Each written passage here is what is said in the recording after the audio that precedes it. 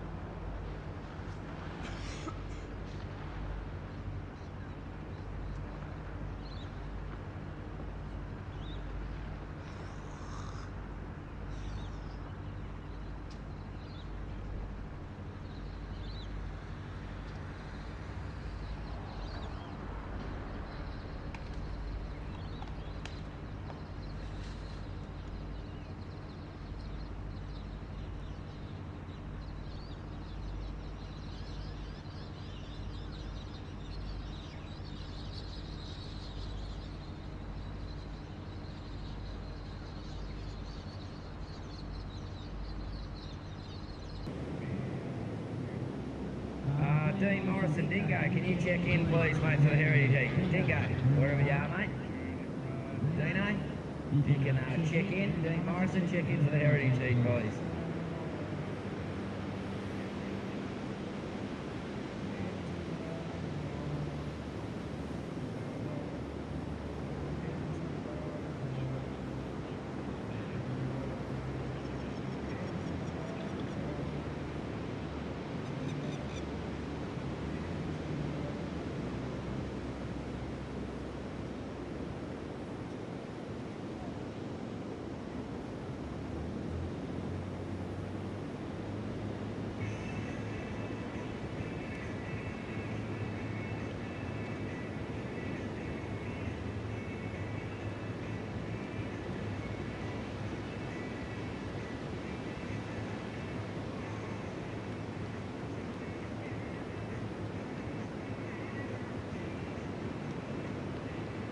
Okay, Dean Morrison, the beach marshal's there with your rush best mate. Dino, if you can come in. Dino, if you can come in, unless you've got it already. In that case, please wave to indicate that you already have it.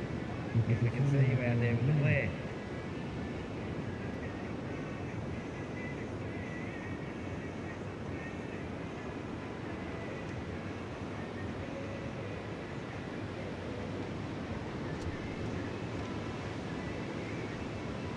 Okay, Dingo, Billy's going to run it out for you, mate.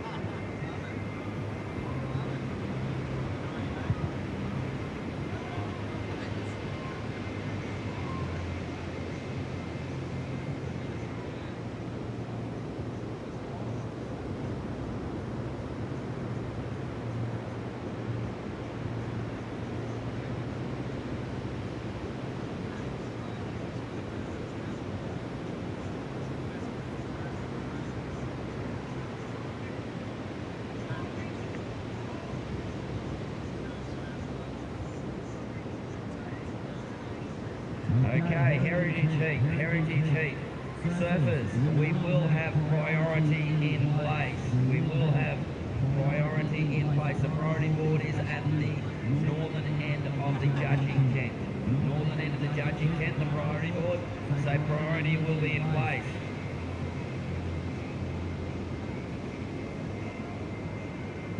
Yeah, I'll hear Dino, see if you can take a little bit of notice.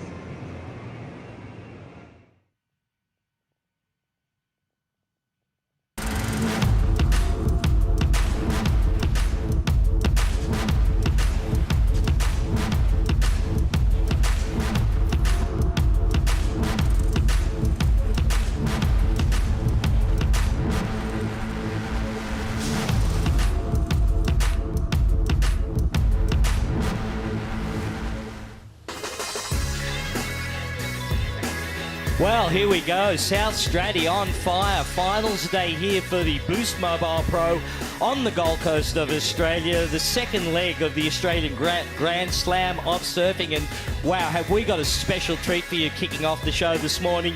We've got a heritage heat lined up with some surfers that I absolutely love. 5 of the world's best. Mark Occhilupo, Brendan Margison, Bede Durbridge, Kieran Perrow and Dean Morrison. What a heat. Kieran Perrow was supposed to be in the studio and he went, no, the surf's too good, I want to be out there. Made some lame excuse to get out there, and you can't blame him for that.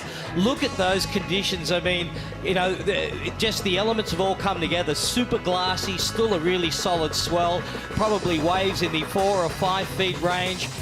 Guys, it's going to be a spectacular session to kick the session off. Yeah, morning, Reg. It's going to be a phenomenal day. It's absolutely firing over there, and I couldn't think of 5 better guys to get us kicked off. I think they're all pretty excited to be out there in those conditions today, and I reckon that they're secretly just taking this very seriously, and it's going to be good for the competitors to watch where they're sitting, get a little bit of an idea of the lineup before they have their first heat. And guys, great to have Stacey Galbraith and Kate Wilcombs in the Harvey Norman Lounge calling this heat. And guys, you got your work cut out for you. Yeah, I think it's actually going to be pretty interesting with 5 guys out there. The lineup's really wide. They can all be pretty spread out. So I think that'll actually be pretty perfect for us. We should get lots of action. And yeah, like I said earlier, all of these guys, they're all made their mark on tour by finding some of the best tubes around the world. So and they've all got nicknames, these guys. You know, I mean, talk us through that. I mean, Occhi, well, we all know, you know, Occhi's a Raging Bull was his, and he kind of got that when he was a Cronulla surfer, and, you know, a little stocky guy that just went out there and absolutely charged. Of course, we've got Brendan Margison, his nickname. Oh, yeah, Margo or Margs around Cabba. Yeah, and Bede. There's a couple. Bede's got a couple. I think most Aussies from you know, the East Coast have got 40 nicknames. Bede generally goes by Durbo or Turbo. And KP? Same again. I know he's got a couple we probably can't say on air, but KP's pretty straightforward. And, of course, Dingo. Well, you know. So these guys are really, you know, we spoke to Occhi yesterday, Kate and I, while he was here along with Rabbit. And Occhi was so on the froth for this event. Like, you know, it's a fun event, but you could see him in the shots a little bit earlier. He was kind of tucked up in the corner, waxing up his board, kind of focused, and you know, I think he really wants to win this heat. He had a little bit of strategy. He was going to kind of sneak off to the lefts while everyone went right, but we'll have to wait and see how he goes. Well, how do you reckon this is going to pan out, guys? He's the biggest, like, frothing fan I think I've ever seen. He was saying that he was getting up at midnight to watch, like, One Stars, and he just Japan, watches yeah. every event still, which is just, he's one of surfing's biggest fans, as a lot of us are. So I think he's keeping that competitive spirit alive. He's got his strategy in place. He's looking for those lefts, definitely. One like Owen Wright got a little sneaky one off that rip yesterday afternoon. Well, not a lot of barrels yesterday. The ones we did see were fantastic. Jack Robbo's were just awesome. And, of course, that sneaky little one that Owen got. The girls got a couple as well. Hopefully we'll see a lot more barrels today. Conditions look a lot cleaner. Stacey, you were on the beach. Yeah, had a quick look over there this morning. The forecast has been really, really good for this time of year. I think they've absolutely nailed it with the call. And this morning, the wind is sort of light out of the west-southwest, and that's exactly what you want in the forecast when you come over here. It's pretty solid. It's definitely going to be challenging, but with jet ski assist, we should get to see a lot of waves ridden and hopefully some carnage as well to wake up these old bones. Kate, when you were on tour, 5-man heats, 6-man heats, how, you know, like it's almost going back to that old school kind of, you know, that old school feel. Oh, here we go. We've got a first takeoff. It's Occhi. He's on those lefts that he was talking about getting. Is he going to come out? No. Well, the heat hasn't started, so that's probably, he'll be kind of... He's getting that quick warm-up then. Oh, well, that's, yeah, there we go. Didn't come out, so it's all right. The start of the heat, it hasn't begun. Certainly a nice little prep up for him, get one under his belt. And but, you know, look, he's going to hunt those lefts and, wow, one straight off the top. Pity it did score. I think a few of these boys would have had some 6-man heats in their time, definitely in Hawaii, that's for sure, with no priority. So it's probably a feeling really good for them to know that they do have priority today with a 5-man heat. It's going to be a bit of a tough one for the judges, although they are quite spread out. So it might not come into play too much until perhaps the last 5 minutes of the heat. Well, here we are live at South Straddy, the Heritage Heat, before we get into the main event today. Of course, finals day. We've got the girls' semi-finals, or the women's semi-finals, followed by the men's semi-finals. I think there's 2 quarters as well, Kate, to finish off with the men's throughout today. Yep, we'll have the last 2 quarters of yesterday that we didn't get to finish. That was Durbo taking off on a little quick one just to get his feet in the wax. I wonder if he's had a free surf. I saw him on the beach with Jason Patchell, the sports psychologist at Surfing Australia, so he might have a bit of advantage. He's done a little bit of mental prep before he's head out, maybe a bit of focusing, being in the present, bit of mindfulness, knowing Patchell. Yeah, like you said, these guys are definitely take it seriously, and you know they can't take it any more seriously when you roll down the beach with your sports psych. So hopefully they're, they've tapped in this morning and all the good vibes are flowing. That was a nice little settler for Bede. Well, we've got Cooper Chapman out for the Boost Mobile wave count and or wave report, I should say. And Cooper, what's happening out there? Yeah, morning guys. Waves are pumping over here with the Boost Mobile wave update. It's 4 to 6 foot. The wind is beautiful offshore today. It's a lot cleaner than yesterday. Tide's still a little bit low for these guys in the Heritage Heat, but look for the tide to come in and the waves to start absolutely firing. I got a couple out there this morning and there's plenty of grunt out there, so boys and girls are going to have a good time out there today. As that tide pushes in, Cooper, how's that going to change the line-up there? Yeah, I think the high tide's going to bring it a little bit more on the bank. It's going to give us, the guys, a little bit more opportunity to get some big barrels. Right now, the tide's definitely making it a little bit tricky. A couple more mushroom cloud rips are popping up. But, yeah, as the tide comes in, I think we're going to lose the rips and we're going to get some really good waves. Mate, as a grommet, you've grown up watching all these guys surf. Who's your favourite? Oh, no picking favourites, but I think Dingo and KP are going to do some damage out there today. I've been watching the last 5 minutes and they've probably got 3 or 4 good waves each just in the little practice session. So, yeah, look for those guys to get some good barrels. And, yeah, all the guys are going to be charging, I think. Good stuff, mate. We're looking forward to crossing back to you throughout the heat. And you did a great job yesterday. We'd love to see you back out on the ski a little bit later as well. Yeah, I'll be out there a little bit later, Reg. Can't wait. Beautiful. So, guys, Bede off on a quick little one, and good to get one under your belt straight off the top. For sure. I think that's what the best guys do out here. They surf into the 9. I think if you sit there and wait for a wave to come, you could end up with a pretty low heat score. I think that's what Jack Robbo and Owen Wright and those kind of guys did yesterday, and they used that really well. As you can see there in the foreground of the screen, the rip currents are still really strong, so you want to try and steer clear of them. Yeah, it's going to be fun to see. Oh, here we go. Kieran, I saw him just hunting over on the corner there for that one. Didn't quite come out. Just got clipped at the end there, Kieran, and that would be his second wave. Oh, Dingo, late takeoff. You got to get points for that, haven't you? Oh, for sure. Absolutely. I mean, it is a heritage heat. You've got to give them points for everything they basically do, I would have thought. Dingo looked like he had his step-off board there. He might have forgot it was a paddle comp. I feel like we've got a little bit of a split in the heritage ages in this heat. So obviously Mark and Margot come from a little bit of a different era than the other 3. I think that's going to be interesting just to watch how they play the heat out. Oh, wow. That's one way to start your heat. Really dust the cobwebs off. We've got Dean's former mentor here, Bugs, watching over closely. I wonder what he'd like to think of that one. But Bugs is just happy that wasn't him. and Dino certainly knows he's awake right now. Yeah.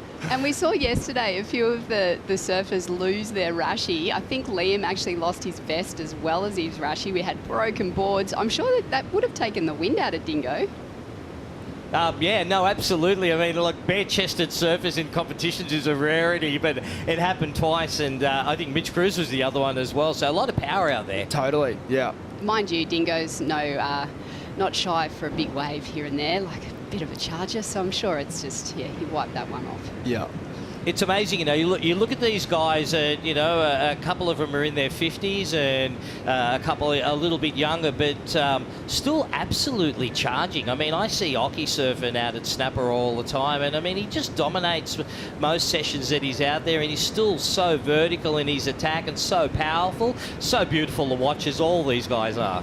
Durbo's not long out of retiring, and I know that, he's such the biggest frother. He's at work and Surfing Australia, and he's doing, having a lunchtime surf here and there, a couple of mock heats, and doing a bit of training in the gym with Ginge and a few others. So that's that just goes to show he's still a great athlete, and I'm sure we're going to see that today. And he works a fair bit with you at the High Performance Centre, and I mean, he is the head coach for the Tokyo Olympics, correct? Yes, he is, and that's definitely been a bit of a hump in the road with the Olympics being changed, but we're all really excited, and I'm very excited and super proud of Breed for the job that he's doing in that role.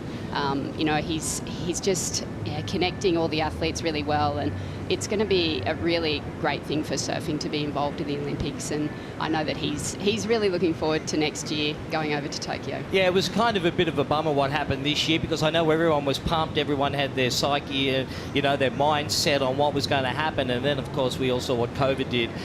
So hopefully, it'll all bounce back, and that energy will be the same for next year, and I'm sure it will. Those guys are on the froth, and they'll put the best team forward, and hopefully the Waves will come to the party. Hey, look, for our fans that are watching on Facebook, look, make sure you catch the rest of the action at worldsurfleague.com or WSL app.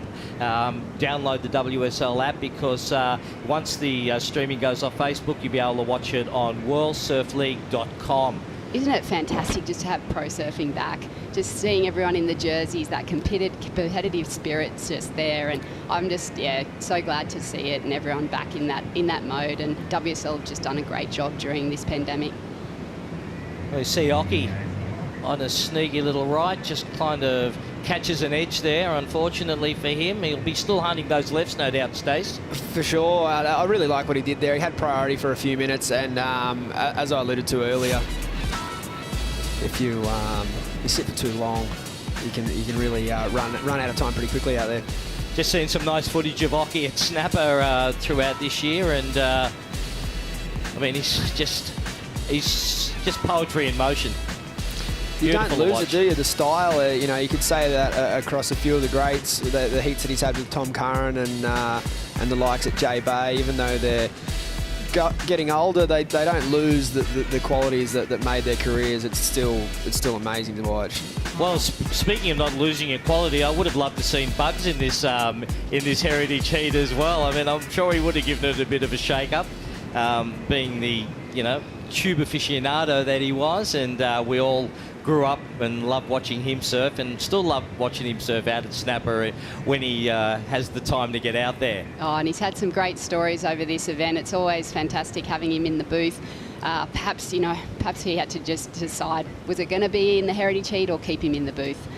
He's wanted everywhere. And of course, we'll have Bugs and Oki back to call all the men's action throughout the day, which will be fantastic. Stacey, how's it unfolding? Yeah, it's looking pretty good. The guys are still kind of finding their feet. We've got just under 17 left on the clock. I'd say that I've got a good feeling about the next couple of minutes. They've all got their little settlers on the board, whether it be an over the falls or a little closeout. And I'm sure they're kind of getting a bit better of a read on the lineup now. It's looking really clean where they're sitting, which is really nice. That's promising signs. If a set comes in, we could see a really good wave. As Cooper mentioned, here we go. Let's see what the Ox up to. So Kieran got straight out of that one. He's had two quick waves there. Durbo just got a 2.1 on that little cover up on the inside there.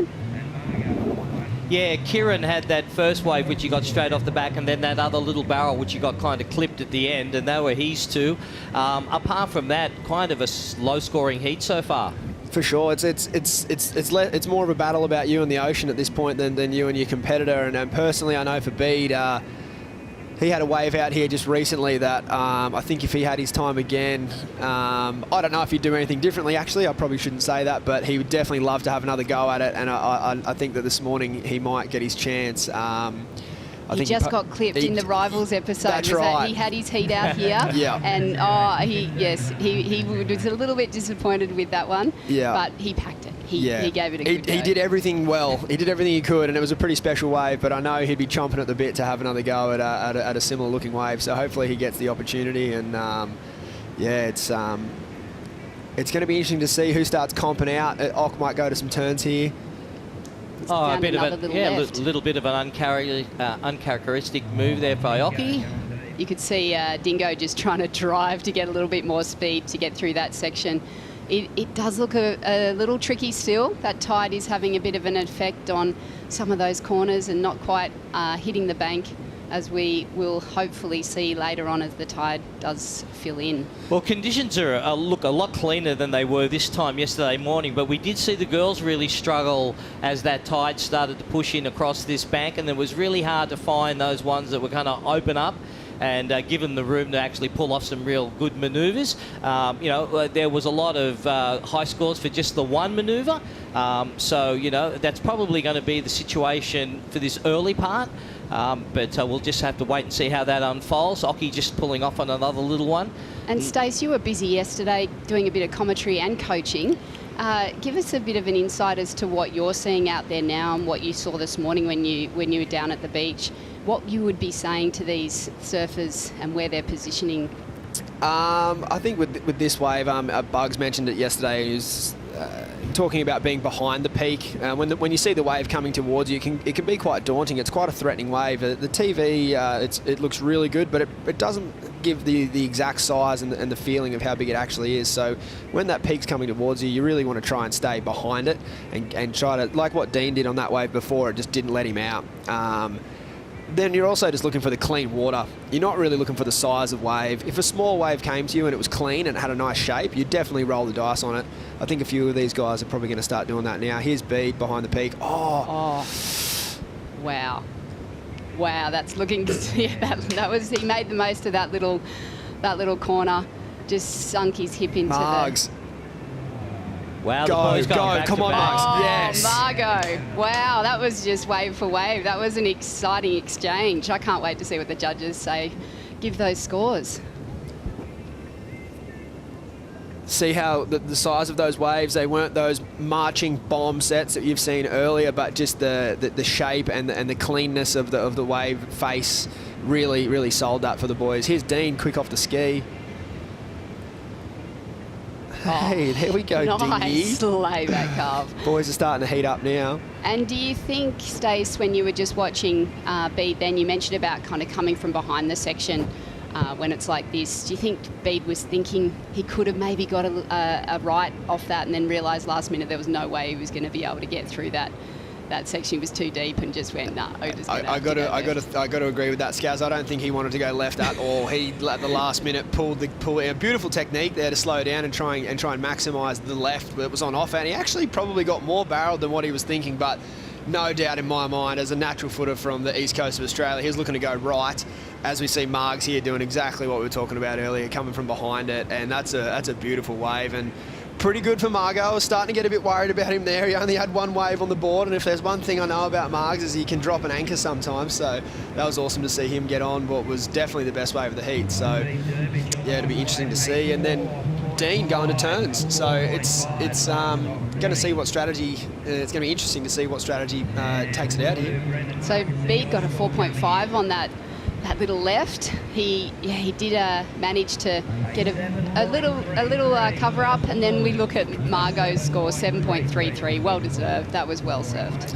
That was really well read. And again, really well done to sit there for so long. I think he might have even sat there for 10 or so minutes.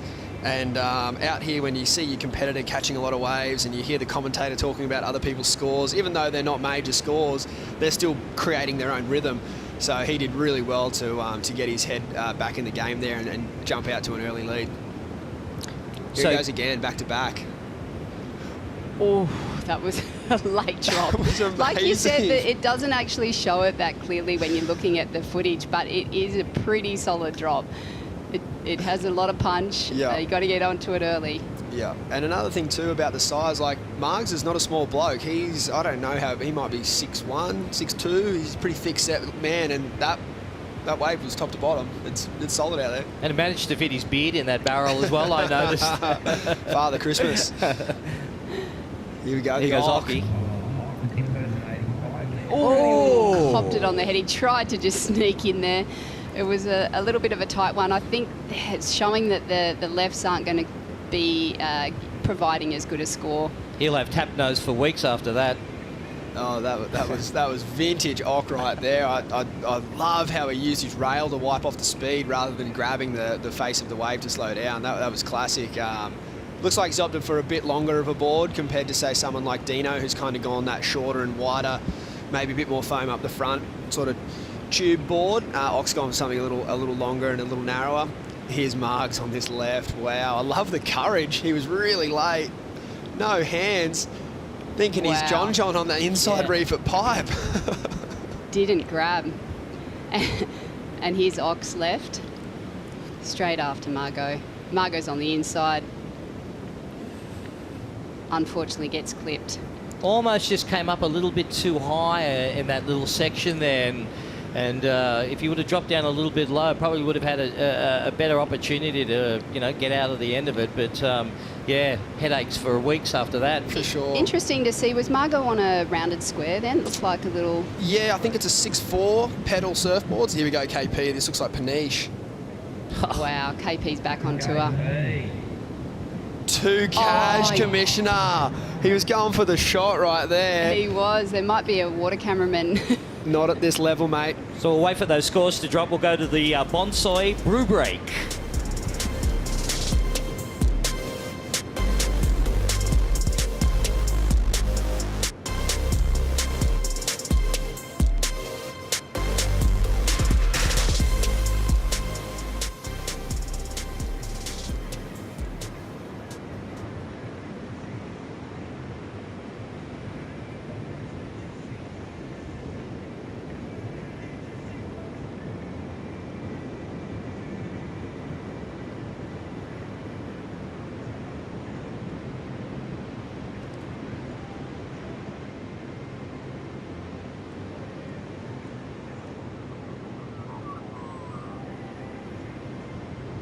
Well, we're down to 8 minutes remaining, and it's Margot in the lead with a 7.33 and a 1.5 surfer in blue. In second is our surfer in the green, B Derby with a 4.5 and a 2.1. Turbo, you need a 4.34 to go to the lead. Dingo, you have priority. You always have priority. You need a 5.84. Here we go, off comes the backhand action.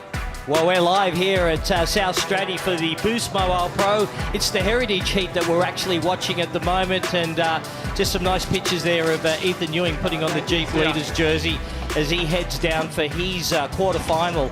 I think he's up against... Carmichael. Yeah, which is going to be an absolute killer of a heat. But we just saw some vision of Kieran Perro before, just pulling into a beautiful little right-hand barrel. Unfortunately, got clipped right at the end, and there would have been a bit of a heat winner, Stace. Yeah, I think the judges would have thrown a huge number at that. It had the thick meaty bit at the start, and then it had a little bit of run on it as well. So I think if KP had his time again, he might have tried to bend his knees a bit more. What have we got here? Dingo's using his priority. So during the break, we saw Dingo use his priority on this wave, and it looks like a gem. Jams one off the top. He didn't quite right out of that last turn. So he's got his layback, and he got a 5.3. Oh no, that last wave must have been a 5.33. Do you reckon there's a bit of nerves out there with these guys, or what? No, I don't know if it's nerves or still that desire to kind of show their talent. I don't know, Nerves is an interesting one. They want to put on a good show for us, exactly. Don't they? It's a different kind of nerves, I think. I don't think they're as worried about necessarily, winning, or more so just proving to the world that they've still got it, which personally I know. I watch these guys surf around home all the time, and I can say for sure they've all still got it. But in that 25-minute window, that's where the pressure is, and that's where they want to challenge themselves and try and pull it off. And so far, I think they're all doing a fantastic job.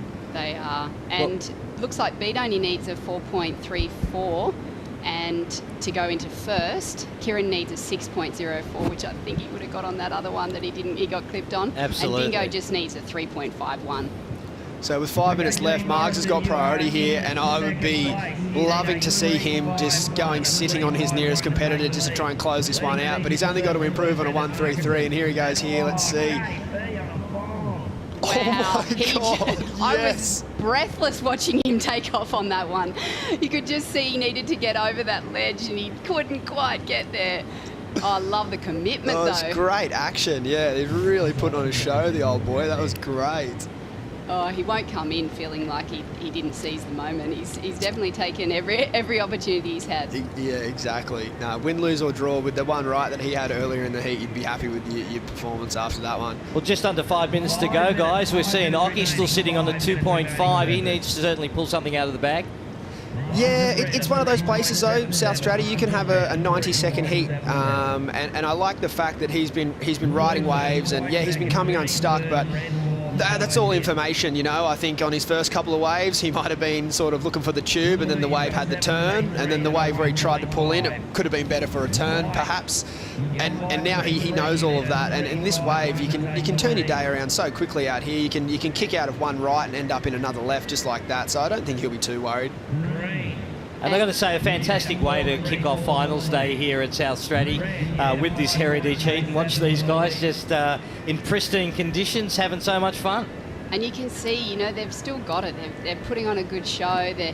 Even though Occy hasn't competed for a while, he is reading those conditions, like you said, Stace.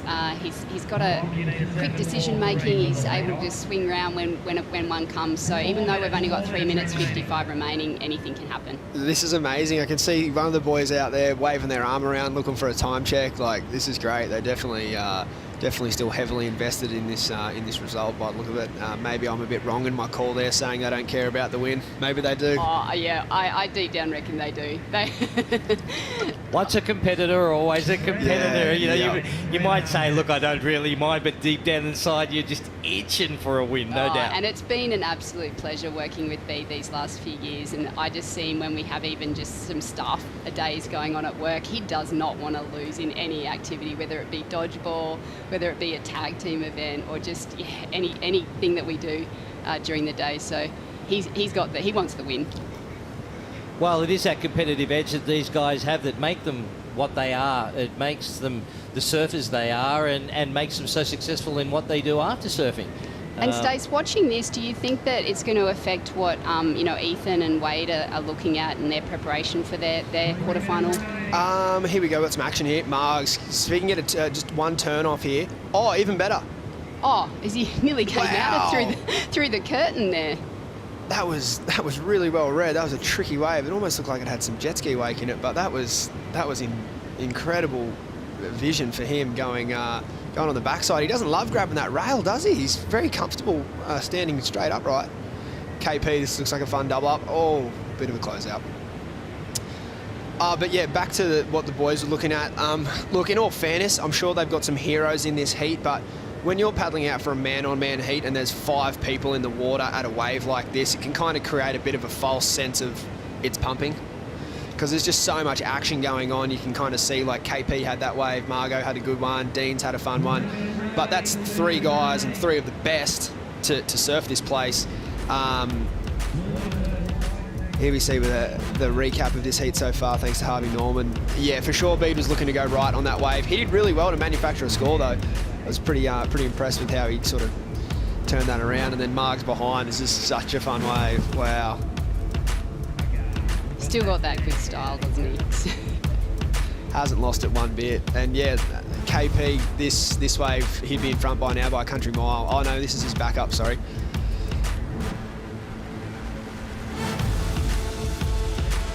Might be this one. Jeez, he's in the perfect spot. Nice late drop. Just banged that one off the top. Yeah, that wasn't the barrel that he got before that he didn't come out. No, I'm getting a bit ahead of myself there. They didn't quite play that one. Let's see, we've got some action here. Turbo. Wow. I don't know about if that even looked like it was going to be makeable on the takeoff. That might have been the clock getting the better of him there. Well, with just under a minute to go, guys, it looks like Margot's way out in front, and that barrel has certainly done him justice, and rightly so. For sure. I mean, the guys behind only need a small score, but with the clock counting down, it's going to be challenging. He'll be 35 seconds remaining. He'll be so stoked. Oh, if he can pull this off, this will just be the ultimate fairy tale of the free surfer, just waxing all of the tour career professionals. They recently held an event at Nias, and Margs was the 20-year defending champ or something like that. He had a small little look at the QS back in his heyday, but really, it wasn't for him, and he went off and made some of the best surf films ever made. So if he can pull this off, the 5 seconds to go, it's looking like it's going to be an absolute cracker. And I know his son Michael will be watching and cheering on. And yeah, well coached, Micah. Can you believe it? Well done, Margs. Great coaching. Congratulations to Brendan Marguson. Look at him go. Are you serious? Big smile. That's amazing. You'd be pretty stoked. That's amazing. Hey? Stoked. Lucky Blue. Lucky Blue, I love that. He's got a little feeling about the right colour rash. He gives you the win. Well, thanks to all those legends that went out there and entertained us for the last 25 minutes. It was fantastic. Lovely to have you in the lounge, Stacey, and of course, Kate. And you'll be joining Rabs for the call for the quarterfinals. The first one, Wade Carmichael up against Ethan Ewing. We're here live. We're here live at South Stradbroke for the Boost Mobile Pro. Back shortly.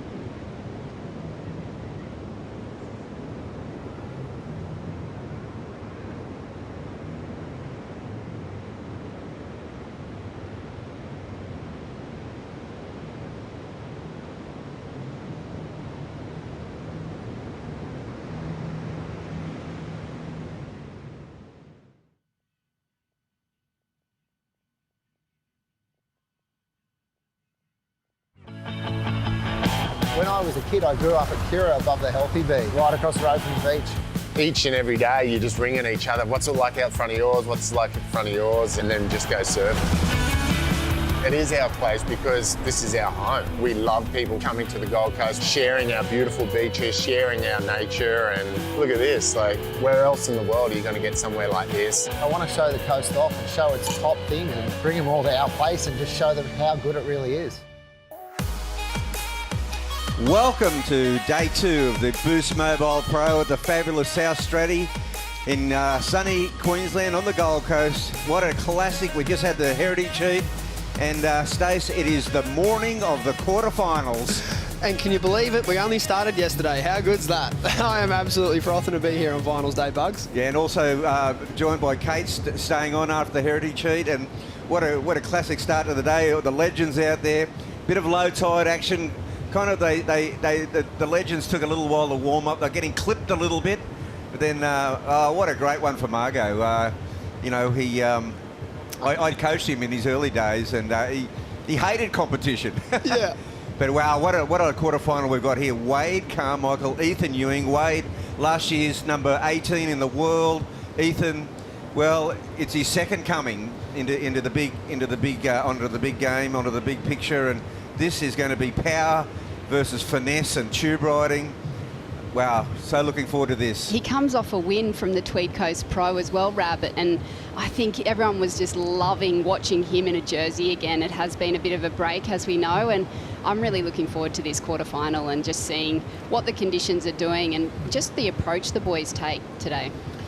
For sure. I think there's been some moments of people's careers where they probably enjoyed this break and done a little bit less than what they're used to, but I think Ethan's at the opposite end of that spectrum, and he's used this break amazingly, and he's come out the other side looking better than ever. Yeah, I've seen a few clips of him surfing up at his other break on the other Straddy, and yeah, pretty looks like he's been working pretty hard. It'll be interesting to see, Stace, the approach that they take, whether they're going to try and get a quick start, knowing that the tide is affecting the conditions a little bit. Will they be looking for that quick start, getting a couple of turns in if the sections aren't allowing for barrels? Yeah, it will be interesting to see. I think that both of these guys in particular have the ability to create a major score with their turns. I wouldn't say that about everyone in the draw, just with how powerful the wave is, but these guys can certainly match the power. So it'll be interesting to see how they open up. But it's kind of one of those days where you've just got to be high alert, and whatever comes your way, you got to deal with it. Well, I think that the other factor here is that we've got that incoming tide with the swell just backing off a touch from yesterday's peak of just over the 2 metre mark. I think that we're going to see quite a dramatic change in the conditions out here as that tide just comes on the bank. Another foot of tide on this bank, we're going to see open barrels. Yep, spot on. Here we go. No, just looking. There's once those wash-throughs stop happening from, you can see at the top left of screen there, and that energy just focuses straight on the inside, as you say, Rab. It's going to be a really interesting day. It looked like the Heritage Heat, they started a little closer to the pipe. It's a little more user-friendly, but it looks like these guys have shuffled straight right into the middle of the beach, where it's you know, definitely the most waves of consequence. Same lineup as yesterday when you're on the beach. Was it just in front of the contest area? Yeah, it's kind of in front of the contest area. You kind of want to be either side of that wash through. So you kind of, as Rab was saying on the broadcast yesterday, that's what breaks it up. But if you sit right underneath it, you can end up kind of getting washed in. I think that happened to Piper Harrison yesterday, and all credit to her actually just on that. Like, she was sitting on the spot. She was sitting where you needed to be, but it just didn't quite pay off for her in that instance. But it was interesting to see that positioning. Well, an interesting looking wave here. Is it two walled? Is it in between the two guys? It seems to be, and they've got a lot of respect for each other. They're both a bit of separation going on out there, and it's really, you know, not the luck factor, but it is the judgment of where you sit. Are you on the money? You can be very calculated before you head out, Rab, and then, you know, the gut feeling just tells you to move a little further south and move a little further north. You've just got to go with that gut feeling. But sometimes when there is the pressure moment building, it's quite tricky just to hone into that. Did you ever have that happen to you when you're on tour? Oh, look, I had everything happen to me on tour, but I mean, I did trust my instincts a lot, but I would do a fair bit of study before I went out. I remember one time, I think we're in England, and I was actually saying the tides are like 30 feet over there, and I was checking out the bank I was surfing on. It's where someone had an umbrella. That's where I knew in 2 hours' time I'll be surfing over where that umbrella is. So, I mean, you do make calculations, and, you know, over here we've got like 6 foot of tide, but it still makes a heck of a difference, whereas in other places in the world, like Hawaii's got a much shorter, smaller tide, but it still makes a massive difference because it's Jurassic Park and the waves are so big. So it just depends where you are. But in France is all tidal. You know, it's incredible what happens over in Europe. And as a wave profile, it is quite similar to, say, at Hossegor or Portugal. For sure, I was asking a lot of the crew yesterday where they felt this resembled the most, and it was a 50-50 vote on Le Gravier or Super Tubos in Peniche there. Personally, I feel it's got a lot of Super Tubos in it. It's quite close to the shore, and just the colour of the water too. But it's either way you look at it, it's a world-class wave. Equipment-wise, do you think that the boys are on anything different than yesterday? It's probably a little cleaner than when we started yesterday. It's maybe not got as much morning sickness. Do you think they're just riding the same stuff? Yeah, I think with these guys being such strong paddlers, they probably wouldn't really opt for that extra length. They're probably looking to ride as short a board as they can to be able to ride through the tube. I know Ethan's a pretty well rides the same board no matter what, unless it gets really, really big. He's such a talent that he can make his equipment do pretty much whatever he wants, whenever he wants. And then Wade yesterday, he had an amazing ride, and if that board survived the rest of the day, I'm sure he'd be feeling pretty confident on that one. Perhaps they've gone from like a squash tail to a round tail for these conditions, kept the same length, but maybe just adjusting the tail. For sure, that's what Tyler Wright was riding yesterday. I know she didn't have the most successful heat, but she's certainly a standout when the conditions do get like this. And she was riding the same size, but a rounded tail just to hold in with the power. Well, the biggest feature of this heat so far has been the fact that we're 8 minutes into the quarterfinal, yet to have a wave written, so that's a telling factor. Now, in the Heritage Heat at the 8-minute mark, we saw about 20 takeoffs into closeouts. The boys just went for it. These guys are much more calculated in their approach. They know that as soon as they take off, the other guy's going to have priority. And, you know, but obviously they're just waiting for either a chip in or something they can pull in on the backhand, or something they can do something major, big major manoeuvre on their forehand. It's getting down to it though. So now Bugs, can I ask, how does strategy play into that for you if you're a minute and a half away from a restart? well, How would you play that? oh well. First of all, never trust your opponent, because you know some guys would go, you know what, I'd rather have a 20-minute heat against this guy. For sure. I think, you know, if you drew, you know, any one of these top level surfers and you yourself knew maybe it wasn't your style of conditions where you performed your best, you'd be trying to stand up right about now. The shorter the heat, the better. One thing that is a real dangerous thing is to start making deals with your opponent out there. You know, yeah, man, let's just let this one go, and oh right, 9-5, and there's 15 minutes to go. Just saw Mikey Wright on camera with Troy Brooks. I think Mikey's also working with Timmy Mack at this event. Great squad down there. Yeah, good support for Mikey. I know the boys actually, they went for a little fish in between heats yesterday, so it's all about keeping it loose and keeping it relaxed, and it certainly worked for him yesterday. He was in that same heat with Wade, and that was an amazing exchange, their two barrels. A lot of great support for our surfers down on the beach today at this event. Is it a good opportunity for the coaches to be, you know, putting some things into practice that you've been training on? For sure, it's been a long break. Okay, so we've got 20 seconds before a restart. There doesn't seem to be much contact between the two surfers, you know, because look, as you said, Stace, it's South Stratty. Things can turn on a dime. I mean, with 5 seconds to go, you could get a 10-point ride, but it doesn't look like it's going to happen. I think we're up for a restart here. You're right, Rab. The boys will take money. that 10 minutes extra of tide. They're probably not too bummed about that at all. You saw that set come through earlier that, you know, we thought might have a corner on it, and it was still just whitewash. Not a bad thing. It will get better throughout the day, but as for now, a little challenging. Oh, I'm stoked. I mean, it gives us another, you know, a full heat of action. I want to see these two guys in action, just going for it. This is going to be toe-to-toe surfing once they get going. Yeah, it's interesting. You can see these sets marching in out the back, but where the boys are sitting right now, it does look a little foamy and a little rippy. This place, to most of the guys over here, they're interested in looking out to see at what's coming, but they'll also be checking on what's inside them, because if you're riding through the barrel and it's foamy, it's going to be a lot harder and almost impossible at this size. Well, just while we're waiting for a start, you know, yesterday we were treated to some really amazing special guests that just popped up, and today we are treated to two-time world champion Tyler Wright. Morning, Tyler. How are you? Morning. How you doing? Yeah, great. I mean, where are you enjoying the action? You got Mikey out there in the next heat. It's another great day here at South Stratty.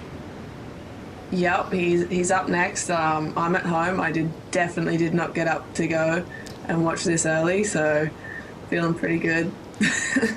Cheering from the sidelines, Tyler. Thanks for joining us. Hello. How did you find the conditions yesterday? You know, obviously the morning was a little bit tricky with the tide and just a bit of morning sickness. What do you think the boys are thinking of doing now as we see Wade? Talk us through Wade's wave here.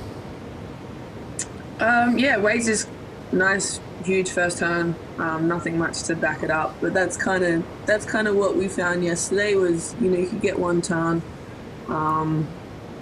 You know, lucky if you got two with an end section.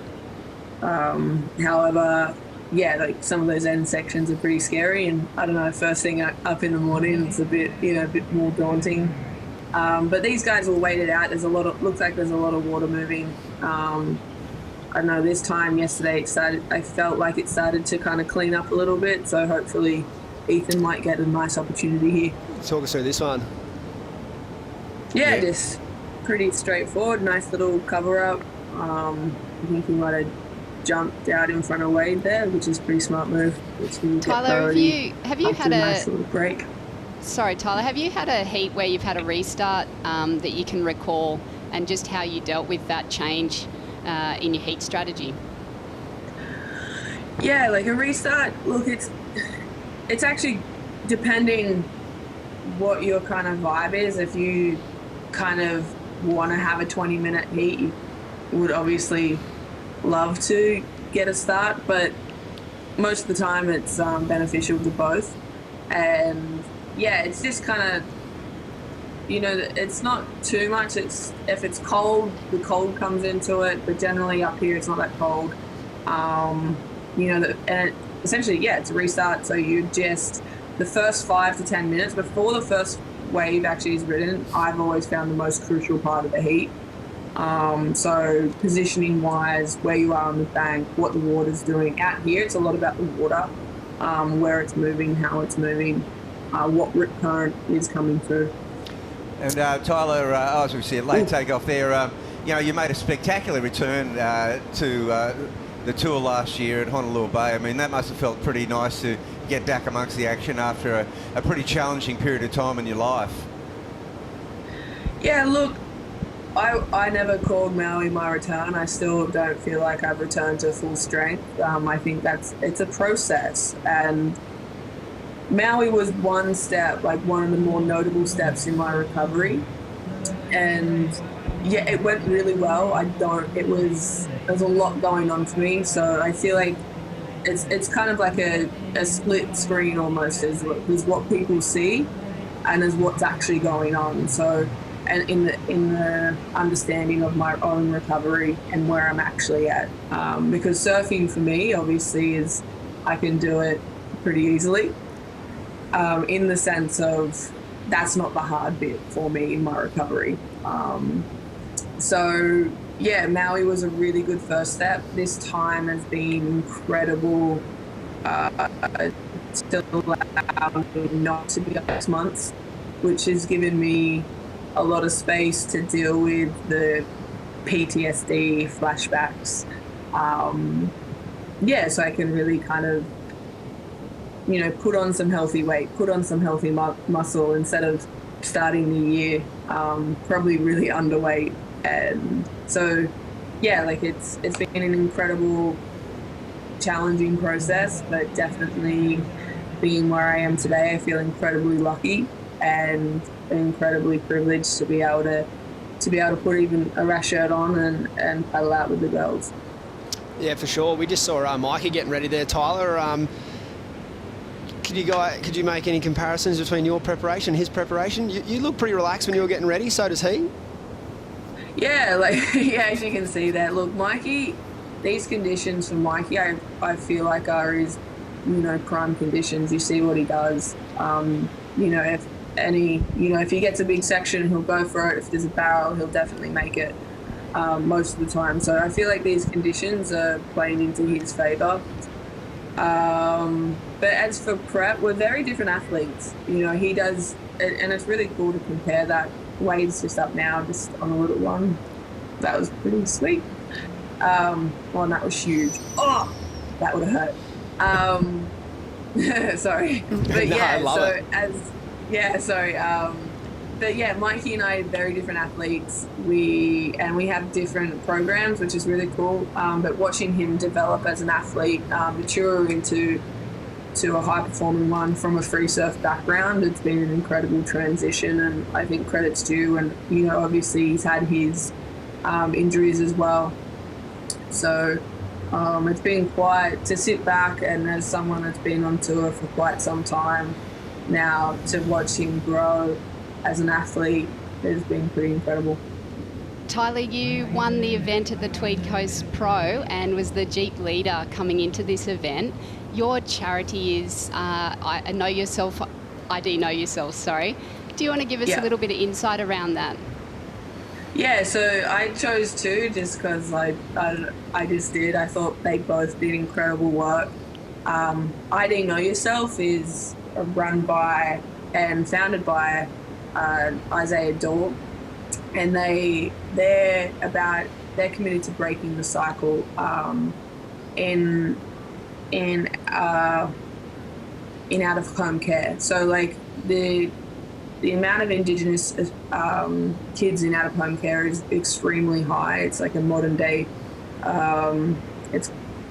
stolen generation kind of thing. So when you start to learn about all the inequalities that these kids face, when you start to connect and really start to learn and educate yourself on and everything that's going on, there is a lot that these kids are facing. And I just found what Isaiah Dorr and his community and foundation were doing was incredible. And it's I really encourage everyone to go and to really check it out. We did a piece with WSL World Weekly, and I thought he did an incredible job of what what his charity does. And then the other charity that I supported was Bilari Malay Nyagan. I think that's how you pronounce it, but it's and for short BEMNAC. And they're in Gimbangi Nation. That's Cross Harbour region, and they're also incredible. So they've revitalised the Gimbangi language, and also have guru learning centres, and they just keeping culture strong within the community. And also obviously everything that I was doing, and if I win the money, sorry, I kind of stuffed that up, but like what the money and the support and the donations do is also go for BEMNAC, go to the new school that is opening in 2022, which is pretty incredible. Oh, you can hear your passion involved in that, and what a great opportunity that WSL have provided for the surfers to donate some money towards their chosen charity. Here we go, Wado. Yeah, I think it's I think WSL has really stood up there, and I think it's an incredible cause, and it also allows us to speak on things that we're also passionate about outside of the water. Allowing us an opportunity to speak on something other than just surfing, and also surfing for something other than just ourselves. I've noticed a fair bit of Instagram stories on some women's sport that you've been watching. Tell us about the passion and drive behind that as well. So essentially, like, I'm a massive fan of the WNBA. They are leaders in social justice, racial justice, and equality. And I don't know, for me, I've only kind of started watching the WNBA about 6 months ago, when the wobble started. That's what they call the kind of bubble that they're in. And I guess the reason why I'm so passionate about the WNBA and so passionate now about women's sports is because I feel like there's so much out of it. Like, these women are not only just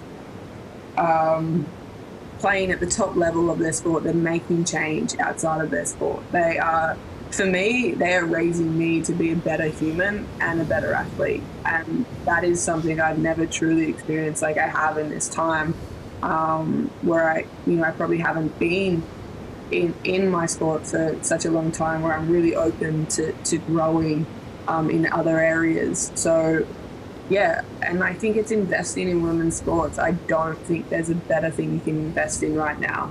And also because they're the leaders. If you go back and look at the history of what these women have been doing for racial justice and equality, they dedicated their season to Breonna Taylor, to say her name, and Black Lives Matter. I just, as an athlete and a human, I have complete and utter respect for that, and also inspiration. Like, I've taken so much out of watching these women go and do what they do, but also stand up for their values and on and off the court. Well, Tyler, thanks so much for your time this morning, and you're a great advocate for what you believe in, and that's so wonderful and such a great representative of the sport. So awesome to have you on board. Thank you. Fantastic to hear from you, thanks for having us, guys. Thanks, Tyler. Yeah, thanks, guys. Thanks, Stace. See you guys. Yeah. Back to the action. Yeah, that's wow, awesome. that was a powerful interview with Tyler. Yeah, she's great. Well, so far we've got Wade, courtesy of that barrel, he's got into the lead now, a total of 8.6. It's kind of a low-scoring heat. I mean, Ethan's been super selective out there, and we're at the halfway mark of the heat, basically. Does make you realise how well Margot did. Yeah. Wow. Yeah, that's kind of what I was saying about the whole, you don't really watch a 5-person heat before you go into a man-on-man heat. It's just not the same thing. Here's Wade. I love Wade's attitude here. He's sniffing around and having a look.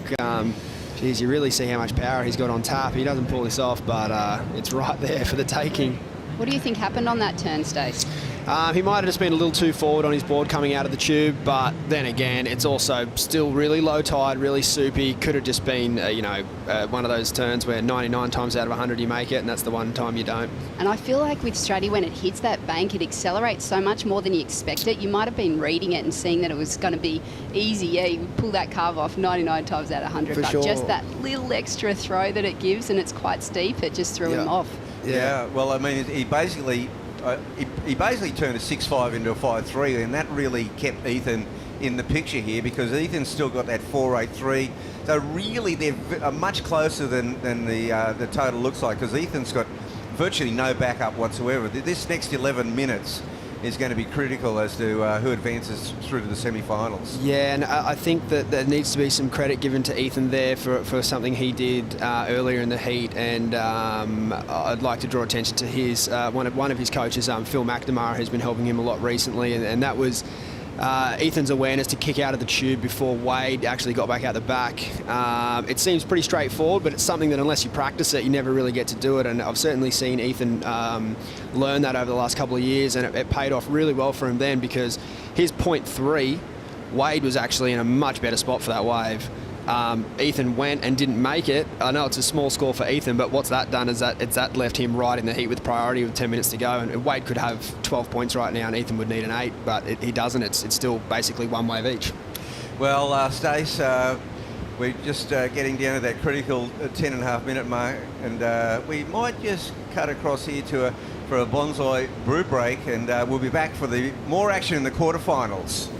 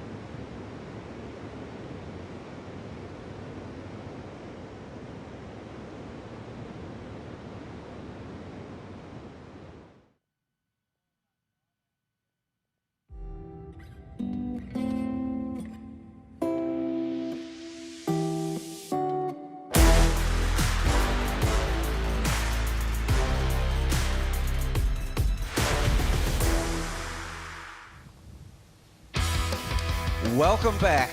South Stradbroke Island, the Boost Mobile Pro quarterfinal number 3. Wade Carmichael out in front against Ethan Ewing. And just coming down to 8 minutes and 40 seconds remaining. This is getting down to crunch time now. Yeah, this is where the boys really test their mettle.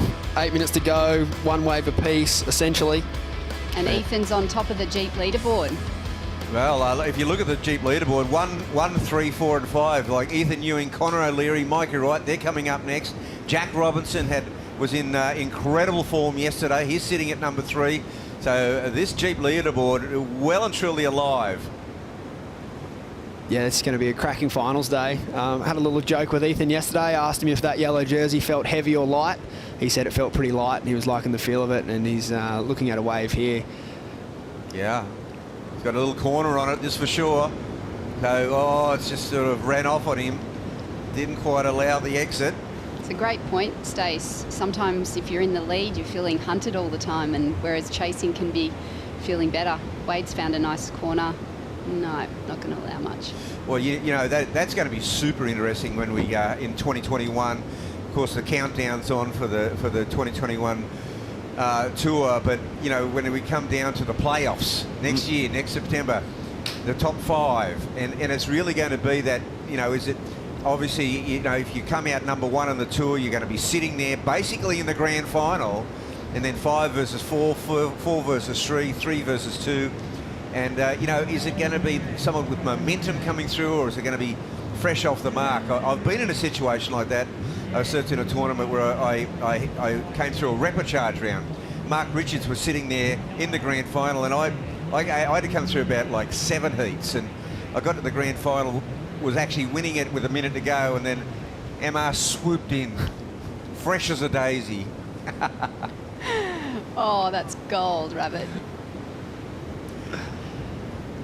Okay, so look, we've got Brendan Martinson, the winner of the Heritage Heat. He's down there with Cooper Chapman. Yeah, Coops. All right, guys, I'm down here with the winner of the Heritage Heat down at the Boost Mobile Pro on the Gold Coast, Mr. Brendan Martinson, one of the world's stylish surfers, and you've taken out the heat, mate. How good does that feel? Feels amazing. I was just so stoked to surf some, you know, beefy quality waves with my favourite surfers out there. So it's pretty much a dream come true, and I haven't won a heat since NEAS 96 or something, so I'm blowing away. Mate, well, you schooled the boys out there just then. Tricky conditions. What are you excited to watch the boys out there today and the girls? It's going to be some amazing surfing going down, huh? Yeah, I can't wait to watch the rest of the event. The tide's filling in, so it's only going to get better and better. It's a lot of luck today, I think, with whoever's in the right place at the right time, but yeah, let the best surfer win. Mate, perfect. We've got Renato Hickel over here with a little trophy to celebrate your win, which you... Well thank you, Renato. Cheers, brother. Yeah, cheers. Thank you. Epic stuff. Well done, mate. Killed it. Oh, wow, I won a trophy. Well, Margot has won a trophy in a surf comp. Totally unexpected for him, and it is so cool. Oh, that was fantastic. The smile on his face and the energy of winning the trophy and beating the boys. I love it. Well, you know, his son Mike has won a few titles recently, and so he'll be able to go home, shove that aside and go, we've got a new trophy in the house. Yeah. It's and Dad's. Hey, Micah, this is how we do a heat now. I get the feeling I'm back on. So cool. Oh, it's so amazing. Well, we're down to just under 5 minutes now. We saw Ethan get a wave. It increased his position. He got a 2.87, but not enough to actually take the lead. Wade Carmichael pulling in backside, no exit. So it's clamping a little bit more today, Stace. Yeah, certainly those lefts, as we saw with young Ock earlier, just couldn't get much love out of them. It's certainly looking like the rights are where the money's at. And Ethan had a fantastic look in earlier.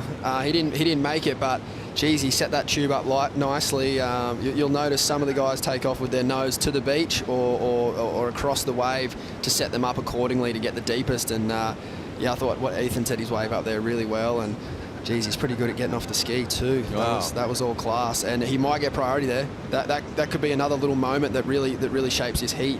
Being handy on a jet ski is really important, particularly when you make the world tour. You don't want to learn how to use a jet ski once you actually get there.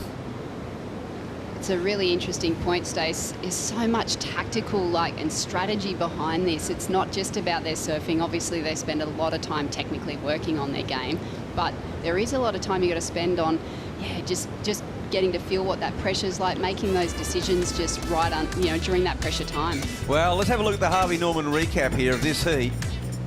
And taking off, there's Ethan Ewing. So that was the 483. Here's Wade Carmichael taking off a bit deeper, coming from behind the section, and this is going to be the 533. And as I was saying before, he could have easily been a 6.5 or a 7, but he sort of kept it close. But it put him in the lead. And this is just Ethan on that last effort, a 287. He got really frothy on this one, Stace. Gee, he did well to hang on there. He's certainly been working on that quad strength in the off season. Here we go with Wade, looking like a nice wave. Certainly really green. Super deep, super deep. Yeah, she shut down. It's not quite A-framing at this point, but he didn't break his board. That's a bonus with 2 minutes 47 remaining. That'll be one of the funnest closeouts you ever get in your life, that one. Yeah, like full confidence and driving. He was driving through that wave, but it just shut down on him. So it's been a bit of a feature this morning, so the Heritage legends wouldn't feel so bad now. They were getting clipped a bit. You were saying earlier, Stace, that these boys really, in particular, can match the power and the force in this wave. You'd see that on that wave with Ethan then. That was so bumpy and junky. It looked clean on the takeoff, and then it hit that rippy section. That's a manhandling type of way to approach that. That wasn't easy. An interesting situation here. Here's Wade Carmichael trying to get on the back of the ski with 2 minutes remaining. Now, this is amazing at South Stradbroke. He'll be able to get out there in time. He's got 2 minutes on the clock. He will make it back out the back. He'll need to be on the spot, though, to get a good wave, whereas Ethan, now with priority, has moved into position. But time is the big factor. We saw a couple of buzzer beaters yesterday too, Rab. So, you know, anything can happen for Ethan out there with priority. Yeah, well, he's a cool customer. He will sit tight. He knows he doesn't need a big score. That's the difference. He only needs Ethan a 3.84. Of course, the judges can't hear us, so we can waffle on a bit about what he needs. But he got the one manoeuvre in. What's your verdict, Stace? Oh, I can finally throw a score. It's really tricky because we haven't really seen a one manoeuvre wave today from I'll call it the open men's division. We saw Dean get a nice barrel earlier with a nice layback, and that only got a 5.33. So if it was a low 3, I'd give him the nod. High 3.4 with a 3.84. Every judge has got to give that a 4. So well, take us we'll through see. this. Take us through this technically. He comes off the bottom here. There's a lot of froth on the face. I mean, technically, I'll go as far as to say it's perfect. The wave, though, was just a little flat. He did his best. He couldn't have turned anywhere else on that wave and completed it. But where he did the turn, the wave just flattened out a little bit. But as far as technique's concerned, it's spot on. Well, I don't know if he's going to get back out in time now. He's only got 30 seconds. Wade Carmichael out the back, 30 seconds go. Scores waiting. It's touch and go. He had to go that wave, though, didn't he? Yeah. It was, It was a tricky, knowing that it was going to go into that rip again, but he did manage to get the most out of that wave. Yeah, he just couldn't turn anywhere else in the wave, unfortunately. If he turns any later in the wave, he falls off 100%. So. Well, he's actually out the back. There's only 5 seconds to go. There's nothing on offer. I could be wrong here, but a 3.5 has landed in the computer, and unless we've missed a wave, I think that might be it. So it was right around the money. Your judging history's paid off. You just scored that so perfectly. Hey, judging off the TV is pretty hard, so everyone at home, I'm sure, probably gave it a different score to me, but it's tricky to judge off the TV. What the judges see live and what we see in here is a totally different story. But I think the breakdown was pretty perfect because it was technically perfect, but the wave was flat. And but look, we'll go to break now. We'll be back with quarterfinal number 4.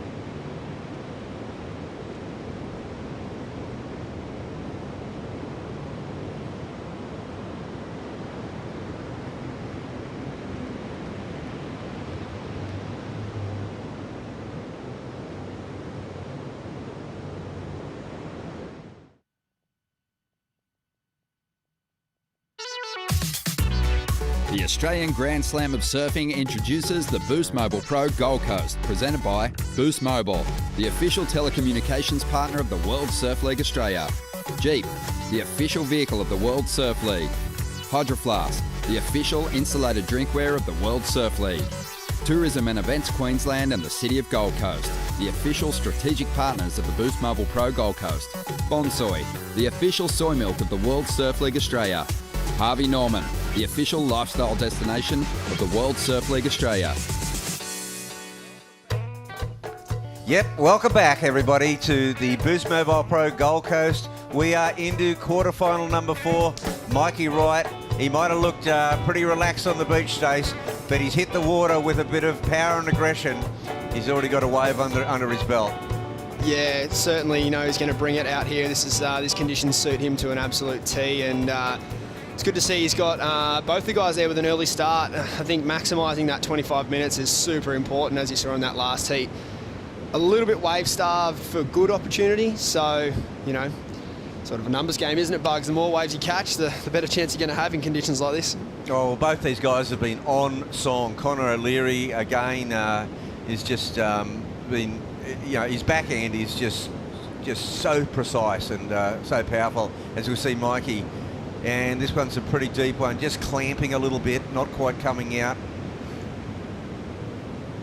Wow, that's a good sign of things to come. I know he didn't make that wave, but that wave had a bit more of an exit than previous waves, so hopefully we start to see a few more of them. That was, again, a really... Okay, so here's the first wave of Mikey. On his backhand, just slides in nicely. Pretty clean exit there. So there's definitely no restart. In the first couple of minutes, the boys attacked it. Connor O'Leary, here's a bit of a frothy one. But again, backhand barrels, and this bit of a shorter ride. Yeah, it's all about getting that feel. I think the boys will both be pretty happy with that one. Yeah, Connor's, as you mentioned, got an amazing backside, but I was very impressed with his frontside surfing yesterday. There's not a lot of lefts on tour that allow the surfers to really showcase their frontside surfing. Obviously, there's some incredible tubes, but to actually see Connor take to the face on his frontside and show us that variety yesterday, I was really impressed on the beach. It was good to see. Yeah, well, the first exchange goes to Mikey Wright, the 5.83. It was a bit of a deeper barrel, bit of a longer one. He came out and then, you know, finish it off. And Connor, kind of a quick one, just nicely slotted, but he just gets a 2.83. So Mikey, yeah, that could be a keeper for sure. For sure, yeah, and good for the confidence. You just saw in that drone shot there where Mikey was positioned right in the middle of the rip.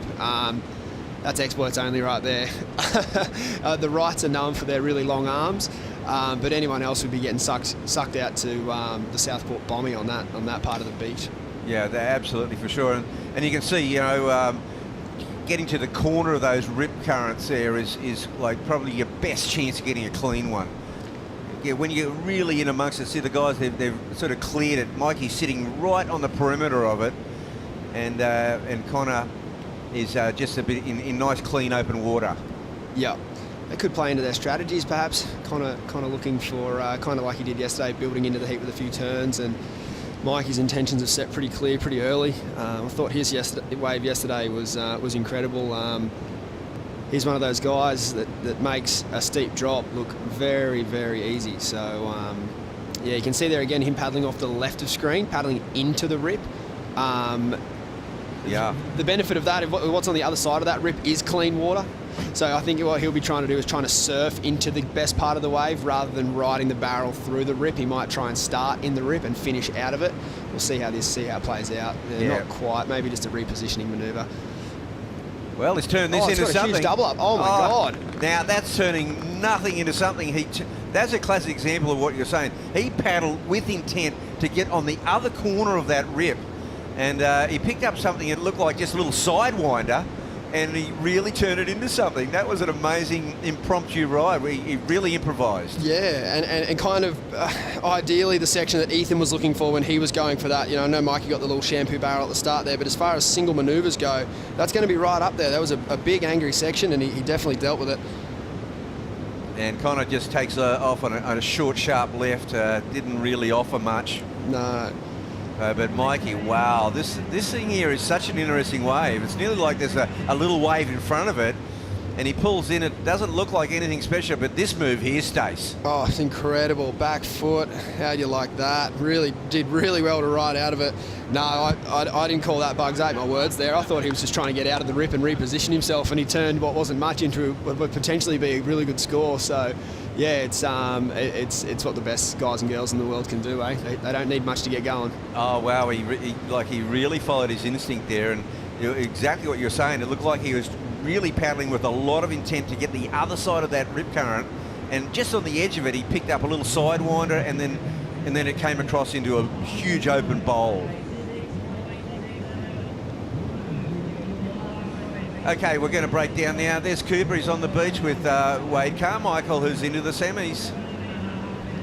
All right, I'm down here with quarterfinal number 3 winner, Wade Carmichael. Conditions a little bit better this morning than yesterday afternoon. You got to be pumped that you made it through.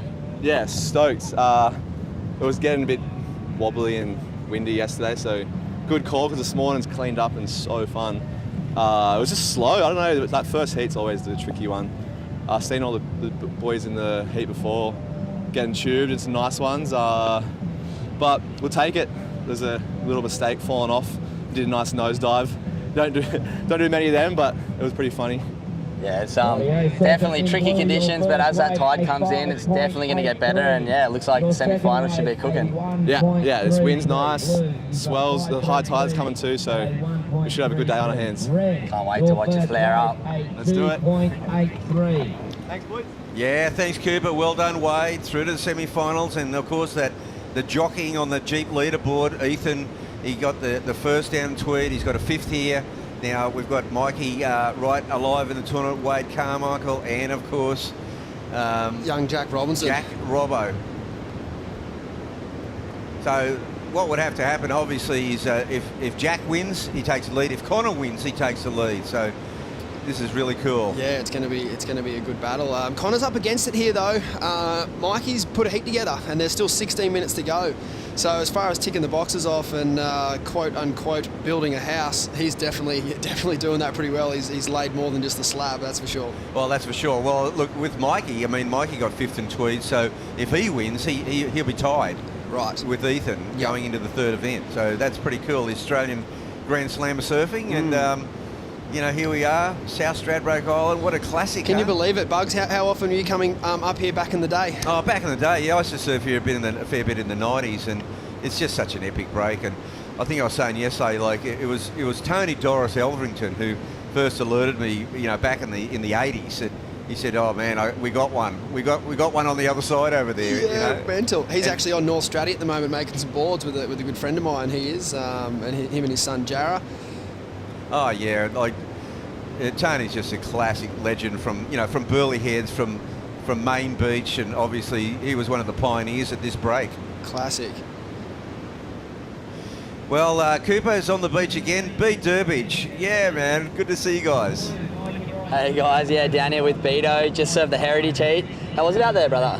Oh, it was so fun, surfing Stratty with a couple of my heroes is pretty surreal actually, and Margot getting the win, like the free surfer of all people, so happy for him. But yeah, how cool is this, surfing Stratty, and just watching the heats now, like Mikey just got a nice one, and it's going to be a great day. Yeah, live surfing back on. Double duties down here today, being Surfing Australia head coach, a lot of these athletes he coached, me included, but yeah, looks like the boys are going to be firing up for the afternoon. Yeah, exactly. It's great. Yeah, just Nicky's getting ready and watching as well, and yeah, love just seeing all the Aussie athletes compete. And it's been a tough year for everyone, and sitting on the sidelines. So yeah, hats off to WSL for getting it going. Yeah, stoked to be over here. Hopefully the afternoon brings some beautiful waves. Oh, it's going to be great. So yeah, I'm looking forward to a big arvo of action. Thanks, Beto. Cheers. Yeah, guys, good one. Beat Durbridge, National Coaching Director, and will be taking the Australian team to the Olympics in 2021. Yeah. That's a pretty exciting time for him, and let's just keep our fingers crossed that all goes well and that can happen. Yeah, for sure. And I think the Olympics it adds another level of spice to an already pretty spicy sport that we're involved in. Certainly brings out that team feel, which you don't get a lot of that in surfing. It's a very individual sport. With the Olympics coming around, it's certainly made. I know, America's got a good program, Australia's got an awesome program, and seeing everyone together, I think overall that's only going to build the level. Well, it really is going to build a level, and we don't know what sort of program Brazil's got, but they certainly have got some contenders. They definitely have some contenders, and they've just got a lot of passion, which I think Australia does as well. We just need to tap into it a bit more, I think, and get behind one another. I think in the last decade, we've certainly, it's gone kind of every man for themselves, but more recently, I think everyone's starting to get behind one another as more of a team unit. So that'll be cool to see how it all plays out. It sure will, Stace. And what we've got going now, a 6.67 and a 5.83 for Mikey Wright. He holds a commanding lead. Conor O'Leary with a 9.67. And we'll take this little moment here to cut across for a bonsai brew break.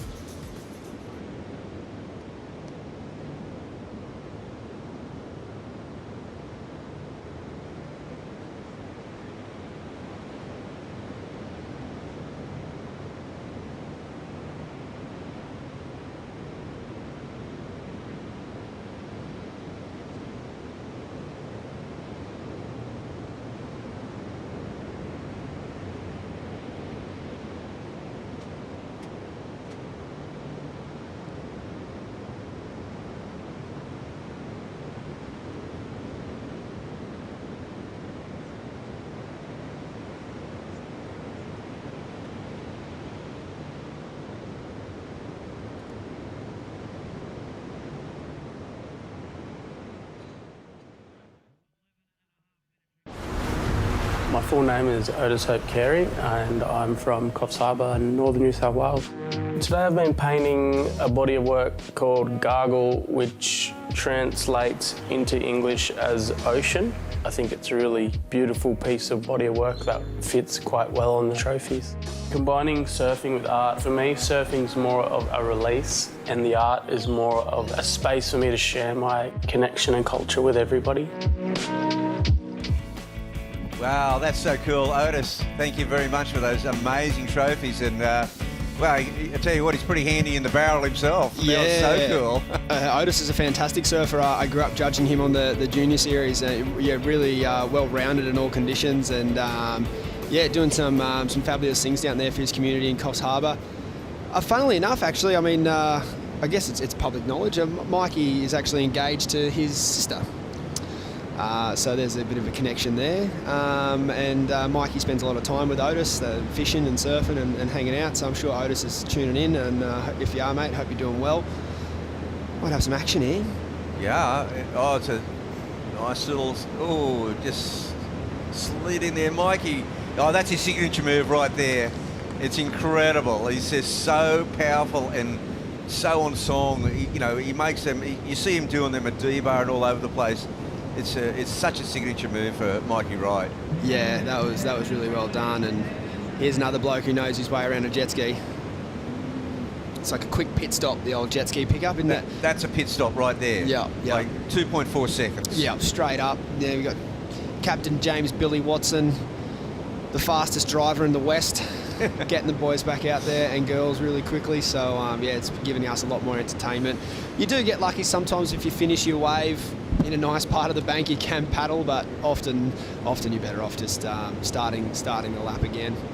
Well, there's going to be a very interesting score here because Conor O'Leary is only on the good side of not being comboed going into that wave. And talk us through this one.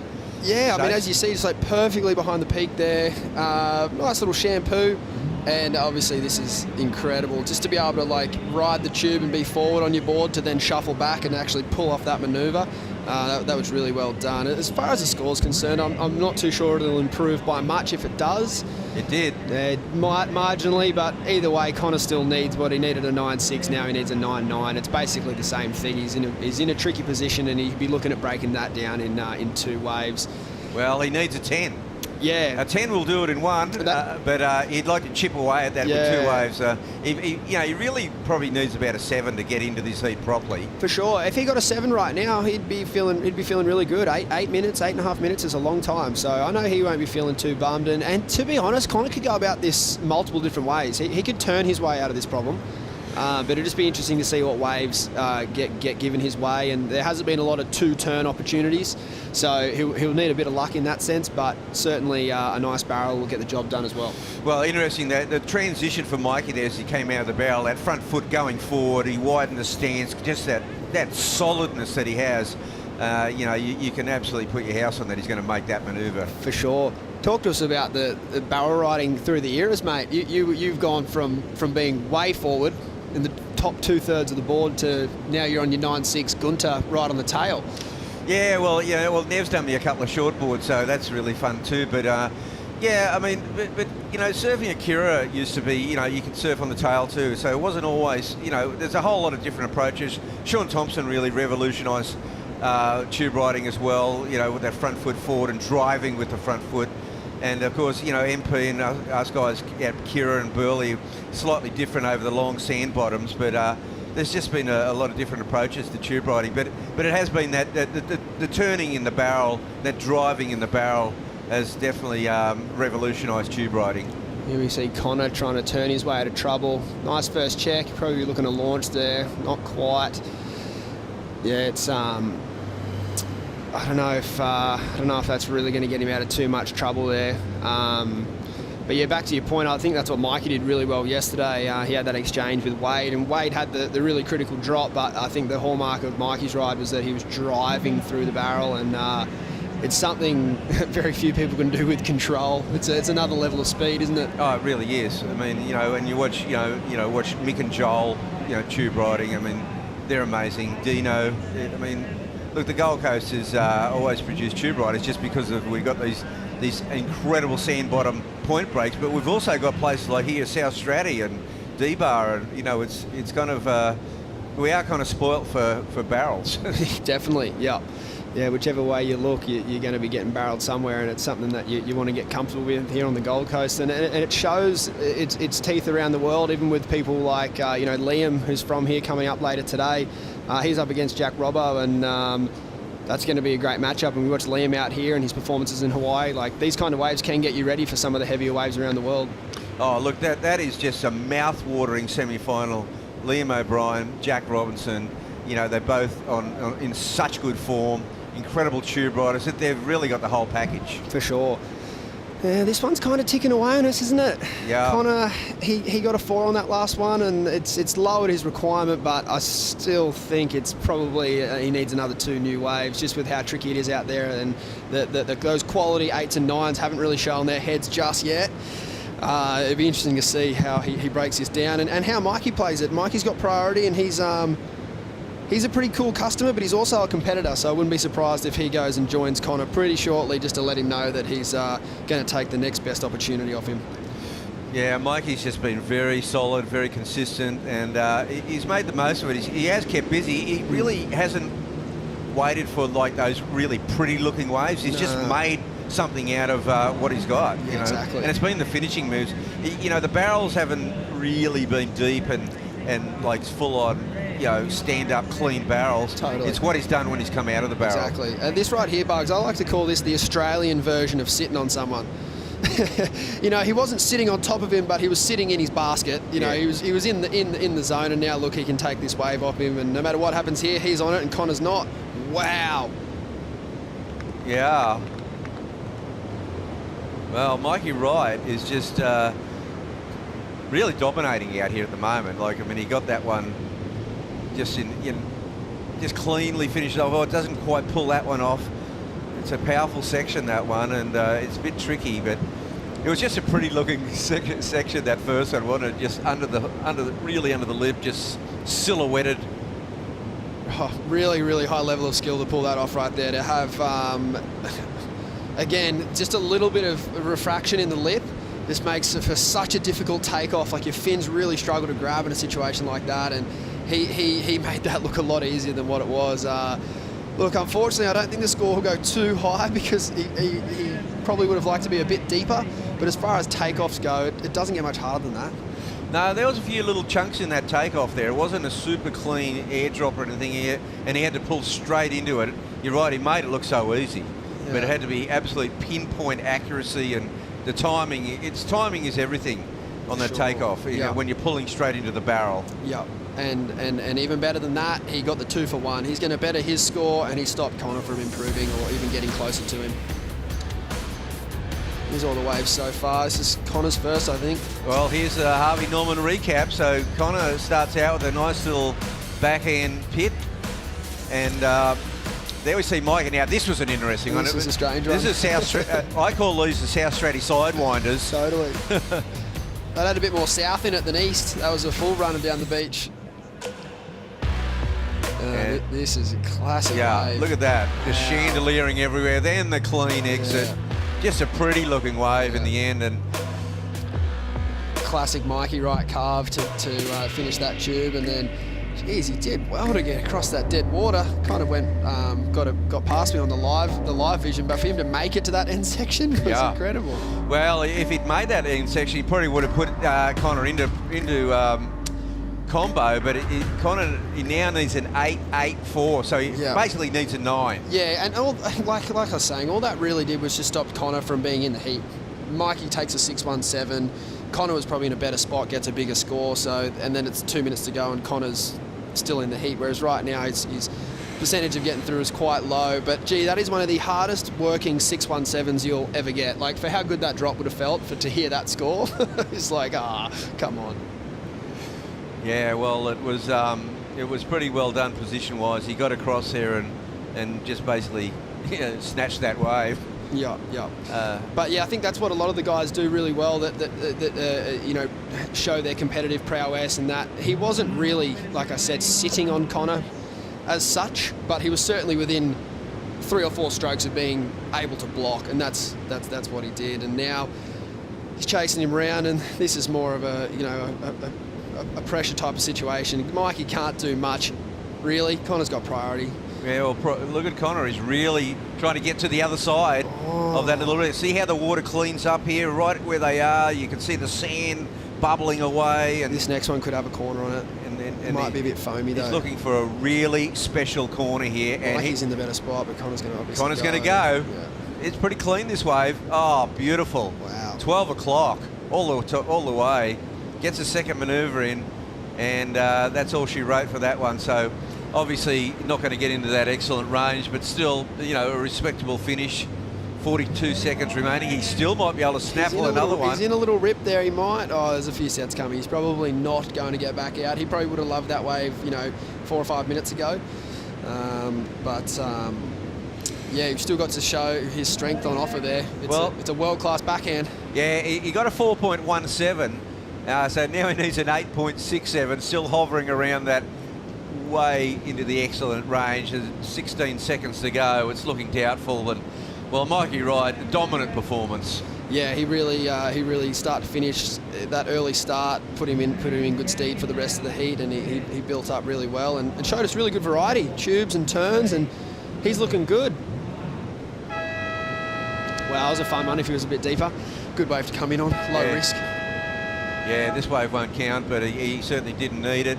Just one nice little slick move and back to the beach. And so Mikey Wright, he advances. He's up against Wade Carmichael. That is an Aussie powerhouse heat. Well, they all are, actually. I should probably be careful what I say there, except for Matty McGilvray. All of these guys, they're all kind of that hallmark Aussie power, don't they? It's good to see it all in one event. Okay, well, we've got the women's semi-finals coming up next, and we'll go to break now. We'll see you real soon. It's all on here at South Stratty, the Boost Mobile Pro.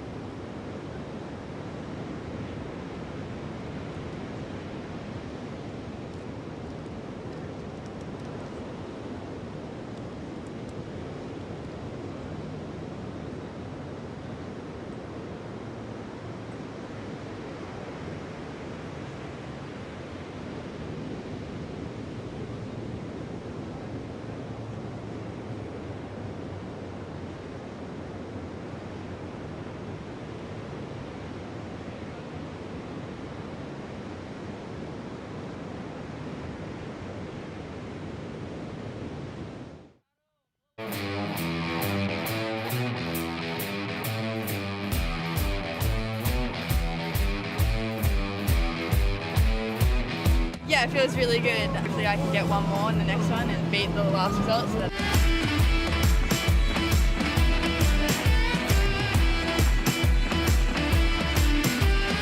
I don't really know how it went. I'm kind of gets the heart rate up when you're not used to these conditions.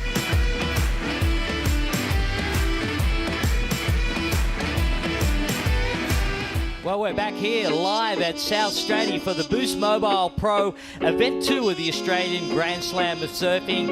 Just had the men's quarterfinal number 4, and Mikey Wright taking that one. And I'm joined at the Harvey Norman host set with Kieran Perro and Kate Wilkham again. Nice to have you guys here. Women's semi-finals. Thanks for having us, Reg. It's exciting. This is getting down to the pointy end, Kieran. It is. What a great day to finish. I think the conditions have held really well. That tide pushing in, it should only improve. Looks like we've had a couple of rides, nothing, no big, huge scores, unless Soph got something in that break. We'll see those replays coming up shortly. How was that heritage heat? My goodness, it was exciting to watch from here. It was so fun. I mean, we just had a ball. It was great to be out there with those guys. Surfers I've looked up to for my whole career. Looks like Sophie taking off. Great section, but just got one jam in there. She might be on a bigger board by the looks. Wonder if she's riding the same equipment as yesterday. A little bit tricky on some of those inside sections, but wow, she made the most of that. Did well. So for our fans watching on Facebook, look, make sure you catch the rest of the action at worldsurfleague.com or download the WSL app. So if you're on Facebook, go to worldsurfleague.com if you want to watch the rest of the heat, the rest of the event, and you won't miss any of the action. Interested to hear, Karen, how was it out there? Like just being in the lineup, the tide is making a bit of a difference to it? Yeah, definitely. It's got a lot of energy. South Stradbroke, when it's on, it's got some power. It really does pound you when you go down, and you can feel that in the ocean. It's a fantastic wave. It just, when you're kind of sitting there looking for those peaks, you really have to try and chase them down. So it is a tough wave to read, and it can be quite tricky because you're looking to find those places between the rip currents where the calm water is, and hope that the set's going to, poke up for you there, and you can make that late drop. Lot going on. You've got, you're watching your competitors, you've got the time countdown, you've got the rips to consider, there's the wind, a little bit of reverb happening in that north off the rips that just puts another little flat element through some of those sections. There's a lot happening. How did you find coming back to being focused in that last heat with a couple of the idols and old competitors? Yeah, that was fantastic. It really was enjoyable. We all had a great time out there. It was just that when the waves are on like that and there's that kind of energy in the ocean, it's just awesome to be out there. And good on Margot. That wave was unbelievable coming towards him when Lockie and I were kind of looking at it and hooting him into it. So it was. We were hooting from here too. And look, Sophie's got a 4.33 on that. She did well to manufacture a score on a little bit of a smaller one. Yeah, nice scoring wave for Sophie. And of course, Sophie and Macy were in heat 1, round 1, and of course Macy took that one out. Do you think that's going to play a little bit on Sophie's mindset? I think Soph will be resetting. Obviously can't speak for her, but I feel like she's resetting into a new heat. She might learn a few things from that last heat. I know that she's working closely with Bottle, and she's got Grant Thomas as a coach up the coast. She's the Sunshine Coast girl. So she's got a bit of support down on the beach today, and no doubt they've had a look at the changing conditions and made a bit of a plan. And you were talking about the support that the Aussie surfers has, which is fantastic. I mean, they've got the coaches on the beach, they've got their support structure, their fans. It really helps with their mindset, their psyche and their strategy before they head out to a heat. Oh, it does. And I think this is such a fantastic example of where Australian surfing is at. We've got a fantastic support crew in the coaches. The athletes have been training really hard leading up to these events, getting ready for the countdown of the WSL events for 2021. And just looking at on the sand dunes in some of those shots, and the coaches, we've got Matt Brembrose, there's Tom Caney, there's so many people down there that just are there to support the athletes. We're in a pretty good spot with the support we have, don't you agree, Kieran? Definitely. I think the sport's never been in a better place for that. A really good, very experienced level of surfers that came through, competed over time, have now sort of stepped into those coaching roles, and I think it's been super beneficial for some of the younger surfers coming through lately, and you can see that in the performances, and I think it just helps. On a day like today, ideally you're super excited, like everyone would be excited about those kind of conditions, but the most important focus I feel like is to try and calm yourself and really be present when you're in the heat. You don't have long, you only have to get 2 waves, but you have to stop that kind of getting overexcited and really just try and pare it back and focus on performing on the waves that you get. Macy. Wade Carmichael said that as well in a heat before his. Sorry, Reg. That's what I was just going to say. Macy's kind of chasing a 9 at the moment, and Sophie's got off to a great start. Of course, Macy took out Steph Gilmore in the quarterfinals, which was a great win for her. And of course, Macy and Nikki, after this event, can take the Jeep leaderboards jersey into the Margaret River event. So they just need to progress. And of course, Isabella, if she needs to win the event to basically take that yellow jersey, but the girls will be really stoked to give that a good shake and wear the yellow jersey into the Margaret River Pro. They will, and the opportunity to be able to donate to their charity, and Tyler spoke about that on the interview that we had with her before, which was, it's always such a pleasure to talk to Tyler. She's had some fantastic insights, so yeah, it'll be great to see who takes that Jeep leader jersey out at the end of the Australian Grand Slam of Surfing. And not to mention grabbing one of those fantastic trophies that Otis has painted. I mean, we saw Marks with one and he's kind of looking at it and thinking, wow, how cool is this? I'm sure, KP, you wouldn't have minded one of those. Definitely, that was awesome. And you nearly would have got it with that wave, unfortunately. Just pinned you at the end, but all good. All right, we're crossing over to Cooper, who's standing by with Mikey. Cooper, what's going on? All right, we're here with quarterfinal number 4 winner, Mikey Wright. Conditions not that easy out there right now, but you managed to find a couple. Yeah, it was kind of pretty fun. It's just normal Straddy day, I guess. A bit junky, but just, yeah, find a couple. Yeah, how's 2020 been for you, mate? It's been a bit of a change this year, a bit of time off, a lot of surfing, a lot of training. You're looking like you're dialed in out there at the moment. Yeah, it's funny. I actually haven't done too much training and more so just surfing, really. And but yeah, just been, to be honest, just been fishing and hunting heaps a fair bit, and yeah, it's been good fun. Been good to, obviously it's a weird year, but been good to chase a few waves and chase fish and go for a few hunts. Yeah, it's great. Sounds like you've been having a great 2020, and yeah, hopefully coming into 2021 you can bring that same fire that you brought out there just then. Yeah, hopefully just keep the ball rolling. Look forward to seeing you in the semis, mate. Cheers. Yeah, good stuff, Cooper. Thanks very much. We love having you down there, and hopefully we'll get you out on the ski a little bit later for some of that action from the water. Kate, how's the heat looking so far? Oh, yeah, it is a little slow. Looks like, we know Sophie's got the 5.5 and a 4.33. I'm sure we'll go to a Harvey Norman recap soon, but gee, that was great seeing Mikey in that heat. He's a cool cat, isn't he? I know that he'd be tenaciously competing, though. He was sitting on Connor at the end. He does it. He wants the win, and he's just looking so strong. Yes, definitely. It's and quite hairy at the moment too. Yes, like Margot's beard. That was fantastic, wasn't it? It's a battle of the beards. Oh, you could see his smile beaming out of that beard, though. And here we can see, the girls are just like drifting out. It looks like Macy's looking down the beach a little bit. We've got Nikki getting ready for her heat. She had a fantastic performance yesterday as well. So looking forward to seeing her out.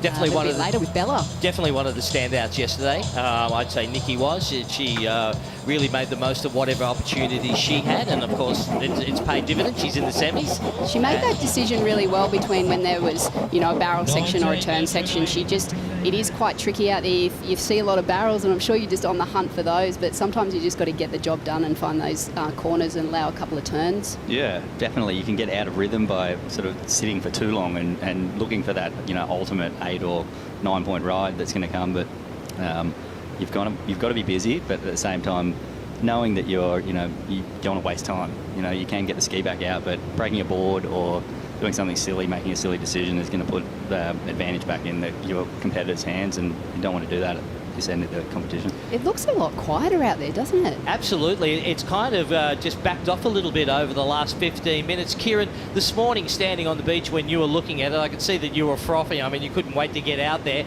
and little peaks running all the way along the beach there. It's a different story when you get out there, right? Definitely, and it does feel like it's calmed down a lot. I mean, this swell was supposed to hold really strong most of the day today, and we saw an increase in the period overnight, and so the swell itself is, stronger and maybe not bigger, but it does feel like there's a little bit of a slow patch happening right now when we're standing over there. And I guess you're also looking at the spread of all of the waves at Stradbroke, and there's peaks all up and down the beach. So you're seeing sets hit each of those locations. Seems to be a little bit more south in it, as we saw that one that Mikey got, which kind of opened up after he got that little barrel, and he had that big section that he could stomp on. And you know, there was not a lot of those, but with that little bit more south in it, you kind of get those ones that kind of, you know, open up and then run down the line a little bit. We haven't seen too many in this heat at the moment, however. I'd say with that bigger period, maybe that's what we're just seeing is a bit of a lull, and no doubt the girls know there will be a set coming soon. As we see Macy just taking advantage of this inside one. I love that wrap that she does. So much power and strength in her surfing. On a smaller one, but a couple of nice turns there, and obviously chasing a 9, so she'll need a couple of those, but good to get a solid score under her belt at this stage with 17 minutes remaining. And Macy had just such a fantastic junior career. She was actually part of one of the first Talent ID programs when Andrew King was working at Surfing Australia, and Clancy Dawson, and bringing into the concept of Talent ID to help build and just nurture some of the Australian talents that's coming through the ranks. And Macy was part of one of those early groups and won a junior world title, WSL world title. So yeah, as you lots said, of great talent. Incredible first turn. She looks really comfortable on her board at the moment, and her confidence is, you know, seems like it's skyrocketed, which is incredible for her. It feels like that was something that was maybe just a little off in the first couple of years. So now it's great to see. Yeah, a bit of maturity, backing herself, seeing that, you know, knowing she's got the talent, she's got a great team behind her. She had a bit of drama yesterday and still got the win, so she blew the tail out of the back of her board we saw right before the heat started, and that can rattle you, but she came back to win. Absolutely, and that's what I was going to say to you, Kate. You know, she's a cool competitor. I mean, there was a bit of pressure on her yesterday, but busting the leggy and ripping the leggy through the back of the board, and anyway, she kind of got through that and just taking her time out here and picking off the ones that are going to give her that scoring opportunity. All right, time for a bonsai brew break.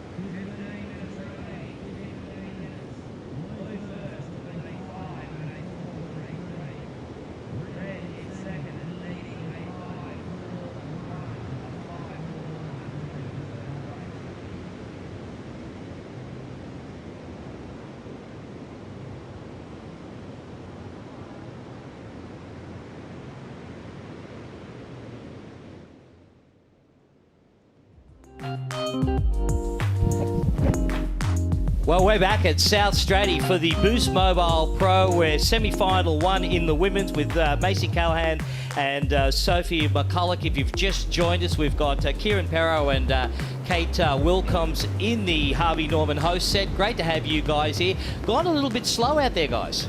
It has, but it's going to be an exciting last 14 minutes. There's still a bit of time on the clock, and Macy needs a 5.41 to take the lead from Soph. Soph has got a little runner here. Oh, that was an opportunity for Sophie. That's a heavy section, though. I was watching Mikey in his last heat just take those sections on with so much power. Really got to be assertive when you see those coming. Definitely. It's good. It's a kind of point that you can separate yourself, I guess, from your competitors. Just that level of commitment to such a big section. I think the judges are really going to appreciate that on a day like today if you can't find that barrel. And she did great just on the takeoff, trying to angle and look for that first section of the throw, but it didn't really offer her up that first, throwing, heaving section, so she took to the end. Well, guys, we've throughout the event we've been blessed with some special guests that have joined us remotely. Of course, we had Tyler Wright earlier this morning. We had Mick yesterday, and we've got Julian Wilson at the moment. Welcome, Julian. Hey guys, how you going? What's going on? Sounds like you're in the car. I am. I've just done daycare drop-off with one, and I've got one in the back, hopefully, that's about to fall asleep, but he's fighting it. So no chance of a surf? Not yet, but there'll be a surf check on the way home from daycare drop-off, that's for sure. We're missing you up here at the contest, Julian. Have you been watching any of the events so far? Yeah, I watched a few highlights yesterday, and it's surprised to see so much swell up there. I'm jealous. And you see Kieran in his heritage heat with Ockie and Durbo, and Margot took the win. I actually was training this morning and then straight into took a kid under each arm out the door, daycare drop off, and now I'm here. So I haven't had a chance to catch up this morning, but how was it, KP? Yeah, we know what that feels like, mate. That's all good. But yeah, it was fantastic. I mean, Straddy's an amazing wave, as you know, so it's pretty fun just to be able to get out there and have a shot. But I was just really looking forward to be able to see competition unfold today. I don't know how often it's actually happened at this level, if at all, before seeing surfers out there like this, and it's great. I was excited for that. Yeah, it looks like the swell's held in there today. Yeah, look, it's just backed off a little bit at the moment. I mean, the girls have, we've got 20 minutes gone in this heat already, and had a couple of good scores, but certainly not as consistent as it was when the guys were out there for the heritage heat. But look, we saw that yesterday as well, Julian. There were some big scores right at the death, and no doubt, hopefully a couple will roll through towards the end and give these girls a good chance to shake things up. At the moment, it's kind of quiet. How are you going with those kids, mate? Are you enjoying family life with the Grommies growing up, or? Absolutely. It's been a real blessing this year with everything that's happened, just to have this quality time at home, which I could have never prepared for or expected to happen. So there's a positive in having a bit of routine and taking a bit of a break from travelling. But it's been pretty special to just be home and be playing the dad role, and still getting to surf and do what I love, but also having a family that's been pretty nice and settled. Absolutely nice to have that break from the competitive arena, but great to have professional surfing back and happening. And South Stradbroke, what a great location. I'm sure you'd love to be up here competing. Oh, I sure would, yeah. South Stradbroke is one of the best beach breaks in Queensland, and I saw some highlights yesterday. There was some moments there where it showed its potential, but that's not even close to what it can do. It's a special spot. It's great to see the waves, plenty of swell there, and obviously makes for exciting competition, lefts, rights, bit of punch, just kind of like watching good stuff in Europe, in France or Portugal, and there's a lot of oomph in it, and thanks very much, Julian. We're getting a bit of break up through the satellite feed there, but wonderful to have you having a bit of a chat to us and spending the time to do that, and hopefully we can catch up with you a little bit later. Enjoy the kids and your time out. That was great catching up with him. It's we're all a bit more COVID friendly now. We can handle having a little bit of a disruption and doing things remotely. So glad that he could join us like that, and same with Tyler earlier on. Yeah, it would have been great to have him in the Harvey Norman host set, live, and having a bit of a chat, because Julian's got such, he's been a tour campaigner for such a long time now, one of the seniors on tour, and a lot of experience under his belt, can bring a lot to, the commentary and what we're seeing and what we're doing. But obviously up to his elbows in kids at the moment, and unfortunately that satellite feed was just a little bit dodgy towards the end there. But great to have him on board, Julian. Thanks very much for your time.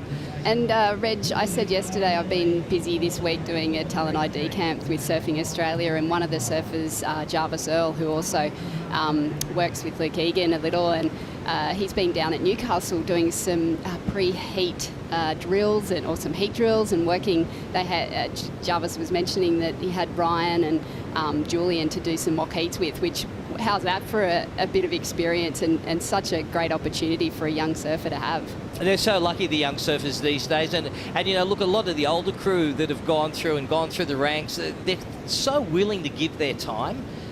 You know, they're happy to go down there and impart their wisdom on these young surfers and give them a little bit of insight in what it takes to be a champion. And I think that adds a lot to what the Grommies can take away from that. I mean, you can train and you can be at the high performance centre and you can go through all those things, but having one of your idols there to nurture you through the surfing, to coach you and to give you a few tips, it's super special, I thought, Kieran, you know? Definitely. I mean, as a kid growing up, I looked up to, the idols that I even was fortunate enough to surf that heat with.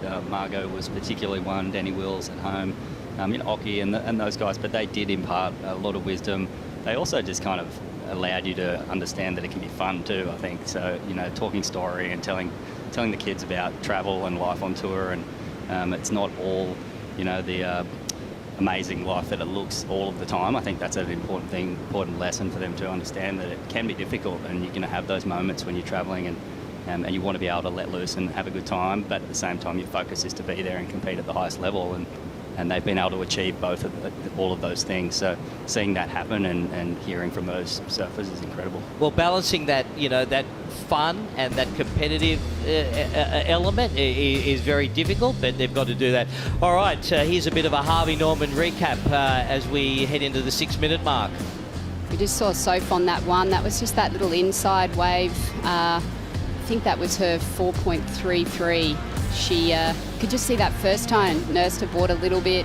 That last turn though, that was really nice and spicy. A bit of release from the fins. She's found another one. She looks nice and comfortable on that board. Yeah, she jammed that section a lot. With a lot more assertion, and I think that was a tricky, powerful section that came at her at the end, and she managed to ride out. Her strategy's played off really well. I mean, Macy, this first turn on this wave was also amazing, but it really flattened out a little for her, so she didn't get to finish with as many turns as she probably would have liked. Nice way to end. She's still in the heat, but so far Sophie's strategy's kind of paid off. She's caught 2 waves and she's managed to get some good turns. And it's tricky, isn't it, when you've looked at the heat before and you see some of those big sets come through and almost catch the surfers by surprise. So she's been busy and caught a few of the little smaller runners, which has paid off for her. With only 5 minutes 24 remaining, Macy still needs a 5.41. Certainly not out of her range. Oh, definitely not. She accomplished competitor. She's obviously knows the time and the countdown. She's still got 5 minutes remaining, and she would have done a lot of heat drills and lead up to this, and you know, worked with Kaney and Tommy Witts on all sorts of different scenarios in heats that are going to play up. So she'd probably be utilising all that experience and knowledge right now. And we saw quite a few high scores in the last, minute or so yesterday. And, sitting out there patiently waiting for the right one to come through paid off for, Dimity was one. I think she managed. And, of course, Owen with that little left barrel that he got right at the end certainly got him through. So still plenty of time remaining. Fortunately, they had the extension for these heats because it has slowed down. So that was a smart move to increase that by 5 minutes. The extra 5 minutes can make all of the difference. As we can see here, this heat would have ended and Macy may not have had another shot. So she's got some time left and big priority. And Renato's making those calls down on the beach, Kieran? Yeah, I think he'd be working closely with Pratamo, head judge, and just monitoring. I guess it was fortunate today to have a little bit more time to be able to offer that extended, little bit extra room in a heat. 30 minutes is often always the ideal scenario, especially at the CT level. I'll cross down the Cooper for the Boost Mobile Wave Report, mate. What's happening down there? Yeah, g'day guys. Thanks, Reg. Boost Mobile Wave Report down here. Waves are getting a little bit tricky. That east wind's picked up quite a bit. The wave faces are still quite clean, so we're going to see a lot of turns done, I think, this afternoon. Down the beach where the boys were surfing a little bit earlier, there's still some heaving barrels, so look for them to head back down there. The girls are definitely doing some nice turns. Finding a little bit tricky to find the barrels right now as that wind's making it a little bit more difficult, but yeah, as that tide comes in, that last little bit, we're going to see some fun waves. So thanks. Cooper, you're just saying that the girls are up there down south a little further than where the boys were in that last heat? Yeah, the girls are sitting a little bit down more near the pipe. There's a couple lefts, a bit more friendly to do turns down there. Down the beach, there's a lot of closeouts, a lot of heaving barrels, and quite difficult to make them. So yeah, I think the girls are definitely doing the right tactics for them right now. And hopefully when the boys get back out there, they can find some of those heaving barrels and not to get too smashed. Wonderful insight down on the beach there, Cooper. Thanks very much. We'll be back to you very shortly. But meanwhile, back to the live action here at South Straddy. You can see a couple of those rips in the vision there, Kieran. Do you look for those when you're paddling out and positioning yourself in the lineup? Yeah, I think especially here, you almost want to be in between them. So there might be one, we can see one south there. There might be one a little to the north. So you want to find that clear water. So you're either right on the edge of it. Looks like Macy's using her priority. She's got such a strong backhand. Oh, well timed and great turn. Yeah, great turn, and that's something that she needs another score, doesn't she? With only 2 minutes 14 to go, do you think that's going to go up in the 5.4 range? Sophie's got an awesome looking right here. Nice first turn. Wrapping back. Sophie's been on fire this heat. She's really picked the best out of what's been on offer in the 30 minutes of this heat. Macy struggled a little bit, but that last turn was quite good. We saw some big scores for one turn yesterday. We did, and her tactics yesterday were a lot different with Steph. She kept really busy. She was looking for the lefts on the hunt, similar to the one she just got then. Soph's a real pocket rocket, and I think that she's taken the option, taken the energy away from Mace in being a little bit busier at the start of this, with only 1:30 remaining. And we'll just watch this replay of Macy's. Talk us through it, Kieran. Well, she only really had that one section, and I guess that was probably maybe not the best decision, I would say, with priority. And you could see that wave was going to close out, and then look what happened behind. Sophie had the opportunity for this incredible ride, and she's going to improve her situation, I feel, with this score.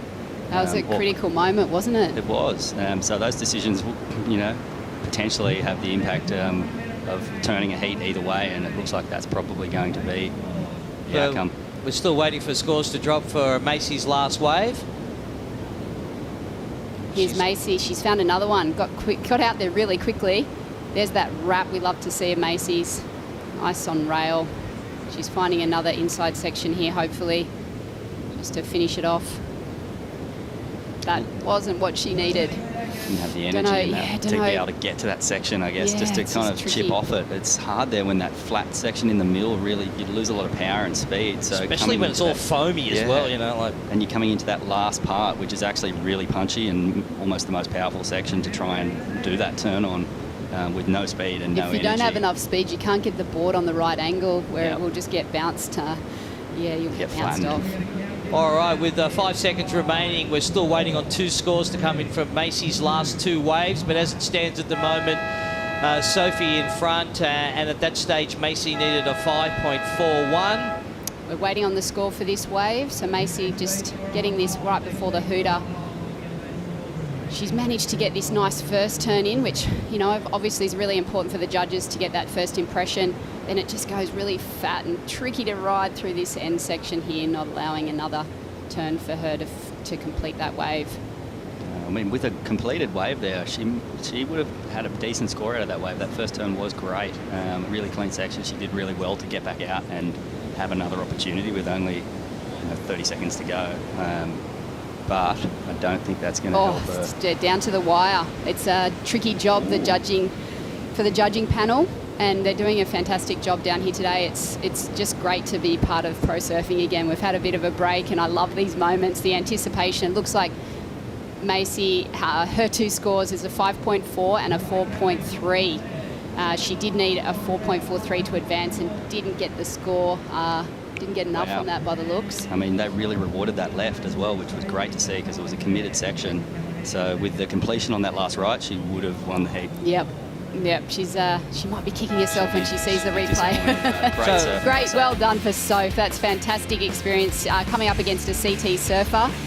She's a QS warrior. She's getting close every year to qualifying. We'll be back live from South Straddy for semi-final number 2 in the women's event for the Boost Mobile Pro. Don't go anywhere.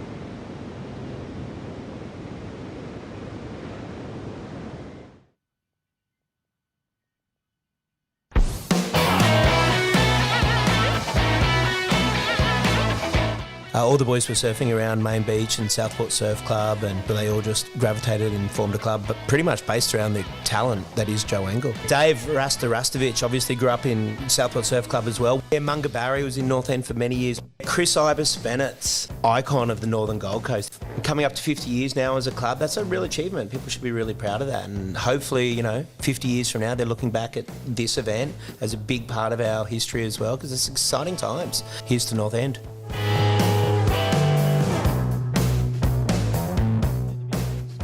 To North End board riders for helping us stage this event, this historic event at South Straddy, the first of its kind, and it's been a fantastic day and a half so far of awesome surfing, and we're into semi-final number 2 of the women's. Kate, talk us through Nikki Van Dyke and Isabella Nichols. This is another great heat. We just had a really close, exciting finish there with Soph McCulloch taking the win. So yeah, this will be interesting to see what those girls took from that last semi-final, and if they have either adjusted their heat plans or their strategy, talk to their coach. It'll be great to see if they want to get a quick start or if they're going to be playing the patient game. Well, they would have been sitting on the beach on that last heat, just looking at how slow conditions got for a little while there, and hoping that there's a little bit more push over the next 30 minutes. We see Nikki taking off on this one. Second wave so far of her campaign in this heat. So this is Nikki's second wave, and we'll take a look at her first wave in just a moment. Yeah, it just sounds like looking like she's getting that quick start, similar to what Soph did. She's getting a couple of scores on the board. It's fantastic to have an event at South Straddy though. It's so exciting to be over here. I know it takes a lot to get the team over here. Just looking at Nikki's first wave, nice top turn there as she rides through a little foamy section, a little floater over the top, finishes it off nicely. She navigated that pretty well. I wonder if she did ride out cleanly. We just didn't get to see that. Yeah, didn't get to see that. It was a tricky section, and here we have Bella's first wave. Great first turn. Yeah, her boards are looking great. It's foamy and it's bumpy. They're doing really well in these tricky conditions. But already, maybe you've learnt from that last heat that sitting and waiting is maybe not going to pay off. So catching waves quickly, just getting any opportunity, even though those waves probably had a little bit of foam on them, they've managed to get what I think are probably going to be good scores. Well, Nikki got a 5.83 for that, so she obviously rode out of that to get that score, and she did well because that section coming at her, she had a couple of different options and approaches she could have taken, but from experience and knowing how much wave is moving and powers out there, she took that high line floater, and I think that was a really smart option for her, a few minutes into the heat. So a quick couple of head-to-heads with the ladies straight off the bat, and certainly not sitting around waiting like the previous heat. And I suppose, when you're sitting on the beach and you're watching what's happening and going, well, maybe nothing will come through at the end. I'm going to get out there, nail a few, get those scores under my belt straight off the top. Good strategy, Kieran, do you think? Definitely. I think just being able to adapt, and the conditions are going to change immensely through the day. We saw that yesterday, one heat to the next. There was some big changes with the wind or the tide just changing or the rip kind of moving to where people were sitting in the heat prior. And that'll be the same today. And Isabella on a late takeoff. That was a solid takeoff and a really assertive finish there, which I would say the judges are going to love that.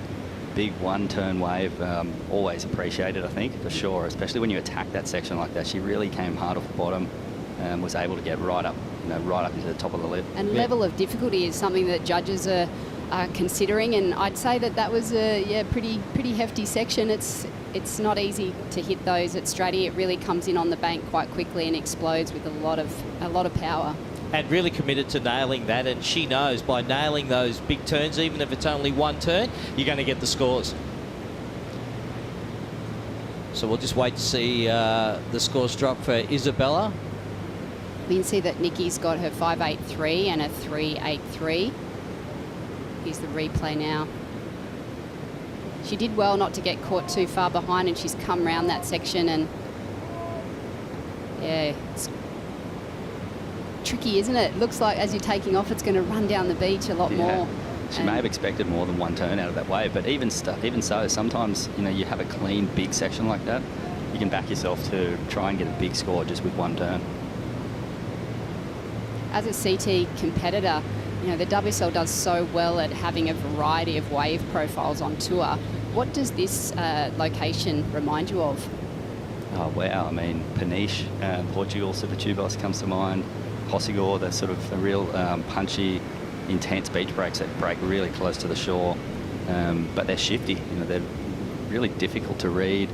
They can be frustrating because like we were talking about earlier, you get a little overexcited at times because the waves can look incredible from the beach, and you find yourself in the lineup a little bit lost at times. Straddy has a little bit of that. The judges have rewarded Bella. Looks like she's got a 5.7 and a 5.2. Yes, well, we saw the judges yesterday rewarding those big, powerful turns for the girls and the guys, but certainly the girls, and some big scores popping out, and Isabella nailed that one, and she's hit the lead in this heat with 21 minutes to go. Kieran, we had Ockie and Rabs talking about South Straddy and singing its praises of not only is it such a beautiful location, a wonderful place to surf, but such an iconic part of the Gold Coast and a rare kind of place to have an event, and they were talking about using that maybe as a backup venue for the Snapper event. I mean, if that was achievable, it'd be fantastic. I think the surfers would be really excited about that option. It's like everyone talks about, it's the wave that you try and spend time at when you're in town and when you're on the coast, and you're looking for those little opportunities of when the tide and the wind and the swell are all coming together, because it can be fickle. It's a tough wave to get all of those to line up. I mean, strategically to stage an event of this magnitude at South Stradbroke has its limitations and certainly has its shortcomings and challenges, but the guys have done a fantastic job to pull this off over the last couple of days. And we did say a big thanks to North End board riders for participating and kind of giving us their blessing, which is always a good thing to have, because who doesn't want to surf in a comp at South Straddy? There's a lot of great board riders across Australia. We're very lucky to have such a fantastic setup for all our junior surfers in development, but also for the older surfers that enjoy a good contest and gathering, and brings the community together, doesn't it? Just a quick up and off for Isabella on that one. Decided not to chase that down the line to go any further. Probably a good call at this stage. Still plenty of time remaining, just over 20 minutes. It's a semi-final. If you just joined us, semi-final number 2 of the women's. The Boost Mobile Pro here live at South Straddy. 2 CT surfers battling it out. Isabella Nichols, I'm sure as she qualified last year, she didn't expect to have a year off, but she's no doubt loving the opportunity to get the jersey on and get a few heats in practice. What years have had that before? Bit of a warm-up before she hits the CT 2021. Absolutely. Now we've got Cooper standing by, who's going to talk us through some of the things with the leaderboard, mate. What's going on down with that? Yeah, hey guys, I've just been updated a little bit of a scenario with the Jeep leaderboard. Going into the last event, we could have a different Jeep leader. Jack Robinson got a third down at the Tweed Coast Pro, so if he wins the event, he's going to go to the lead and be in the yellow leader jersey. We've also got, if Mikey Wright wins the event, he's going to be tied with Ethan with a first and a fifth. So both on the opposite sides of the draw, we could have a Jack versus Mikey final, and the winner's going to be in the Jeep yellow leader jersey for the last event. So it's all happening down here. Waves are going to be turning on for the finals. Can't wait. Certainly mixing it up, and we'll wait and see how that all pans out over the next hour or so, but no doubt it's going to be exciting because those guys absolutely rip, and I can't wait to see them out there going head to head. Great to have the whole series of the 3 events, and I love seeing the winner for one of the events, but then we get to actually have a series winner. And I've got to say, I'm loving the 2-day strike mission. I think the 2-day strike mission is great. Have it over and done with. The guys aren't hanging around, but they get a taste of that competition, and certainly, a nice little warm up for them coming into the next, into the 2021 season. What do you think, Kieran, Nikki's strategy would be, knowing she's got a 3.83, she needs a 5.07, there's 18 minutes remaining? She'd be comfortable. I feel like this is a good moment in the heat for her. She has the highest score. She knows that. She really just needs to, if she can improve on that and have then the 2 highest scores, she'll be in a great spot. By no means is it over, obviously, because Isabella has two excellent scores as well under her belt for today's conditions. I think they're, we saw that last heat win with a total of less than that. But I feel like she'll be waiting. She'll be just looking for that opportunity, plenty of time. We spoke to Rabbit earlier about, you can do all this planning and you've got the strategy and you've watched the conditions and you've been working on your surfing technically, and when it comes down to the moment, you've really got to trust that instinct. And it looked like Nikki there, she paddled north, but there was an actual wave that came that was a little bit deeper, and maybe that could have provided a score, but she's obviously feeling it out and she's going with what her gut feeling's telling her out there. Yeah, she doesn't have the pressure at the moment. That'll build, I guess, if she can't find that score or she loses priority or makes a mistake. The pressure will, then build at that point. But right now, you're feeling pretty confident. She's a very confident surfer, I feel like, and she rarely falls. So she does great with staying on her board and looking in control of her manoeuvres. Plenty of special guests enjoying this event. We had Julian Wilson a little bit early, and at the moment we've got Sally Fitzgibbons. Welcome, Sally. Hi, Sal. Hey, Sal. Hey, guys. I miss you all. Oh, we miss you here as well at the event. It's been a fantastic 2 days. I bet you're just frothing and wishing you were here. Oh, definitely frothing, Skaz. I tried to contain myself. I'm down here in the south coast, so I went and surfed to kind of get that froth out, and then I've posted up and I'm enjoying all the action. Fantastic. And you've been watching this heat. We've got Isabel and Nikki Van Dyke. When the next surfer rides a wave, it'd be great for you to take us through it. I'm sure you've been in a heat with one of these girls at some stage, and you could picture being in it at the moment and say Nikki needs a 5.07. We were just talking about what would your tactic be. Oh, how good is this, guys? The old guard and the new guard. I've surfed plenty of heats with both, and actually been sparring with Isabella over the summer break. So she's got that competitive fire, and as a rookie, she's coming on. She's going to definitely make a bit of a statement when the tour starts back up, and she's already performing against the tour vets. She looks so comfortable. So it's going to be exciting back after the heat for sure. Sally, 20 years of Boost supporting surfing, especially in Australia. How good is it to be on the Boost team? Oh, it's a proud moment. We all just celebrated the 20th anniversary for Boost, and just the team, the energy, they're always looking to evolve and push their limits. So, so stoked to be a part of the family, and it was cool that we were all in on a team call the other day and just sharing and reminiscing on some of the stories. So for them to support surfing for so long, and especially this event, just to get competitive surfing underway again, it's really cool to see them backing that and putting the surfers back out there and these contests on. Sal, you've got a couple of new sticks in the background by the look. You've been working on your quiver on the off-season? Oh, for sure, Skaz. There's always something to work on, and boards is a big one, trying to get the magic carpets under the feet. And it'll be interesting if we start back in Hawaii. There's always plenty of work to do to try and get those those big waves boards kind of sorted, and just feeling comfy and just have that full range, and anything sort of ready at the drop of the hat, just the way the schedule's looking. We don't really know what's next, and I guess everyone's in the same boat, so just trying to kind of stay calm in the unknown. And also great to have Jack Robbo on the team as well.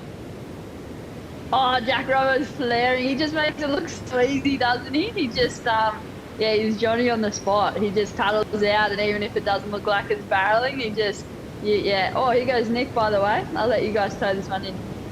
Oh, a quick, just one little carve by the looks, and then she was out of that. I don't know, could have she just finished that off? One big turn. I mean, we saw Isabella with a high score for that one big turn on that section, but I guess she's, at this point, she doesn't probably need to push it for that. She can find a wave. She'd be looking to try and pick up an 8, or a 9, a really high score. So, Sal, it's good to see how positive you are. I feel it's been a difficult year for everyone. I think all of the surfers have had a really good attitude. Everyone that I'm chatting to, and just trying to stay focused, but at the same time enjoying the little bit of extra time at home and time to be able to train and refocus. Oh, for sure. You'd attest to that, KP, that there's always so much to work on in your surfing and in your development. So even though it's been a bummer to not have the events as kind of that sounding board to know you're on the right track, it's kind of exciting in some sense as well, because it's like the big reveal when we've had this amount of time to work on your craft, and just the way you can see your surfing, improve on those weaknesses. It's sort of like the big reveal coming back to an event, and then kind of lift the magic curtain, and then hopefully you kind of get that feedback and put it all together under that kind of pressure scenario, and and sort of hopefully when we get back to it, I'm sort of seeing some pretty exciting surfing in the pipeline, because everyone's kind of been working on boards and parts of their game that maybe we haven't seen yet. So I can't wait. So you've been enjoying the downtime, Sally? Oh, for sure. We see Nick coming off the bottom. Oh, nice big carve. Hopefully she finishes this thing off. Could be maybe the wave of the heat, guys. Oh, I think that KP, you were right. She just went, nah, I'm going to get a really solid score under the belt. Personally, I felt like it was a little bit of a risk because she could just get the jet ski straight out, but look what she's got in the, must have been under priority. Isabel had priority and she just snagged that one off her. She did. I mean, she didn't push any turns super hard, but they were all really clean and nice, and Speed, 3 power, turns. flow. Totally. That was just ticked all those boxes. It's pretty likely that that's going to get close to that score, if not, nail it. Where do you reckon that's going to land, Sal? Judging Sally online. Judging wise, I'm thinking maybe up there with the wave of the heat, and I've just liked the look of Nick surfing so far. She's really smoothed out her lines, and I don't know, it's just sort of like she's really punctuating those key moments on a wave and looking kind of impactful, which we always want to look. And I think the way she's surfing, it's looking like that will transition really well if we kick off in Maui and in another month. I know she loves surfing there at Honolulu Bay, and she's had some clutch moments. So, I'm thinking she's looking in form, guys. Well, thanks very much, Sally, for joining us. It's been wonderful having you with us here at the South Stradbroke event. Can't wait to see you back out in the water competing, and enjoy the rest of the event. Oh, guys, tap me in. Let me off the bench. I'm ready to come up there and surf a couple of heats. I love it, Sal. I could just talk to you all day. Loving it. I miss you all, and big thanks to Boost, and enjoy the finals, guys. Thanks, Sally. Right, we're back live here at South Stradbroke for the women's semi-final, heat number 2. She has an infectious energy, doesn't she? She's fantastic. It's great listening to Sal, and like you said, she's got a pretty upbeat energy happening. Always a big smile, always lots of energy, always so positive. I mean, she's a real inspiration to any young surfer, I would have thought. We're going to have the score come in for Nikki. Yeah, it's just come in. It looks like it's fallen short, which is interesting. I mean, it'd be great to see a replay because we only saw that score once. But so she got a 4.73? Is that what we're... Wow, okay, didn't expect that. Yeah, so maybe those sections weren't super critical as much as what we've probably seen in some of the earlier waves. I guess that's what they're looking for. Yeah, more flow. Not enough power for them. Let's have a look. Maybe a slightly smaller wave too. It is tricky from the booth, not being there live. The judges do get a different perspective. She kept it in the pocket on that one, but yeah, whether she lost a little bit of momentum into that next one. Geez, I don't know, guys. I think I would have given that a little bit more, but that's me. I'm watching it on, the screen. Anyway, we'll cross to a bonsai brew break and be back with you shortly.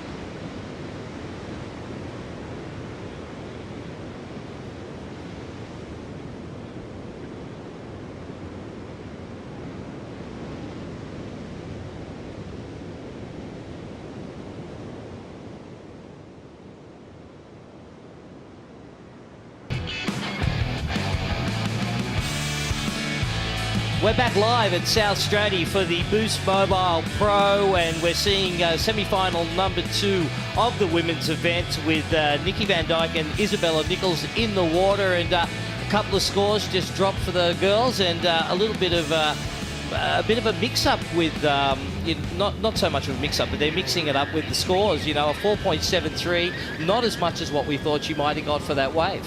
They're loving that commitment of the heavier sections. It looks like from Bella got that 5.7 for the one big closeout turn.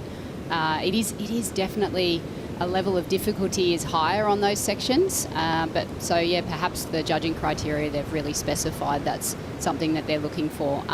But yeah, 7 minutes 22 remaining.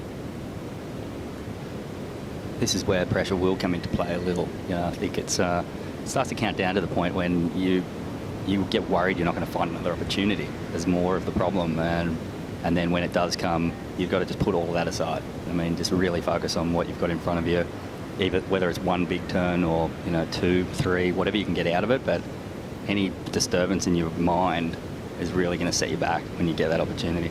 With just under 7 minutes remaining, we'll cross live to Cooper Chapman, who's down there with the last heat winner, Sophie McCulloch. Over to you, Cooper. All right, we're down here with Sophie McCulloch, first finalist of the Boost Mobile Pro Gold Coast. Got to feel good getting a win against a bunch of the big girls in the CT. Yeah, it feels really good. I'm super stoked. I mean, all the girls surf so well, and I was just happy to have the opportunity to get in this event. So yeah, to make the finals, I'm really happy.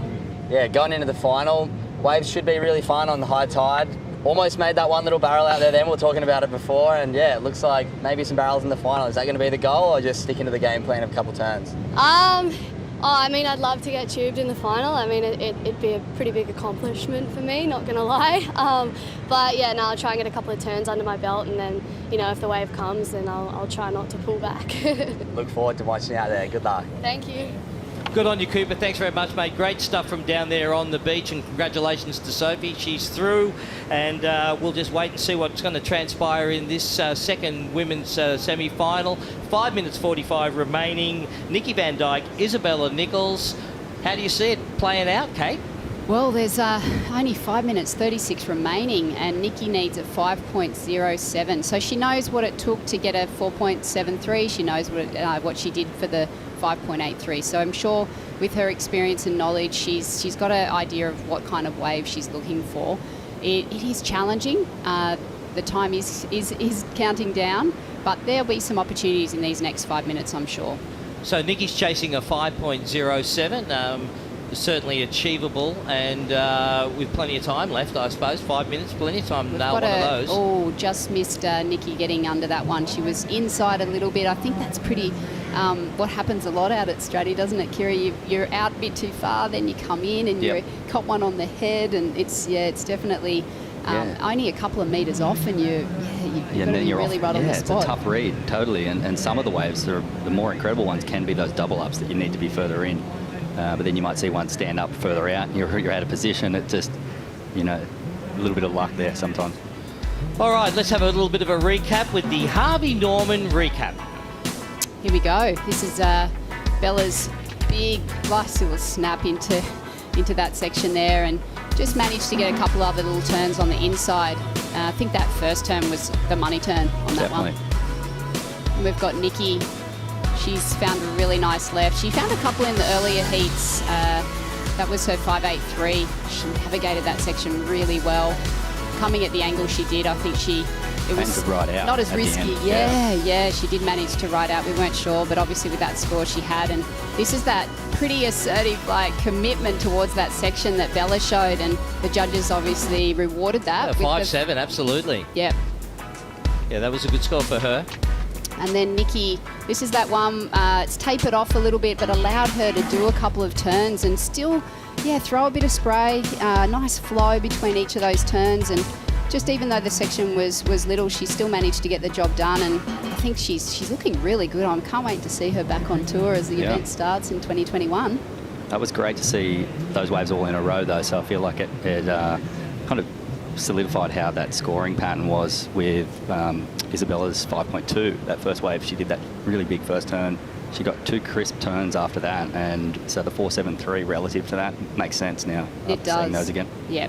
We know the judges are doing a great job down there. It's just the perspective that we see as well, and it is good for the Harvey Norman recap to have the ability to go back and have a look at those shots in replay. Absolutely, and a big thanks goes out to Harvey Norman, of course, for the host set and that recap, which certainly puts it all into perspective with a couple of minutes to go. Nice to be able to see what the girls have done, how they got their scores, and if you've just joined us, well, no better way to see what's happened than the recap. And it was great to catch up and just in that interview between Cooper and Soph, and she's so excited to make the final. She's a humble young lady. She works so hard. I know she does some training with Kerry Kitely up at OPC in the Sunny Coast, and she's a very hard-working athlete, and she might seem a bit quiet and humble, but deep down there's a very strong fighting spirit. So she'll be very, very proud of herself to make the final. All right, we're back down the beach with Stace, who's got Liam O'Brien pre-heat. Stacey, over to you. All right, down here at the northern end of the event site, where Liam O'Brien's camp is. We'll try and get a quick word out of him before he heads out, see what he's making of the conditions right now. Lob, can we get you for a quick word, mate? What are you making of the conditions, mate? Oh, it looks a little tough, but there's still some good ones, so hopefully I can find one. Yeah, mate, you've got it all. You've got airs, turns, barrels. You looking forward to that wind fluffing up, or you want it to stay offshore? Oh, I'd prefer it offshore, but I don't know. Just is what it is, I suppose. See if we can get a couple. Awesome. Well, good luck, mate. We'll be cheering for you. Yeah, cheers, Stace. Thanks very much, Stace. We'll be crossing back to you again shortly, no doubt. We've got just over a minute 30 remaining of semi-final number 2 in the women's. And our current leader at the moment is Isabella Nichols, holding onto a narrow lead with Nikki Van Dijk needing a 5.07 with just, a minute 20 remaining. Yes, it's coming down to the wire for Nikki. Perhaps, I wonder if that section she pulled off earlier, if that impacted a score or decision making. It's such a tricky one in those little split-second moments when you've got to decide, am I going to commit to this section? Do I have enough speed? Is there a bump in front of me?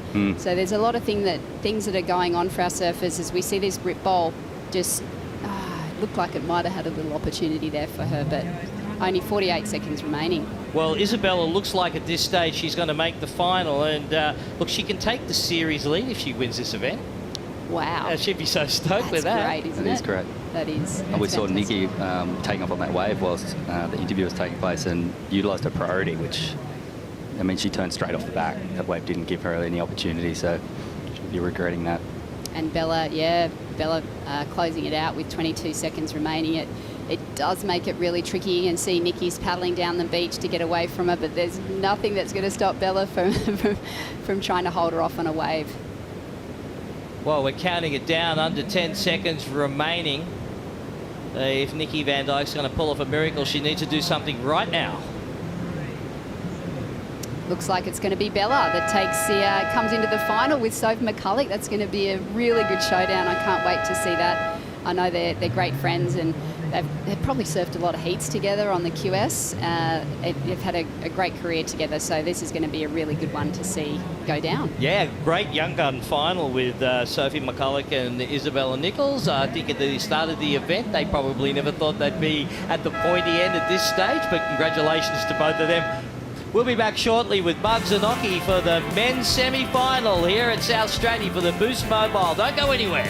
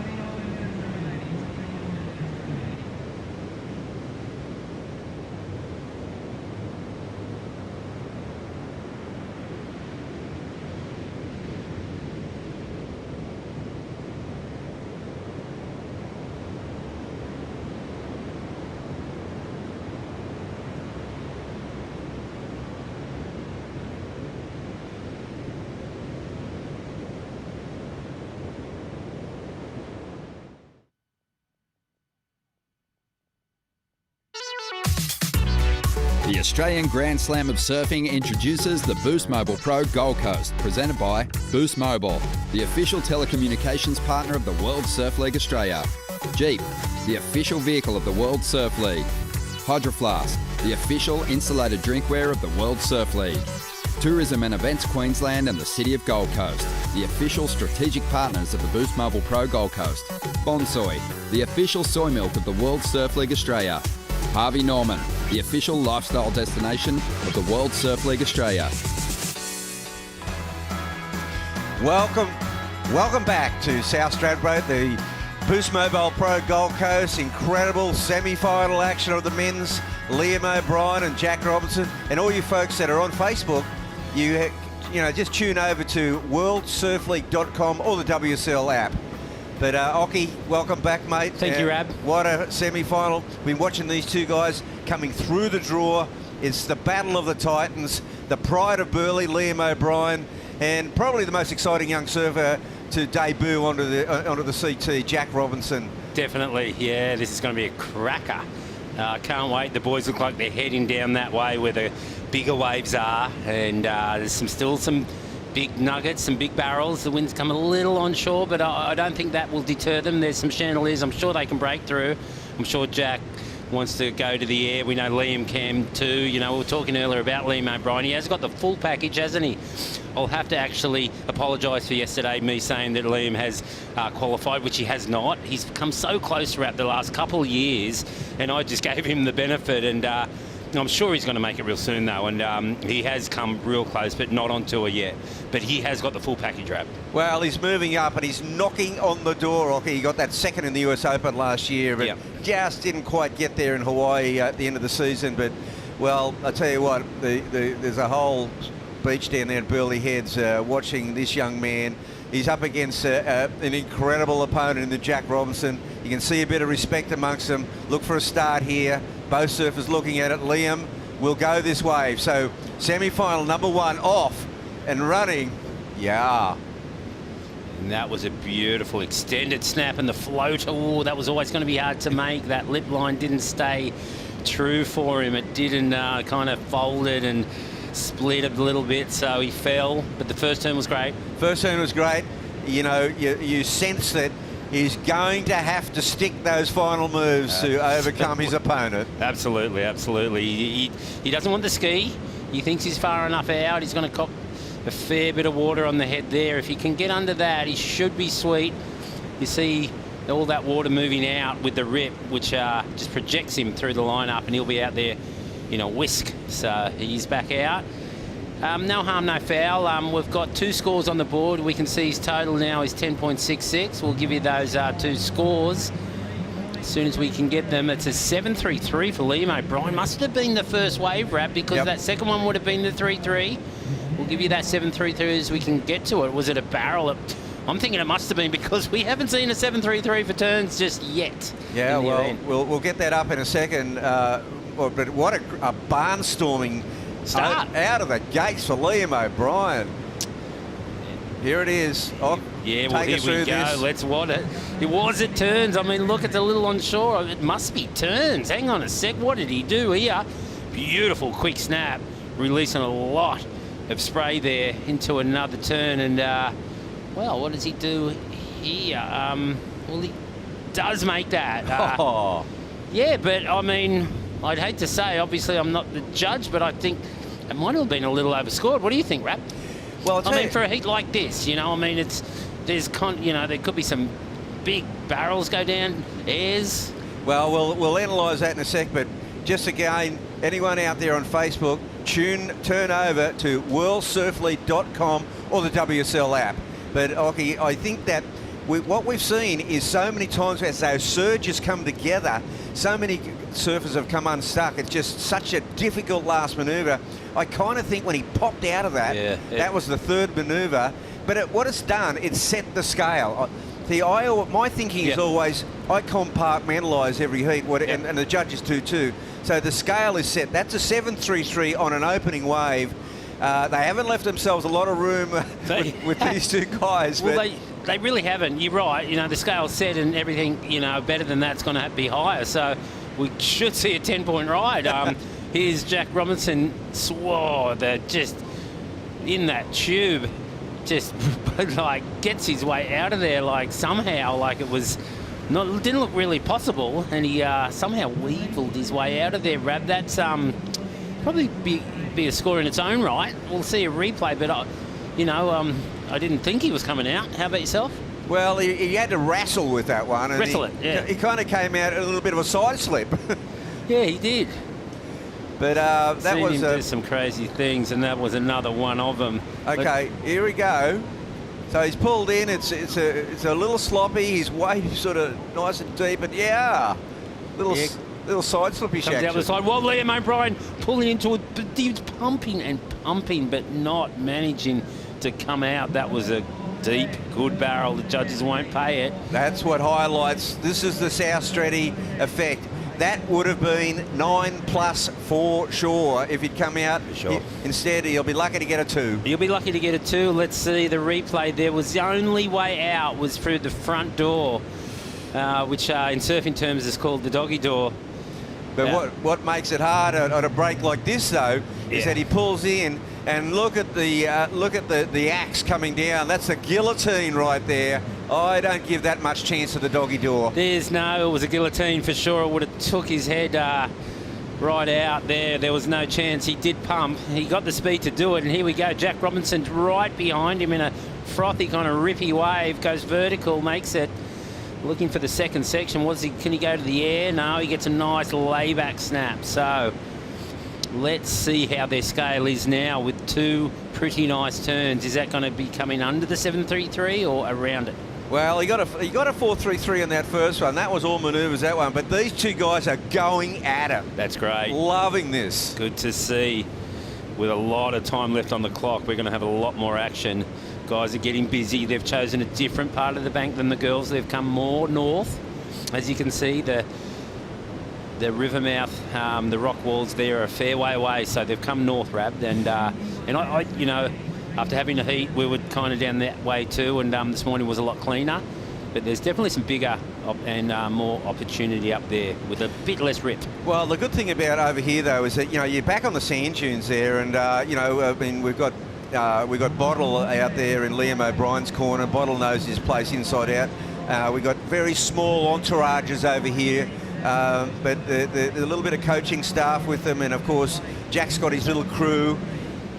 So they would have been checking this right out of where to go, watching the girls' semi-finals, watching that tide coming in. We're heading towards a high tide, and on a shifty situation. Still good 4 to 5 foot out there. Yeah, definitely. It's real powerful. I took some lickings this morning, and you know it's only going to get bigger with the tide coming in because it'll focus more on this bank. Here we go. We have a looker. Yeah. He's deep. What can he do? He's so deep. He was deep and just never going to make that one. But there's no harm in trying. He knows what he has to do. One of those miracle backdoor deep barrels is going to be something, you know, that can take Jack Robinson out. He knows he's going to have to do some kind of magic act to take this freak of nature down. Well, it's such a classic call because these two guys, they're not going to die wondering. They are going to go for it. Whatever pops up in front of them, they're capable of turning a mediocre wave into a big score. And obviously, if something presents itself with a backdoor section, look out. There into it. There's no doubt about it. 19 minutes on the clock. I'm so stoked. We've got lots of time left. Well, we're going to cross over now to Stacey on the beach. She's got the winner of the second semi-final, Isabella Nichols. Over to you, Stace. Thanks, guys. Down here with the second finalist, Isabella Nichols, in what will be an all Sunshine Coast affair. Does that make you somewhat proud? Oh, so proud. Sunny Coasters all the way. So ripping this whole event, and she's been ripping. She's always ripped. So I'm really excited for the final, and hopefully the waves turn it on for us. Yeah, awesome. And a really tough battle to stand. I thought you managed the conditions really well. Talk us about the last sort of 10 minutes there where it kind of looks like most of the athletes are not, you know, doing that traditional sit on your competitor, but you're certainly in their vicinity. Is that the case? I mean, you got to do it sometimes. You can't, like if I didn't sit on or be in the vicinity around Nikki, it's kind of like, in a way, I feel like it's showing respect because I feel like she can get the score super easy. She only needed like a 5. Just putting that little bit of pressure, I've had it done to me and it definitely works. Like, even though you think it doesn't, you're just always trying not to think of that person who's sitting right next to you. But it's just part of the sport and I don't like that kind of stuff. But I mean, I'd be kicking myself if it went the other way and I didn't really sit near her and she had got a score because she has all of the capabilities. So yeah, of course, yeah, it's all part of the game at the top level, and like you said, you'll have it done to you, and it'll happen again down the track. So I think you did a really good job there to manage out the rest of that heat. Any change in the strategy going into the final, or are you going to keep it fairly similar? I'm going to keep it fairly similar. Try not to overthink it. Just moving with all those rips. They're like flash rips that pop up out of nowhere and then all of a sudden you're in a big hole. So just trying to feel it out and just trying to be in sync with the ocean. Yeah, awesome. Well done. You've been ripping all event and best wishes for the final. Cheers, Stacey. Back to you guys in the booth. Thanks, Stace. Well done, Isabella. We'll see you in the final. And here we are, the Harvey Norman Lounge. Wayne Rabbit Bartholomew bringing it to you with 1999 world champion Mark Occhilupo and Occhi. It's heating up out here. Now, Jack Robinson, he needs a 5.67. He does. And Rab, world champion yourself in what year was it again? 70? Yeah, it was last century. Last century. No, yeah, we all followed your path, Rab. You know, you led the way, you and Mark Richards and, you know, Tommy Gunn Carroll. You know, you really paved a great path for us, and I appreciate that. Unreal, mate. So good to be here talking surfing with you. Yeah, you know? Absolutely. It's an honour to be here with you, and this heat, just the judging, you know, like, wow, the 7.33, I thought they might give Jack a little closer. I thought it might go a little under because, I mean, you know, that 3-turn combo. I'd love to see a replay of Liam O'Brien's, if possible, to get the front angle, just to get that last turn that he made that you were talking about, just to see where those extra points came from. Here we go. We have a taker up and riding. It's Liam O'Brien in a barrel. It comes out. Whoa, and a huge slash. Drop wallet. That would have been amazing if he made that. And another big score would have came his way, and it could have been put Jack in a tricky spot there, Rab. Yeah, it really would have. I mean, that could have been anything. He got the barrel. He knew it wasn't a super deep barrel, so he had to kind of manufacture a bigger score. He obviously knows that he's got to get something above the 6 range to make it a little bit of a challenge for Jack. Yeah, well, he does need a challenge, this young one. I mean, You know, today it's shifty like it has been. We'll have a replay here, and it's a nice barrel for sure, and then he just really lays into it. Isn't Lee O'Brien sneaky powerful? We talked about him having the full package. He loves to charge big waves. He's got the air game, and he's got that power, as we just saw right there, unfortunately not making that turn. What he's got too is he's got really good flow and really good timing. So his power and his timing is combined. Like he's not a huge guy, no, but he generates a lot of power, especially out the top. Yep. Massive rooster tails. Yeah, the judges love that. The judges love the spray, and his reflexes are so quick. And like I said, he hasn't just qualified yet, but I am banking that he will. I mean, next year. It's probably going to be a different scenario for these guys. It might be more of a regional qualifying system that we're going to have. He's Jack Robinson looking at a peak down the beach. It looks clean, looks nice. He's in the barrel. He really got himself deep here. It clamps on him, but he makes his way out, but didn't get a end turn. So I dare say that's going to be similar to his first barrel, which was in the mid-range 4. So probably not going to help his situation there, Rab. Well, we've got Cooper Chapman out in the water for the Boost Wave report, and Coops, how's it looking at sea level, mate?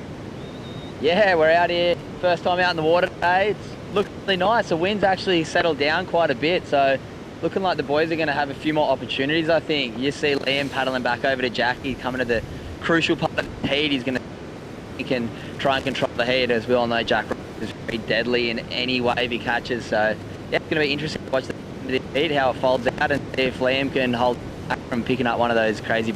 He's very, very well known. Yeah, well, thanks, Coop. Good job, mate. The Boost Mobile Wave report, and our man on the spot, Cooper Chapman, giving us the blow-by-blow. And look at these two guys. He's spot on. They're kind of getting close, mate. Getting closer. I mean, it's early in the heat to be sitting on your opponent, but he's giving that respect that Jack Robinson deserves, you know. I mean, 15 minutes. Liam's kind of breaking away now. Jack Robinson has got second priority. Liam has the priority over him. There's some kind of wedge coming our way. And, here we go. Jack might be looking at the left, Liam the right. No, they don't take it. But, yeah, I think he deserves that respect, Rab. And if I was Liam, it would be smart to kind of sit with him at this point in time. But the thing about Liam, it seems like he's on point because he has come back to this northern part, the other side of that rip bank. He stayed on the northern part of this bank. I think he's under instructions. Yeah, by Jay Bottle Thompson for sure. You know, both these guys must surf up here a bunch. You know, this end of the beach, you know, I don't come up here a lot. I'm no expert, but, you know, after surfing this morning, those flash rips that come to you in your screen, on the back side of your screen, the water usually runs out there mostly after big sets, so you want to stay away from that. You don't want to be in those rips. Makes the wave kind of ugly. You want to be in clean water, which Liam is right now. He's hunting. He's hunting, Rab. He is hunting, and well, it could be time for we'll get time to for a break halfway through the heat. The Bonsai Brew Break coming up. We'll be back soon.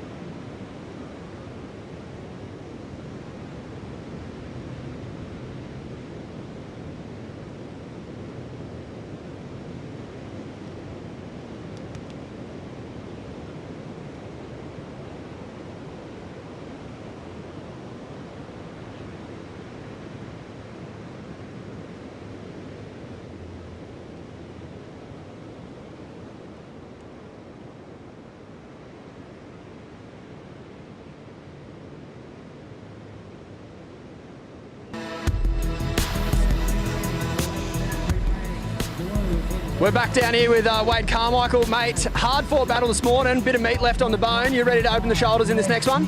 Yeah, it's looking like the onshore's playing a little role right now, so Lobby's been doing some nice turns. Try rip into a couple and see how we go. There's like a little half rip bowl, half runner. It's pretty. There's a little zone, so it should be all right. Yeah, awesome. Yeah, you're looking forward to finding some clean water and putting that back foot to work? Yeah, we've warmed it up. Let's get it out there. Best luck, mate. Looking forward to it. Thank you. Thanks, mate. Good luck, mate. Yeah, classic, Stace. Wade Carmichael powering out there. You know, he made an interesting point there, and I'm wondering if Jack Robinson might want to change up his strategy here, because he is the tube meister. He is. And it's that little onshore, it's kind of gone a little east-southeast today, and it's just ruffling the feathers. It's, you know, collapsing the barrel a bit. He might want to go to manoeuvres. Well, he should. You know, he is a tube monger, and it hasn't paid off this heat. Those tubes have been a little chandelier-y, and the judges haven't bought it. This wind probably is not ideal for airs on the right. I mean, I know he's got a backhand air game, but he should go for moves, because at this point in time, he needs to score. That last tube didn't help. He needs the same score as 6.04. It's one big move.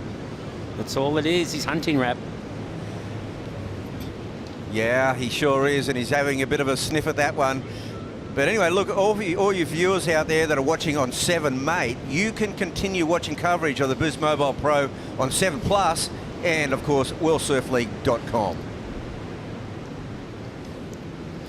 Okay, so 9 minutes to go. It's getting critical. Jack Robinson, he only needs a 6.04. He's been getting scores in the 9-point range, the 8-point range at will, but so far it hasn't gone his way. It hasn't. I mean, you'd be banking that he would get that. I mean, I dare say Liam needs to, you know, get another 7 just to make it safe. You know, Jack's capable of anything. You know, if I was, if I was trying to make a call who's going to win this event, you know, it might have been Jack, you know, in these conditions, but Liam is, you know, he knows that, and he started off real quick. He's put the pressure on him, and he's in the box seat. He really is, but there's a fair bit of time. There's Liam just staying busy. Maybe he can find one of these air sections, because they're out there. The wind's light, so it's not too strong. I mean, even though it's coming over the backside for the rights, it might, you know, it's not too strong to blow their board away on them. I'm sure they could, you know, these days they can land airs in any kind of wind somehow, and it's crazier.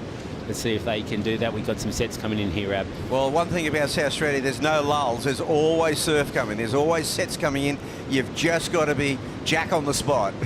You do. Or Liam on the spot. Yeah, who's it going exactly. to, who will, you know, Ooh, he's a little inside double up, I think. Yeah. Jack. It's a sidewinder. Now he's paddling sideways. I love these sidewinders. Yes, he is. Let's see what he can do. 6.04 required. Nice air out of the lip, but no, can't come back into the wave. So often Straddy does that, Rab. We've seen a lot of people just go for that move, and the wave flattens out right at the top. Big set, rolling out the back. Look at that. Would have been kind of maybe nice to be on that one, even though it did close out. Yeah, well, you know, what I call the South Straddy sidewinder is that you're nearly paddling parallel to the beach, sideways. You pick it up, and then the wave straightens up and squares off, and that's when you get the incredible barrel. Yeah. Yeah, this heat is coming down to the wire. Here we go. Looks like a wave. Liam paddling hard. He's a bit late. Will he go? He's going to go. He's too late, though. Yep, he's going to cop that lip to the head. He nearly pulled it off. Well, he got in there. He travelled, but just once again, we want people to stay with us. So anyone watching on 7 Mate, switch over for the coverage of the Boost Mobile Pro, 7 Plus and worldsurfleague.com. Come with us.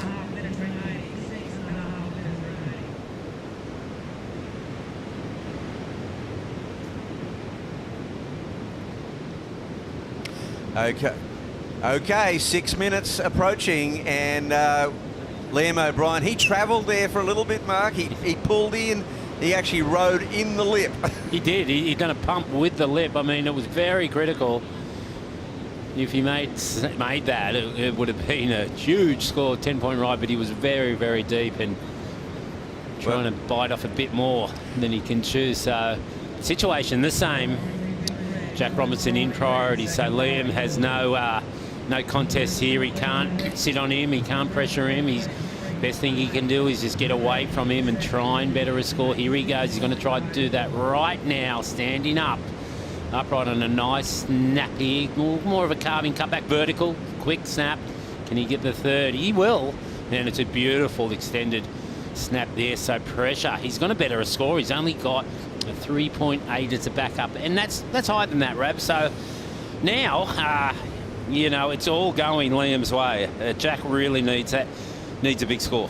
Well, that was a very, very smart move by Liam O'Brien because, you know, with Jack Robinson sitting out there needing a 6.05 with priority, you would not feel safe. You'd be very jittery, but that was a great move. It was a smallish wave. He got 3 clean manoeuvres in. We'll see how that stands up. Looking to better at 3.8 to move the scoring requirement for Jack Robinson out to, you know, maybe out to the 7 or 8 point range. Oh, for sure, Rab, you're right. I mean, if you do the math, it's probably better to his low score by 2 points. So Jack's going to need something around the 8 point range now, I reckon. And you take us through this replay, Rab. Yeah, the Harvey Norman replay of the heat recap, and this is the opening ride. Liam O'Brien, he got the 7.33 on this, an amazing recovery. Yeah, so that was the 7.33. The judges loved the recovery there at the end, didn't they? Yeah, and here's a response by Jack Robinson. And this move here, this second manoeuvre, pretty slick, nets him a 5-pointer. Yeah, I guess after seeing that replay, you know, he didn't get all of that second turn, did he? Just wasn't right in the power zone where he wanted it. It was a bit weak, and that's why the judges went low. That barrel was, you know, he squeezed out of there, done the best he could. No time for a floater. The wave came crashing down on top of him in the last wave, Rab. Yep. Nice. Yeah, it's a smallish wave, but he gets these 3 manoeuvres. That's great. This last manoeuvre here, nice and slick, clean. Haven't got the score in yet, but it is. It's going to be solid and put Jack in a precarious position. Where is he? He's closer to us as we can see him in the red. They've swapped positions here, Rab. Now Liam's down there. Jack's up here. I feel Jack is in the better zone now. I think so. You can see if you look down the beach, you can see that rip bank just tugging you out to sea. I mean, you've got to be a strong paddler to stay on the bank here. Oh, absolutely. You don't want to be anywhere down there. That is just picture at sea down there. But look, in the contest zone, it's all kind of quiet right now. Well, just trying to figure out. There it is. It did improve. It's a 4.23. But here we go. Oh. Jack Robinson. It's a bit of a mushy one, and he only needs a 6.47. 2 minutes 36 remaining. Whoa. And he's out the back mark. He didn't get penalised by going up beyond the impact zone, and that is critical. That is critical. He's still there.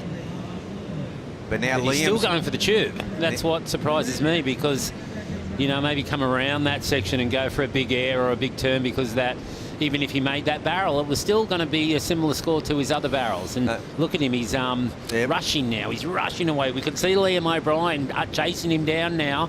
He knows it's that crucial time.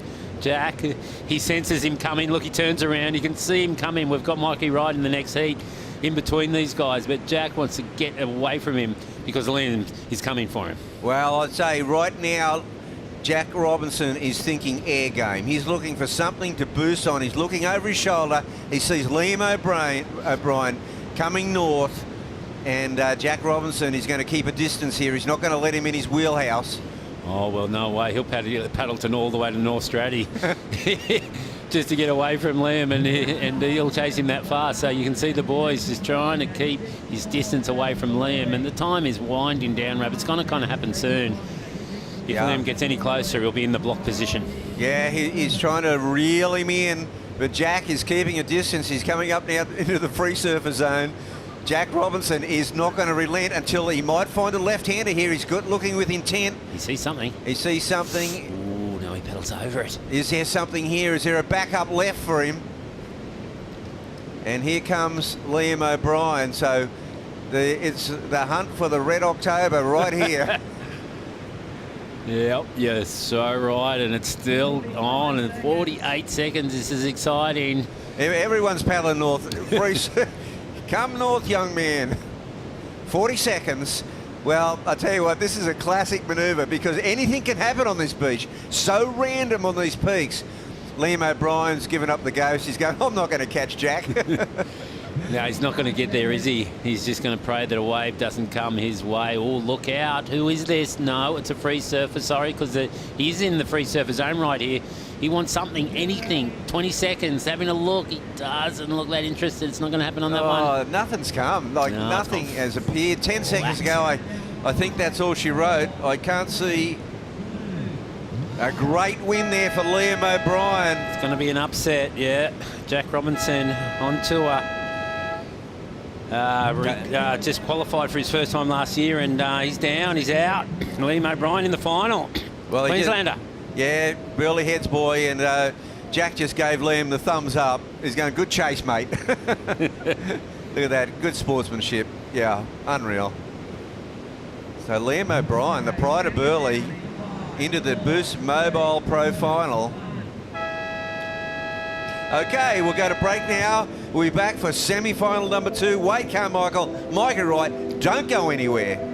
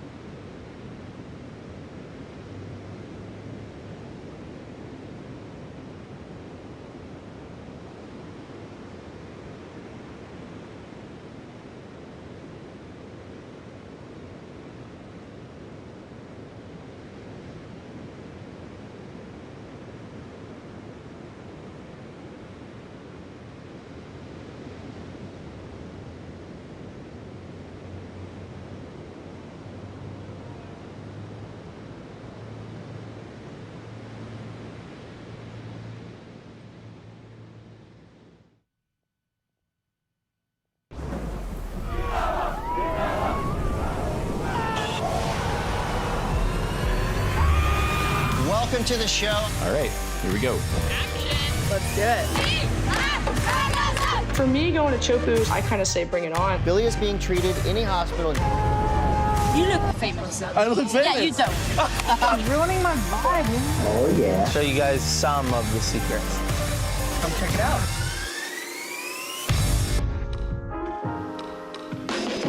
Welcome back to the Boost Mobile Pro here at South Stradbroke, and loving what Dave Preden's doing with the lineup. Welcome, Kieran Perot. Good to see you, mate. All time. Kieran, Bugs, Ockie. Yeah, let's bring it on. Let's do this. We got a rider up, Mikey Wright, deep in that kind of chandelier-y barrel. What do you take of conditions, Kieran? I think we kind of had the best of it. I know, I'm a bit disappointed, to be honest. I thought this was going to just get better and better from this morning. I mean, seeing how clean it was and organised, that swell seemed a lot stronger. Might be just a little bit of a flat spell now. Hopefully going into the finals, it really kicks back in. It could. You know, Straddy's like that. It can turn on and off just with the rips and everything. If it settles down, tide comes in, it might all come together. We won't write it off. That last heat was unfortunate. Jack didn't get many chances. But this heat, Rab, you know, like Wade Carmichael, for me, pound for pound, the most powerful surfer on tour. His forehand snap is my favourite on tour right now. The power gouge that he produces is just epic. Here we go. He's up and riding. Can we see it? Yeah, there's a little taste of it right there. He's just so clean, so powerful, and he just lays that rail so nicely. Yeah, it's funny how you like the power surfers, huh? Yeah, but it's a nice opener for Wade, and look at that, just swooping. And make short work of a section that really has caused a bit of trouble. That surging coming together, Kieran. It's pretty wild out there, but here we go. It is. Oh, Mikey too pulling deep. in again. Yeah. It's crumbling. It's kind of not letting them get that real steep under the lip lake drop that I was expecting, I guess, out of today. So both of them going to have to go to that back foot power. Yeah, they strategy. will. Makes it really difficult, doesn't it, as he cops a big set on the head. You know, just with those different chandeliers on a late takeoff, it just makes it all extra harder, you know, like you can see where you want to be, but usually like just about a half a foot behind where you want to be on those drops. So it makes it difficult.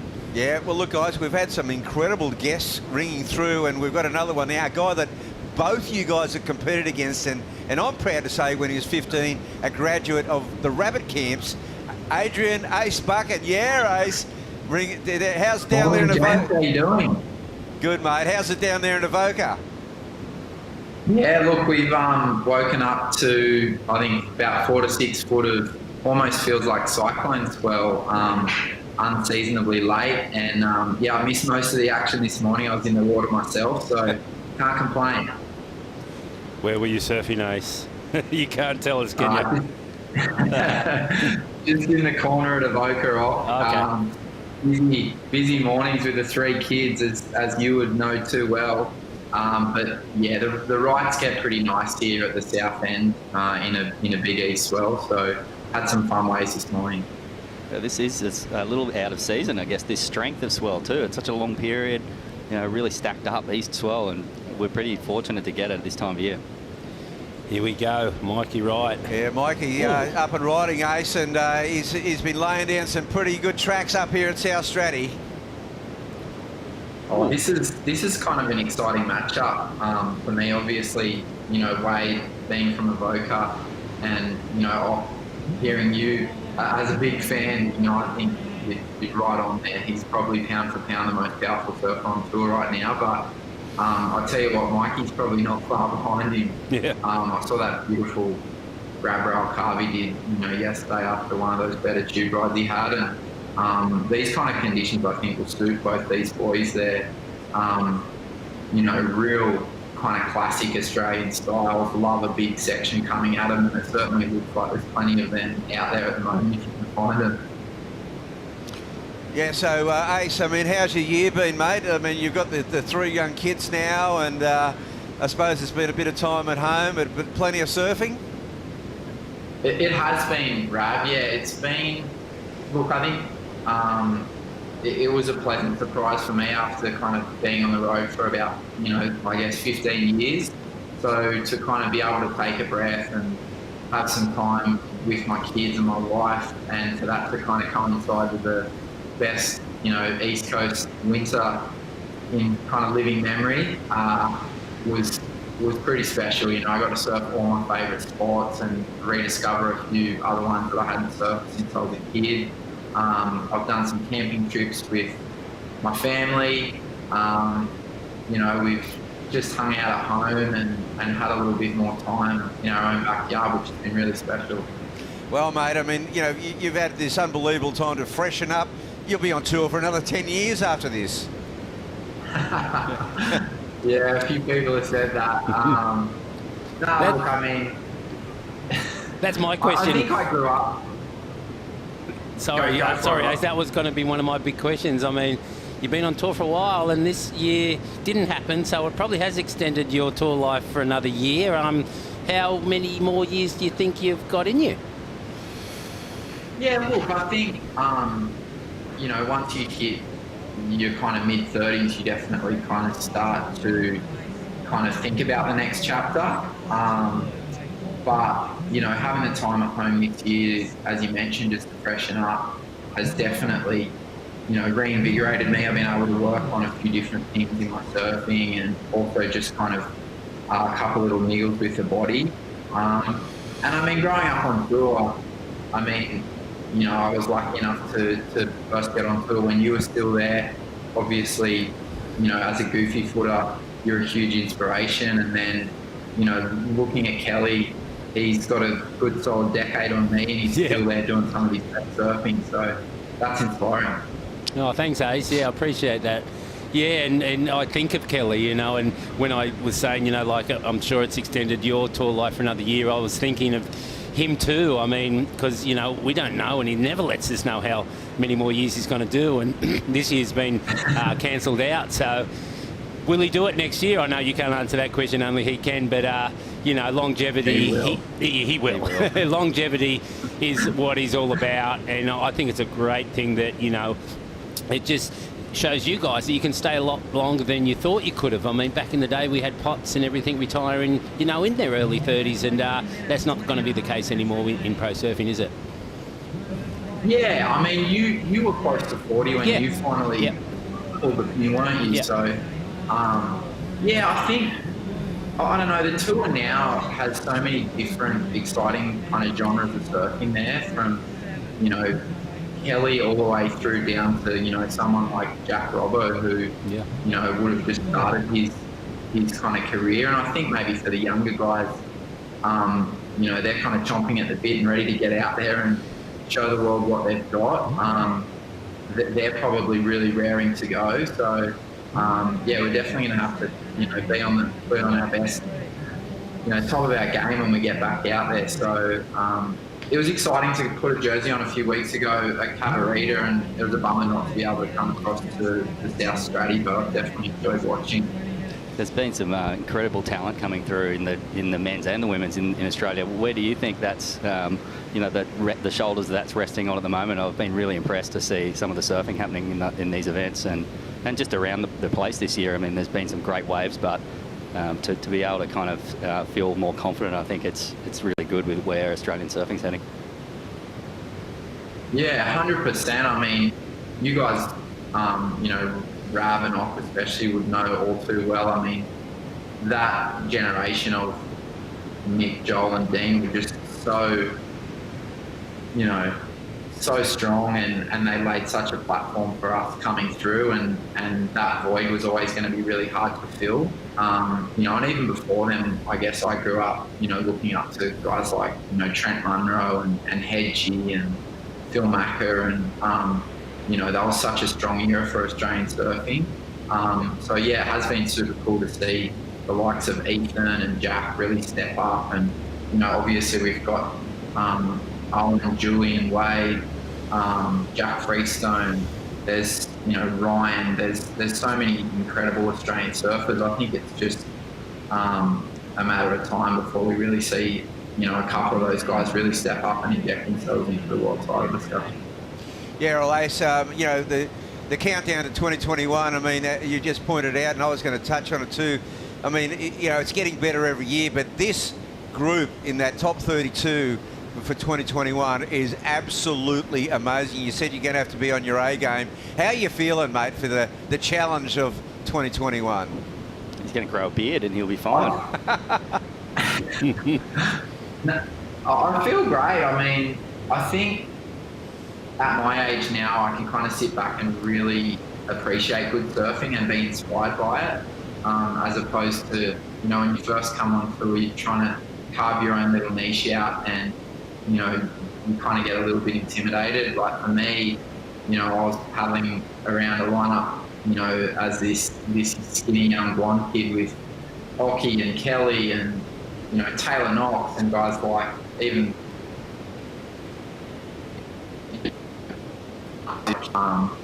yeah, I feel much more comfortable now in my own skin. I know what my strengths are.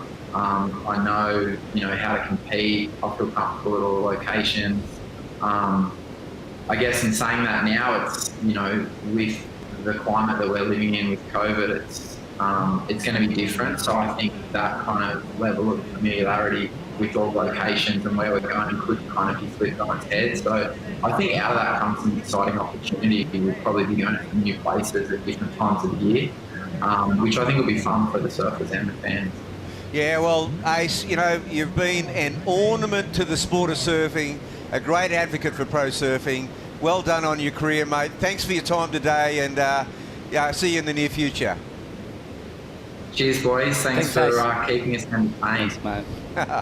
Classic. Yeah, you know, I was thinking about Ace Kieran and Rab, and, you know, he's not going to go anywhere real quick. You know, with those events like Chopu, Pipe, and now G-Land, you know, those events for him, he's going to do really, really well, in no doubt about it, with his tube riding. And not to mention like Snapper and J Bay, where his backhand is just like mechanical. He won't drop off, will he, Kieran? I don't think so. I mean, he touched on it a little bit. I think some of that maturity and experience really helps. I mean, there's incredible talent coming through, as he mentioned. But at the same time, that even that familiarity with the tour and understanding what it takes to piece together, you know what that's like. Yeah. And he certainly has that. He's a really intelligent competitor, and he can win heats when, you know, it might be not expected, but I think he's always got that possibility. He's serving. He's incredible. Good point. Thanks, Kieran. Well, that's very wise words there. Now we'll cross over here. We've got Stacey Galbraith on the beach with Liam O'Brien, who has qualified for the final. Yes, Stace? 1 minute. Thanks, guys. Down here with the first finalist, Liam O'Brien, and you basically nailed the call on the way out, mate. You were going to do what needed to be done. Feel good to do a couple turns?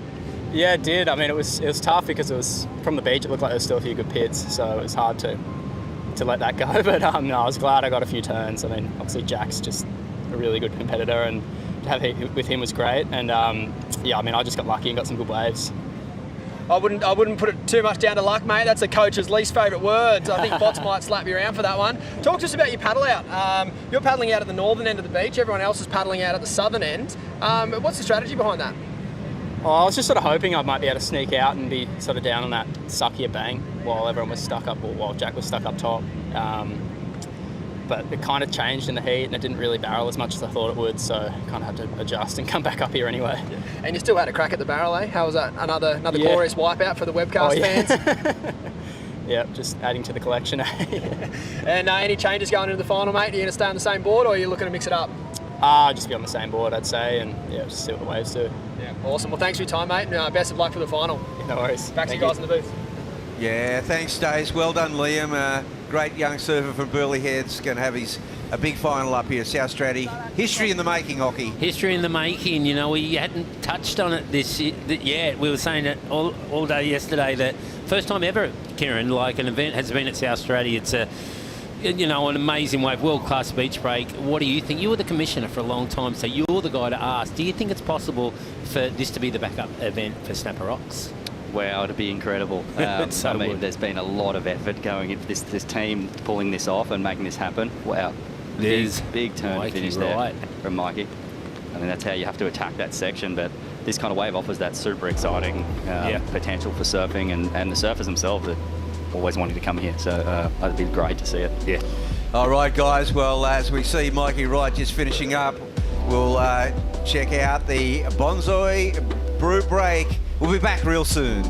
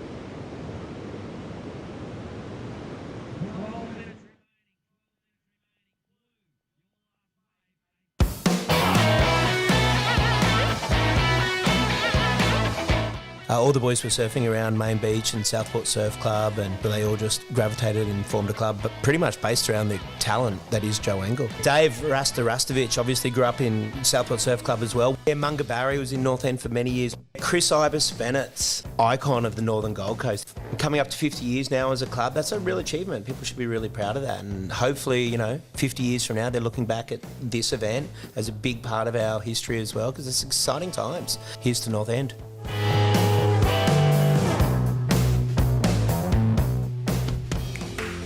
Yeah, well, a big shout out to the North End guys. Thanks for hosting.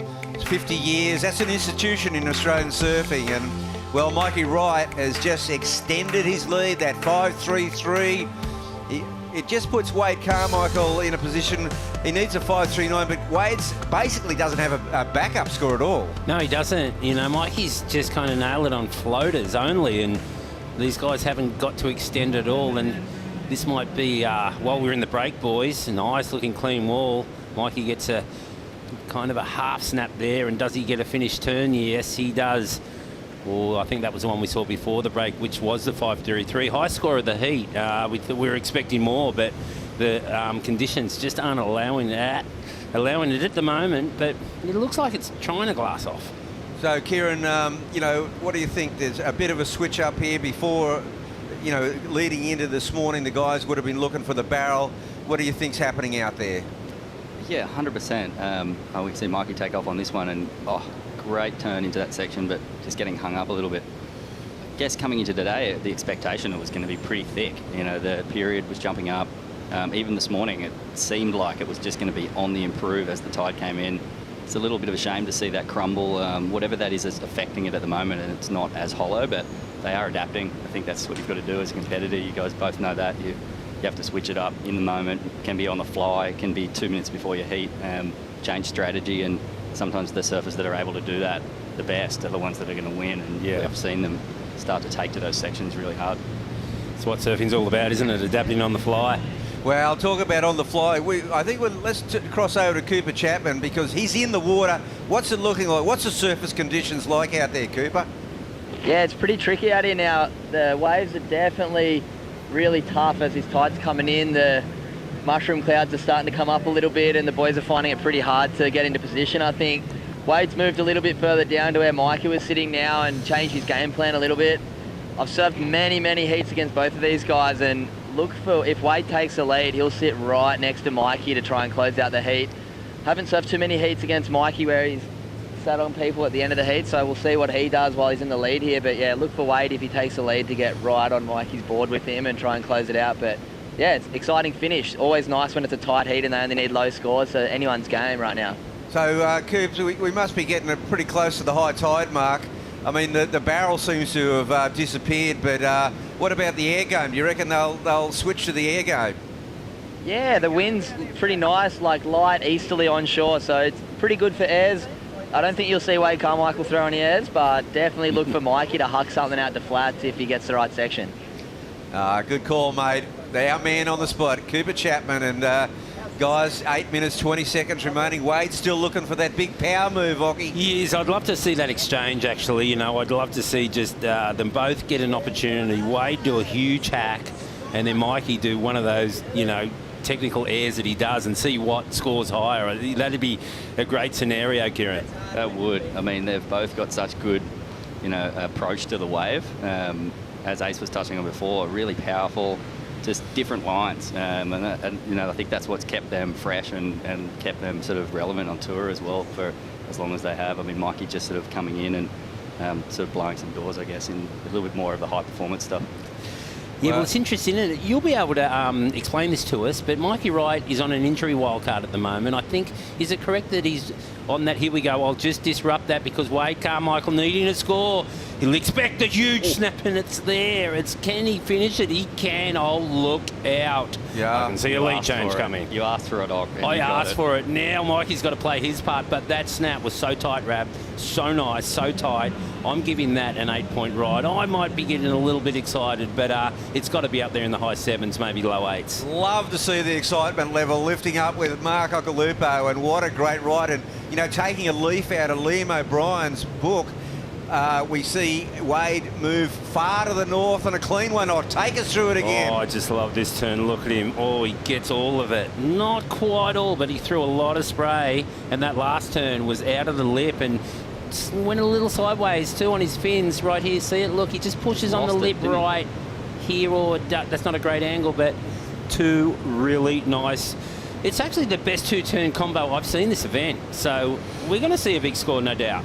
Kieran, what do you think? I agree. I think if he was a goofy footer, he might have got an extra point from you. But, he's done well. We call it 9s, right? Oh, definitely. But he's, I mean, he has such a solid, just super critical in the pocket of the wave approach. I mean, there's a lot of risk in that. Sometimes it doesn't look like it. There is a lot of risk. When you're pushing that hard in that pocket, I mean, the chances of your board blowing out, your fins, you know, flying free or whatever, you are risking that heavily. And he did that on that wave, and I think he's going to be rewarded.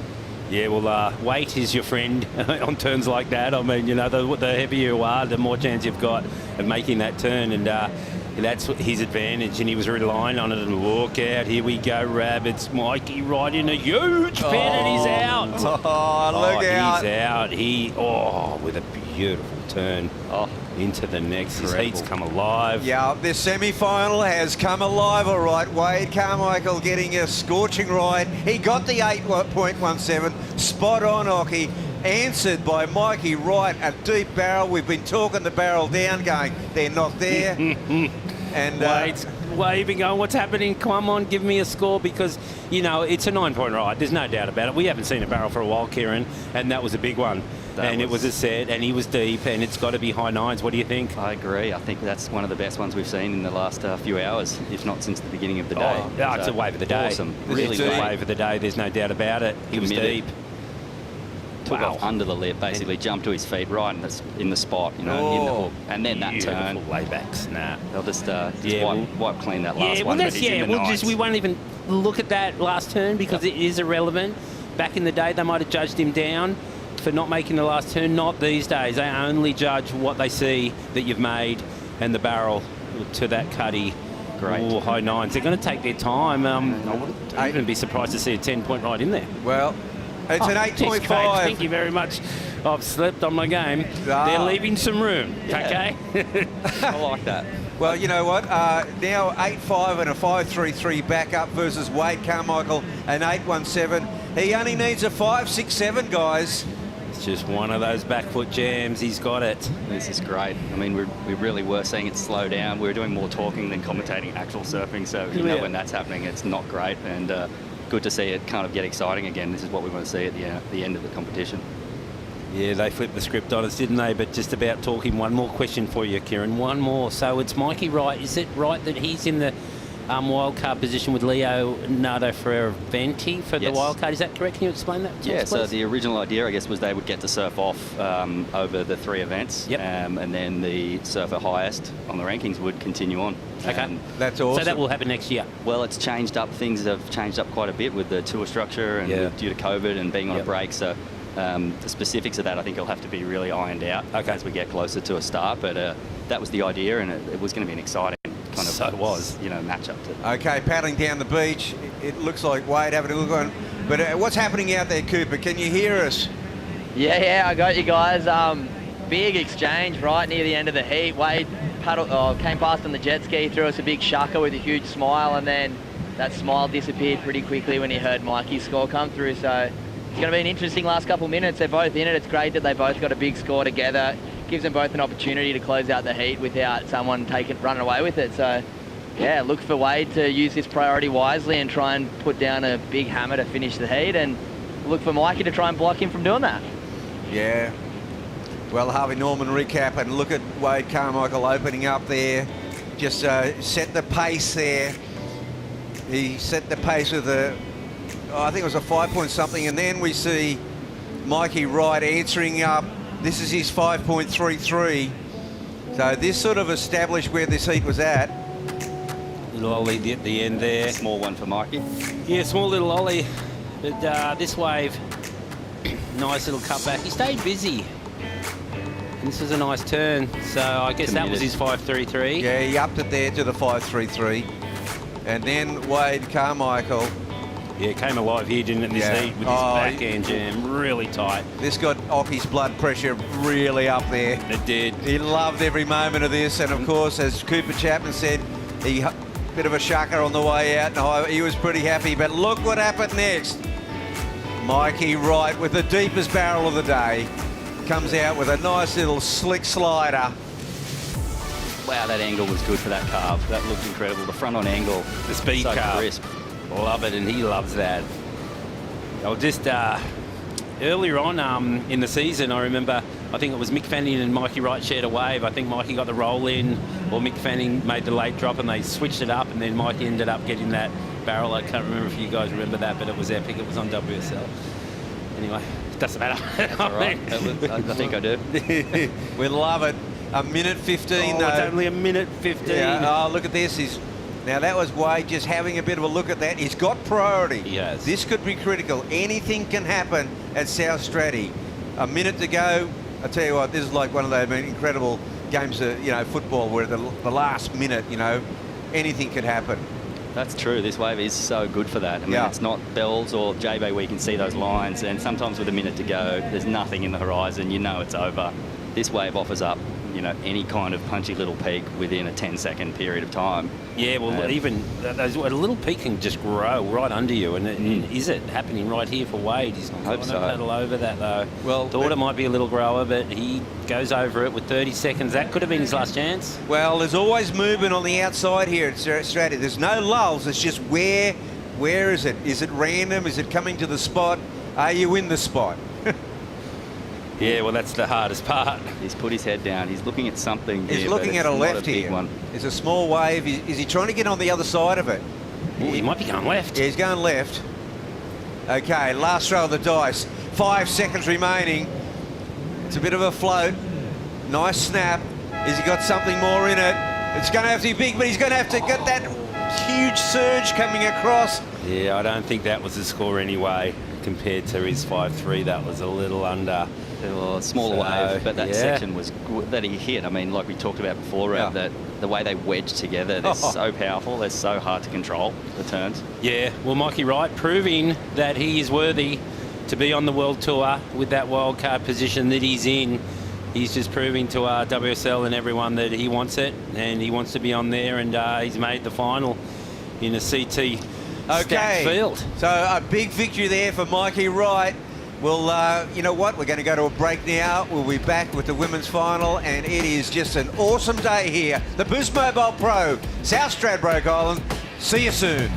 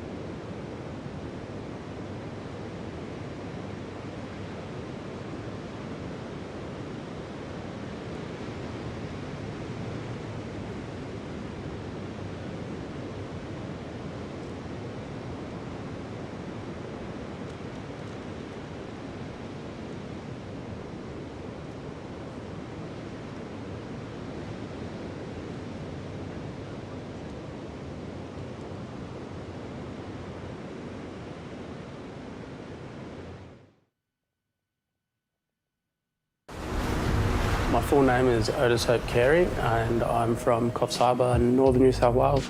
Today I've been painting a body of work called Gargle, which translates into English as ocean. I think it's a really beautiful piece of body of work that fits quite well on the trophies.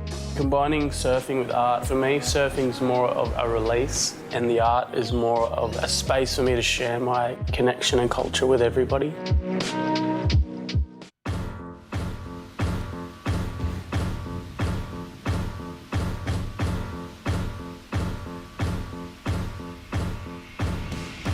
We're back at the pointy end of the Boost Mobile Pro here at Stradbroke Island. Just saw an amazing heat with Mikey Wright and Wade Carmichael. How was that barrel, guys? I mean, like, barrel of the event, no doubt. That was exciting surfing. I was just in the background there, just cheering, wanting to scream, but I couldn't. And Kieran, that would have been good to commentate and talk that one through. Amazing. I mean, it's just good to see that hopefully conditions are starting to, improve. It's starting to get to the top of the tide.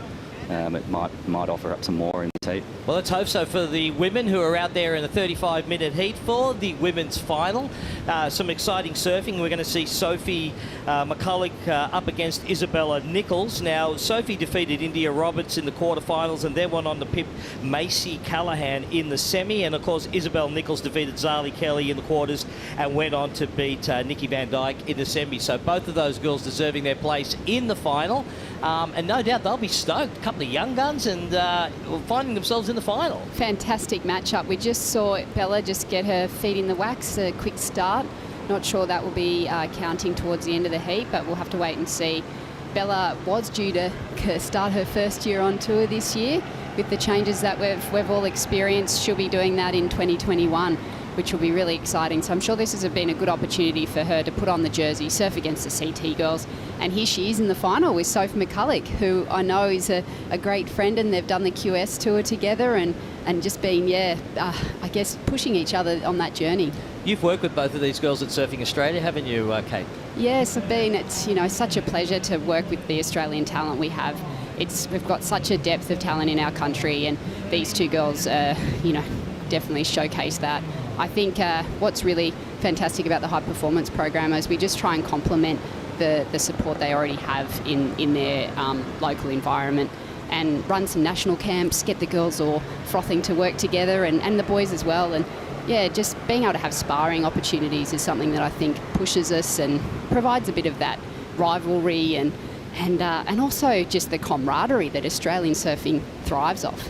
Yeah, you often see that mateship after an event, after a heat or whatever. Everyone kind of, very encouraging of each other and very supportive. And it's a wonderful thing about Australian sport, and particularly in Australian surfing. And I think Stace talked about it earlier with Rabbit. It's such an important thing, and fantastic we have the Olympics to bring in that team spirit. I think our sport is individual, obviously, and once that jersey's on, the job's on. But having that support crew and the energy behind, behind you as a country is going to push you even further.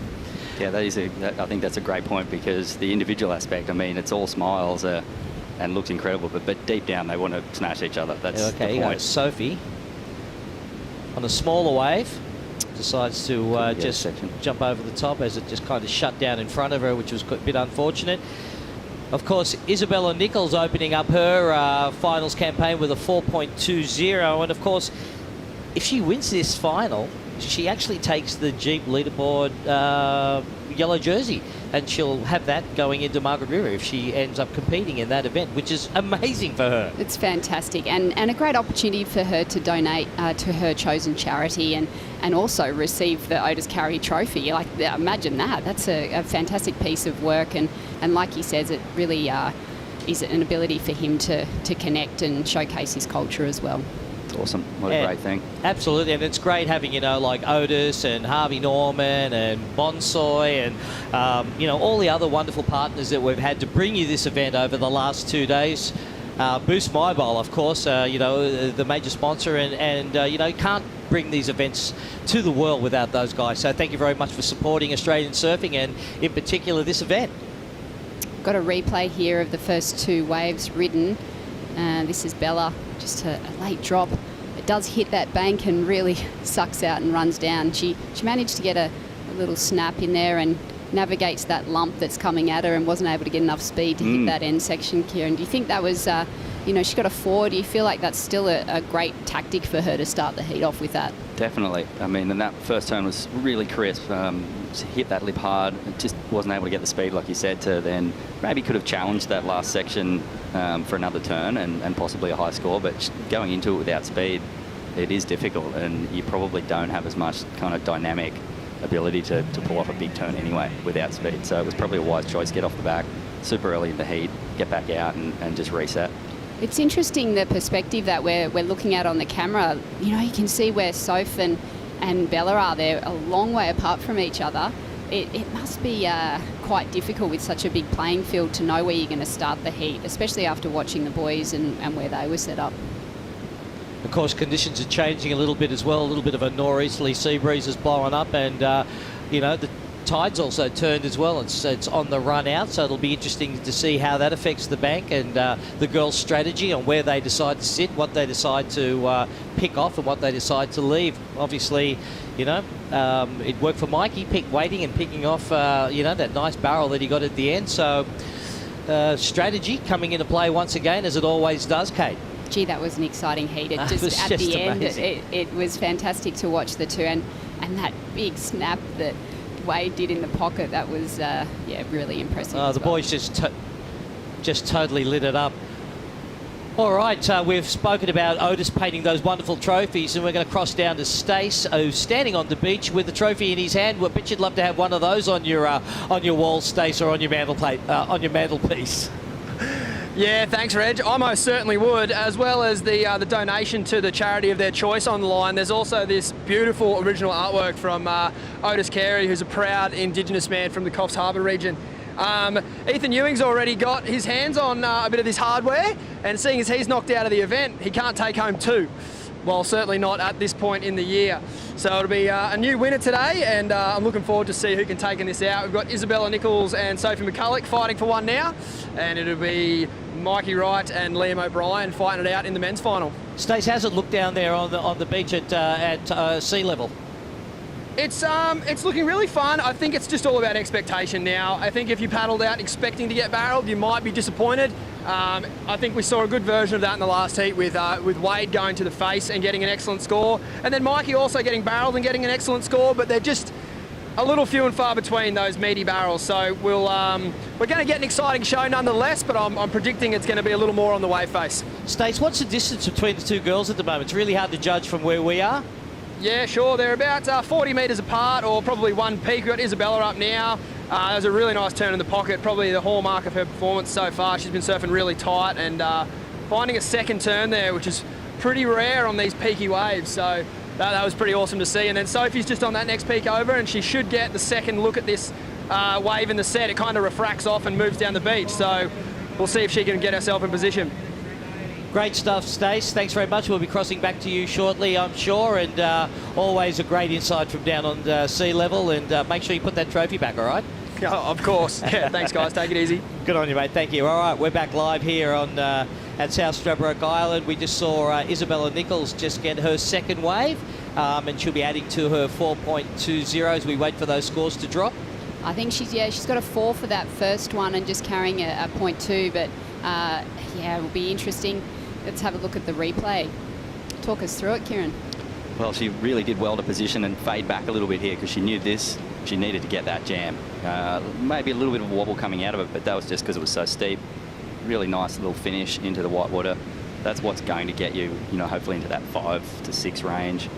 Being able to do 2 turns, or one of those, those big turns we've seen her be able to pull off as well. But good way to get another score on the board at this point. And it is finding those opportunities. That's what it's about right now. It's looking for those waves that can give you more than one turn. That was fantastic, the way that she just, faded a little bit, but was still able to maintain her speed. I think that just shows her skill when you're looking closely at how she navigated that section and got the most out of it. You can see her jumping off the ski now, trying to get into position. She's putting a lot of effort into this, so I know she'd be excited to take the win and take the Jeep leader jersey. Well, she's certainly got a lot to surf for, as all of the women have, but to have that yellow jersey, it's super special. I reckon there'd be a bit of excitement for both of the girls. I know they've had a few heats together and a couple of really significant ones. I remember one in Manly in particular, where Soph was leading the heat and Bella didn't have much, and I think in about last 2 minutes she ended up getting 2 scores and overtaking Soph. So I'd say Soph wants to get one on her at this event. Definitely. They've probably competed against each other much more than some of the older CT girls. Yeah, coming up as juniors as well. Juniors, and so it's great for them to have this opportunity and this platform to showcase their surfing before heading into the full season. It's a great perspective we've got at the moment, just seeing how far the girls are apart. Different parts of the break there, and I'm not sure who's that sitting further north. I think that's is that Isabella? That'd be Soph up north further, and that was Bella just having a little look at that one. Yeah, I think it's a good point, Kieran. Just have to give Soph a bit of confidence in going that she must feel like she belongs on that CT, being able to take a couple of the athletes out, big names, and probably make her hungrier to want to qualify for the tour in 2022. It will be now. Yep, definitely. I mean, look, Isabella dropped a great score, as you were talking about, with just being able to get those 2 critical turns. 6.5, you know, very likely that's going to stay in her 2 best waves at the end of this heat. So now she's got the chance to build on that. Sophie doesn't have much at all. So it really advantage to Isabella. Let's cross back to Cooper Chapman, who's on the back of the Water Patrol ski. Cooper, a little bit about wind and positioning. Yeah, we've just started blowing pretty strong east-northeast. We've got that Boost Mobile wave report. Conditions are going to probably get a little bit trickier for the final, I think. Hopefully the faces stay still clean. Girls are definitely trying to find their spot out here right now. It's looking like it's getting pretty hard in there. It's a bit hard to tell from behind what the waves are doing from in front, but it looks like positioning's changed a little bit compared to the boys. They've moved a little bit further south towards the pipe, and Sophie's tracking a little bit towards Bella at the moment. So hopefully they find some waves in the tail end of this heat. That wind certainly picked up, going to make conditions a little bit tricky for these girls. Yeah, for sure. That wind's definitely picked up. Bella's just blasted a nice turn there. Yeah, it's going to be interesting. I think for the men there might be some air sections coming up with the nor'easter, so look for that. And the girls are definitely going to be able to find some corners with this wind as well. Great stuff, Cooper. Always wonderful to chat to you on the back of the Water Patrol ski, the Red Bull Water Patrol ski, and we'll be crossing back to you shortly, no doubt. Back to the action. Exchange there, or another ride from Bella, where she got dropped off from the ski. Maybe a bit of an advantage. She's positioning herself differently to Soph, and yeah, she attacked that section, and the judges are rewarding that level of difficulty and how critical the sections are. I think she did well to get 2 hits in that one as well. Sophie a little bit quiet the first 10 minutes, but no doubt she's just waiting for her opportunity, sitting at a different part of the bank, so hopefully that strategy will work for her as we watch a replay of Isabella's wave. Really took to that section. That was great. Didn't control it. Not as much speed, being able to kind of drive back into that last turn, but it's still, I guess that's going to be deemed a make. It was far. I think she rode out far enough. We might see that reflected in the score, but it was a good wave, no doubt.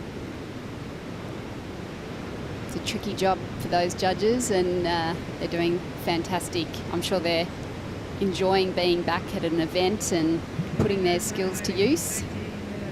With just under 20 minutes remaining, Whistler Sophie chasing a 9.73. So there's Liam O'Brien, just excited, chomping at the bit to get into the final. You know, he's had some pretty incredible results with that second in Huntington. As an example, he's in Sunset. He's had some good success. I'm sure he's really chomping at the bit to qualify for the CT himself. And he knows this wave super well. I mean, he surfs up here a lot. We relied on him for a little bit of inside information and some of the decision making about which days and what it was looking like on the forecast, and he was really helpful, and I think he's going to use that to his advantage. It will naturally just be an advantage in some ways, but then he's up against Mikey, who's an incredible surfer. Fantastic to hear that the WSL are connecting with the locals and the local board riders, and yeah, just all working together. You really can see that wind starting to ramp up. It's just a little bit of a shame. It was always looking like it was going to build from around this time today, but we'd hoped that it'd hold off a little more, or the fact that the tide being high would have actually helped it in some ways. It's not been helpful today, the tide. All right, let's cross back down to the beach with Stace, who's with Mikey Wright. Thanks, guys. Down here with the second finalist, Mikey Wright. How good does it feel to surf every heat in the comp at Straddy? Feels pretty good. It's definitely good to be in some punchier waves again, which is nice, and put a jersey on makes it even better, no one out. Yeah, epic. And you've had a barrel every heat, mate. You must be pretty proud of that effort. Yeah, it's been all right. It's good to get a barrel. Yeah, I mean, I think you're one of the guys in the event who can get a score anyway, and that was a good heat, showing that, you know, Wade got an 8 going to turns and you got an 8 going to the tube. How often are they popping up out there? Do you have to roll the dice, or are you kind of waiting in the one spot? I was kind of rolling a few just to do turns. Went a few less, but just didn't obviously capitalise on them. But yeah, I was kind of looking for both barrels and turns and whatever was there. But Awesome. Mate, some interesting news for you. If you take this out, you'll be tied at the top of the Jeep leaderboard. Who's your charity? So the charity is, it's Cool Eye Preschool down in Coffs Harbour. It's a non-for-profit Aboriginal school down there, and I actually spend a bit of time in there, take Bacon in there, and so it's one that I'll be stoked to win the money for. Awesome, man. Bacon's your trusty dog, eh? Yeah, he's my dog. I probably should have said that, but yeah, he goes in there and the kids love him, and you know, it's good to see how he can, you know, some kids that have troubles and stuff like that, you can really see how the dog just lightens their day. So yeah, awesome, man. I'm sure they love hanging out with you as well, mate. Good luck for the final. We'll send it back to you guys in the booth.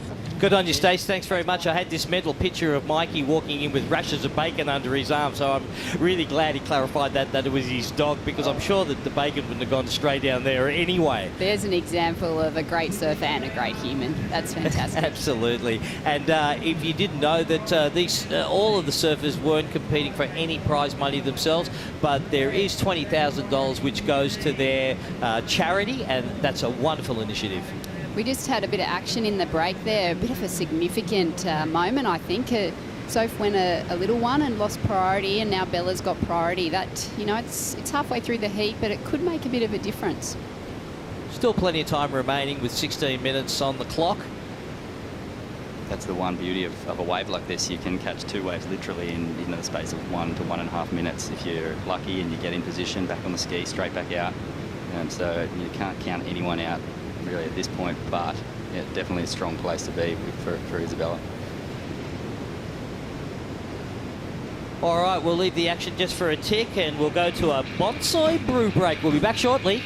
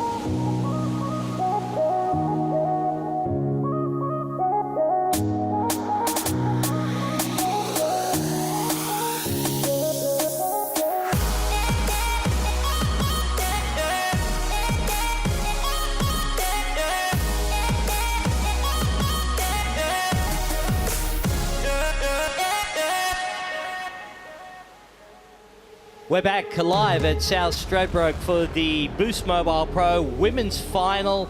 Sophie McCulloch and Isabella Nichols. We just saw a really nice little highlights package from the girls over the last couple of days, and got some nice waves. Oh, and such talented surfers. It's great to see them in quality surf, and you know, WSL have done a great thing of having a strike mission, choosing some good conditions. We do have a little bit of wind for the finals, but you know, it's contestable. Absolutely. Kieran, do you think with the men's final, with this wind coming on, do you reckon the air game will come into play? I think definitely that'll be an approach for them. It's with 35 minutes, they can also afford to take a little bit of risk on some waves that they might not have otherwise looked at. Kind of build up that speed, really just go for that one big turn, whether it's an air or, you know, I'd like to see Mikey throw his big layback into that last closeout turn. But I would say that's their strategy. Liam, great in the air, and they'll be pushing each other. Like Liam said in his interview earlier, just on the beach before he went out for the semi, you know, he was asked, are you going to be going for turns, barrels or airs? And I guess there's, like we said, there's a lot of options that they can be going for, and it'll be interesting to see their approach, and depending on the way the waves turn in the next 12 minutes. So I think they've had to move the buoy around out the back. If we cross over to the Red Bull Water Patrol. And Cooper, what's going on? Yeah, we're just moving the buoy, mate. The tide's getting a bit higher and the anchor, I think, has come out, so it's been drifting in the wind a little bit, but we've picked it up and we're going to drop it back out in front of the lineup, and yeah, tide's moving it. See if you can bounce around on it a bit, mate. Big jumping castle out here. A bit of entertainment in between the girls actually waiting for waves. Whee.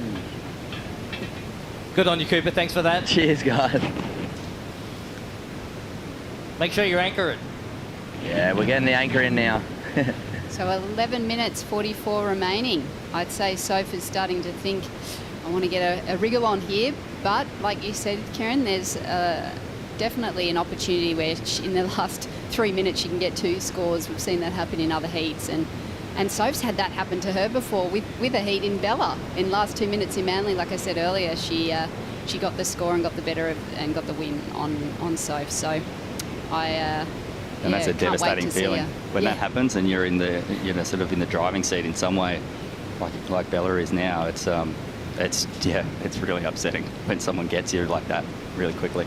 It just goes to show a 30-minute heat or a final, and a lot can happen. She got a really convincing lead at the start, and you've got to maintain that focus, don't you? It is sometimes tricky if you get a bit complacent or got a couple of scores on the board. You've really got to keep that focus and come back to what's important right now. Well, with just over 10 minutes to go, Sophie's certainly got her work cut out for her. She's chasing an 11.07, which is a couple of waves, and well, we don't know whether they're going to turn up for her or not as we watch Isabella. She looks like she's sat on that rip, and whether is she trying to get Soph to move over to there? Is it a bit of a tactic, or maybe that's where she got those last couple of waves? Just right off the corner of it, sometimes you can get lucky and it can really stand up in the rip, but then you get the clean face as it runs off. I think she was kind of hoping to get a little bit more out of that, but obviously didn't do it for her. Both these girls, I'm sure, have done a lot of heat drills with their coaches, and I think, they've done some scenarios before where they'd have to get 2 waves in 10 minutes, so they're both definitely trained and ready. They've put a lot of hard work and preparation into this event, and so now it's just, hoping that the conditions and the waves come to you. Well, if you just joined us, fantastic surf action been going on all morning. We're in the women's final of the Boost Mobile Pro. We've got Isabella Nichols and Sophie McCulloch out in the water, just under 10 minutes remaining. All the work in front of Sophie at the moment, and of course if Isabella takes this one out, she'll wear the yellow jersey. We had a big moment just there, Reg. She ended up paddling for a wave and lost priority again. So there's 2 errors that have just happened in the last 15 minutes for Soph. It's going to make it even harder for her. I'm sure she's a bit disappointed with what that's just happened then. Do you think nerves are playing a little part in that? Oh, I guess nerves are fine, but if she's not able to sort of be focused and her decision making's a little off, then it definitely could be what's happening. Sure, and being a little out of rhythm, it seems like she's just not on the spot when those sets are poking up on the bank, and Bella's been much more in rhythm with the ocean, so that can dent your confidence, I guess. I think we're one of those unique sports, aren't we, that have not just got the preparation of all the technical side of things, the tactical and strategy, but you've also got these things like rhythm that happens with the ocean. There's not a lot of sports that have that going on, so you don't hear about football and the rhythm as much of the environment that you're in, yep. But in the ocean that is a really big part. So we'll cross over to Stace, and it's got a little bit on that loss of priority, mate. Yeah, thanks, Reg. And look, it's a hard one to digest when you're actually in the heat, and you as a surfer, or you're coaching someone and they lose priority. You generally want to kick the ground, but And a day like today, I really don't think it's the end of the world. If anything, it can kind of bring you in on the bank a little bit, and you might end up stroking into a little double up. So I think the key to getting out of this tricky situation for Sophie is to try to sit underneath Isabella and try to get a little bit away from her, because certainly those smaller waves have some good shape. Wonderful insight there, mate. Thanks very much. Yeah, very true. And I think, you know, earlier we saw Soph do just that and then copped a set on the head, which was put her out of position. So it is such a tricky one to know. And here we go. Bella let her get this one, and that's probably why. Bit of a closeout. Just punching straight through the face of that one. Well, that is true. It's a shift in strategy now for her. I think it's just catch a wave that she can get somewhere in a 4 to 6 range score, and then that gives her a shot with 7 minutes to go. She'll be well back in the heat and have a chance, hopefully a priority again, to pick off a better wave. In your coaching role, Kate, how do you prep your surfers for this scenario? I think, you know, like I said before, if you're able to practice it in training so that when you are in those pressure moments, it does come a little bit more instinctively. There's so many things to consider, and like Stace said, with this sort of shifting, kind of scrappy sort of conditions happening, you can sort of give yourself that little bit of belief and confidence that, yeah, you might be able to just jag one, which is what happened. Sophie's just done that beautifully there. Just couldn't get that second turn in by the looks. That was a good idea, though. Get a little left, and she got one nice turn. Well, Kieran, you said that was the thing to do, just grab a little one and get a couple of points, and then hopefully reduce that deficit down and make it a little bit more achievable with just over 6 minutes remaining. Definitely. I mean, it's always a lot easier from here to tell them what they need to be doing. And we're just trying to pick apart their kind of mental state, I guess, and understand what's happening for them. It's the last heat of the event, so they're no longer in this, you know, chasing, advancing. It's come down to the wire, and sometimes even just that mindset shift is difficult when you're not used to it. And they've competed a lot. They've a lot of experience in the tank, and I'm sure in different heats where they've been in similar scenarios, they can draw off that knowledge they gained and the things that they have been working on the off season. But it does come down to that bit of instinct, and here we go. We've got Liam paddling out for his final. Yeah, two of the standouts of this event, no doubt, Liam O'Brien and Mikey Wright, and it'll be a fantastic final. And of course, Bugs and Ockie will be back in the chair to bring you all of the action live from here at Straddy. Looking forward to watching that one as well. Absolutely, but at the moment, 5 minutes remaining. So Bella's got the 6.5 and a 4.57. Soph has the 1.7 and a 0.77. So maybe that one turn just, I don't know if they've scored that yet. There's Bella on a really late drop, having to get into that really quickly. It really stood up in the rip, that wave, you know. And now another one, a bigger one on the head for Sophie. But she has priority, still with 4.5 minutes to go. It's not the end game, that's for sure. Definitely not. She's got plenty of time. Well, not plenty of time, but enough time. That was a little bit reminiscent of Dino this morning, dropping down that face and jumping out of the lip. He did so well, though. It was like he decided to come in a little bit and try and chip shot into one of them, and then it was just, it hit the bank and threw him off the roof. I was in the unlucky position of having that on my head as I watched him jump. Here we go. All right, Harvey Norman heat recap. Love the way that she just held that speed throughout that bottom turn to get into that section, and then finishing it off nice and cleanly. Good start.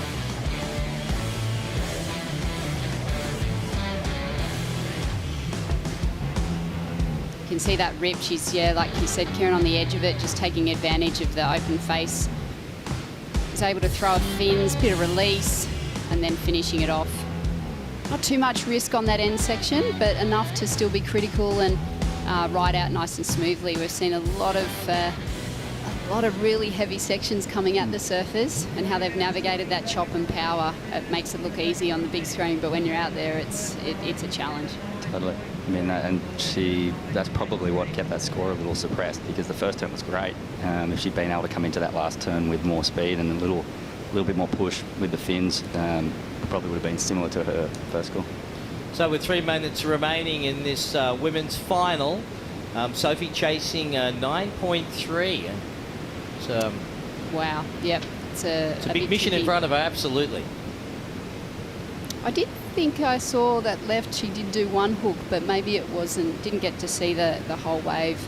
Maybe we'll see that a bit later on, but it wasn't enough to go into a top 2, or it was the 1.77. So here we go. We see Bella taking off on another one. She's really making sure that she gets into that critical section of the wave, and the judges have really sent out a clear message. That's what they're looking for. They don't want, they want you to choose the critical sections and really they're looking at the level of difficulty. And it's becoming more difficult, I guess, with that wind. So finding those sections that you really can commit to, not as easy. Time ticking down, guys. 2 minutes remaining. I like her strategy, keeping busy, just, trying to see what opportunity she can manifest.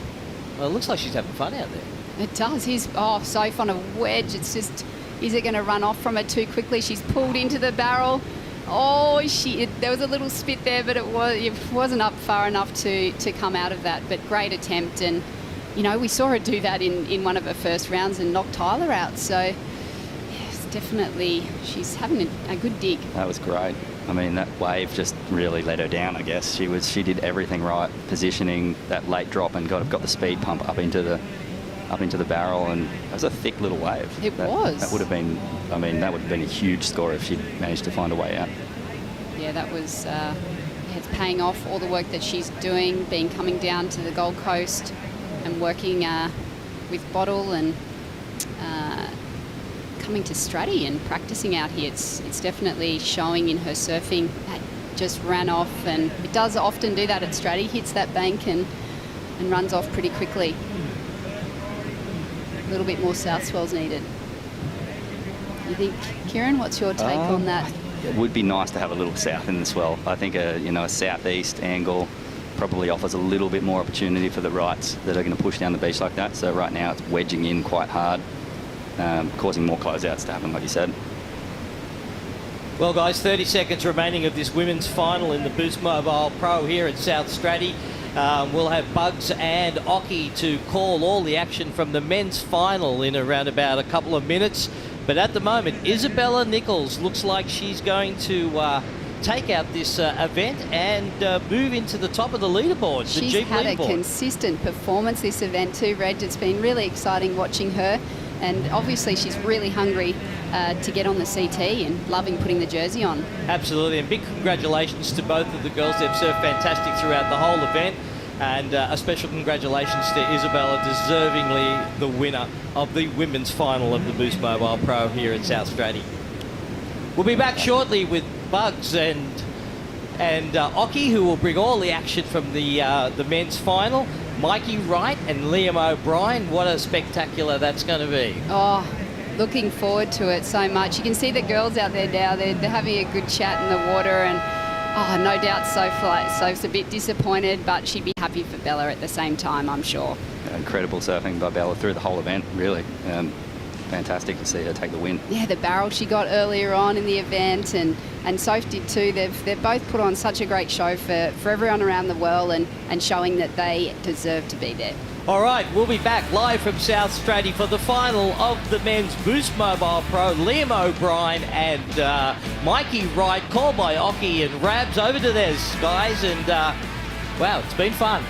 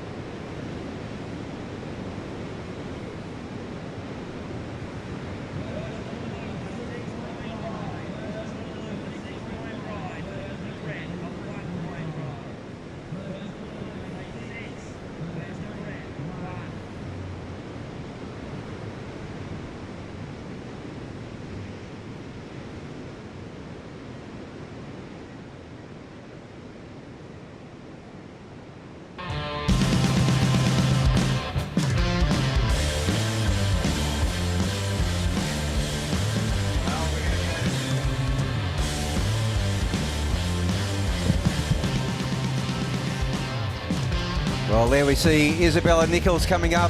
A big victory there for Isabella. And we'll cross to Stacey Galbraith. Stace, victory on the beach at South Straddy. That's right, thanks Bugs. I'm down here with the winner of the Boost Mobile Pro Gold Coast and the new Jeep yellow leader jersey holder, Isabella Nichols. How's that feel? That's crazy. Coming out of that quarterfinals in Cabaret, I thought I had no chance whatsoever to take the win, and luck went my way and I'm over the moon. Such fun conditions, challenging but fun, but that's how we like it. Yeah, it was awesome, and you had a couple of spectacular rides as well as a couple of spectacular wipeouts. It's all part of a hard day's work. Oh yeah, like I said yesterday, I think I'll be having to have at least 50 showers this afternoon because I have sand literally everywhere. So yeah, I think my stacks were better than my waves, so yeah. I wouldn't be so modest. I was really enjoying how you kind of you stuck to your guns and your turns. You're surfing really tight in the pocket, and I think the judges appreciated that, and certainly looked like it worked well for you all contest. Talk me through it. Are you looking forward to WA? There's a good chance we might try and rattle that one off. Oh, WA, I went there for the first time, Margaret River, at the start of this year, getting ready for the CT event.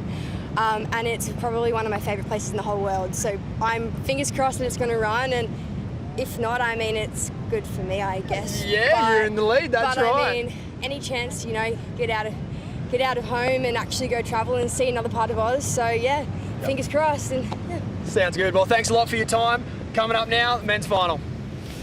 Thanks, Stace. Sorry.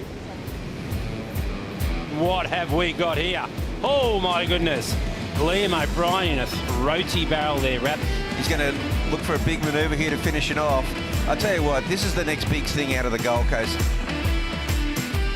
There he goes. There we Pretty can see sick. Mikey. Looked like just a little sidewinder. Well, he's turned this into It's got a something. huge double up. Oh my God. Now that's turning nothing into something.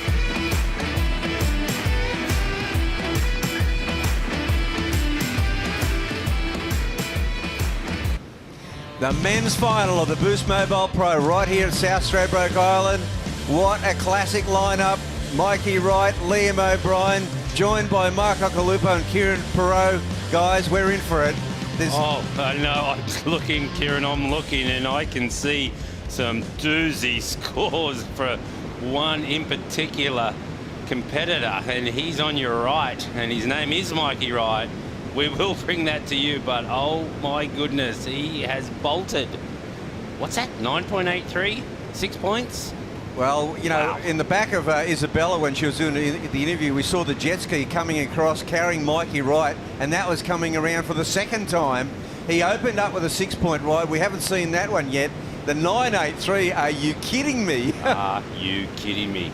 In the first 5 minutes. Probably was less. What a way to start. What a way to start, and I can't wait to see what happened. And look, he's looking again. Is this wave doubling up? No. Wow-wee. Is that the highest score of the event? It may well be the highest score of the event. Yeah, well, there was a 9.67. I know that. A 9.83, I'm pretty certain, is the high score. Best wave of the contest. That's official. What a time to get it. The pointing end of the tournament. The Boost Mobile Pro Final. Wow, Mikey Wright laying down the gauntlet. Here it is, the 9.83. Oki, we haven't seen it. Oh, I'm Take excited. us through it. Don't worry about that, as Daryl Eastlake would say. Look at the huge drop from Mike. He pulls in under the curtain, disappears and comes out with the spear, that trademark kind of rail grab cutback, and makes the floater. But that wave was big, Kieran. Enormous. That was a big wave. On that the wave takeoff. was like an 8 foot. Can we see it again? That was all of 8 foot on the takeoff, Rap. That did look like Super Tubus in Portugal. Here we are, South Straddy, and it's been about a 4 to 5 foot day, and suddenly a double overhead classic barrel. What a keg. He is clicked in rhythm, isn't he, with the ocean? He is definitely plucking those ones. There's not many of them, and he's on every one.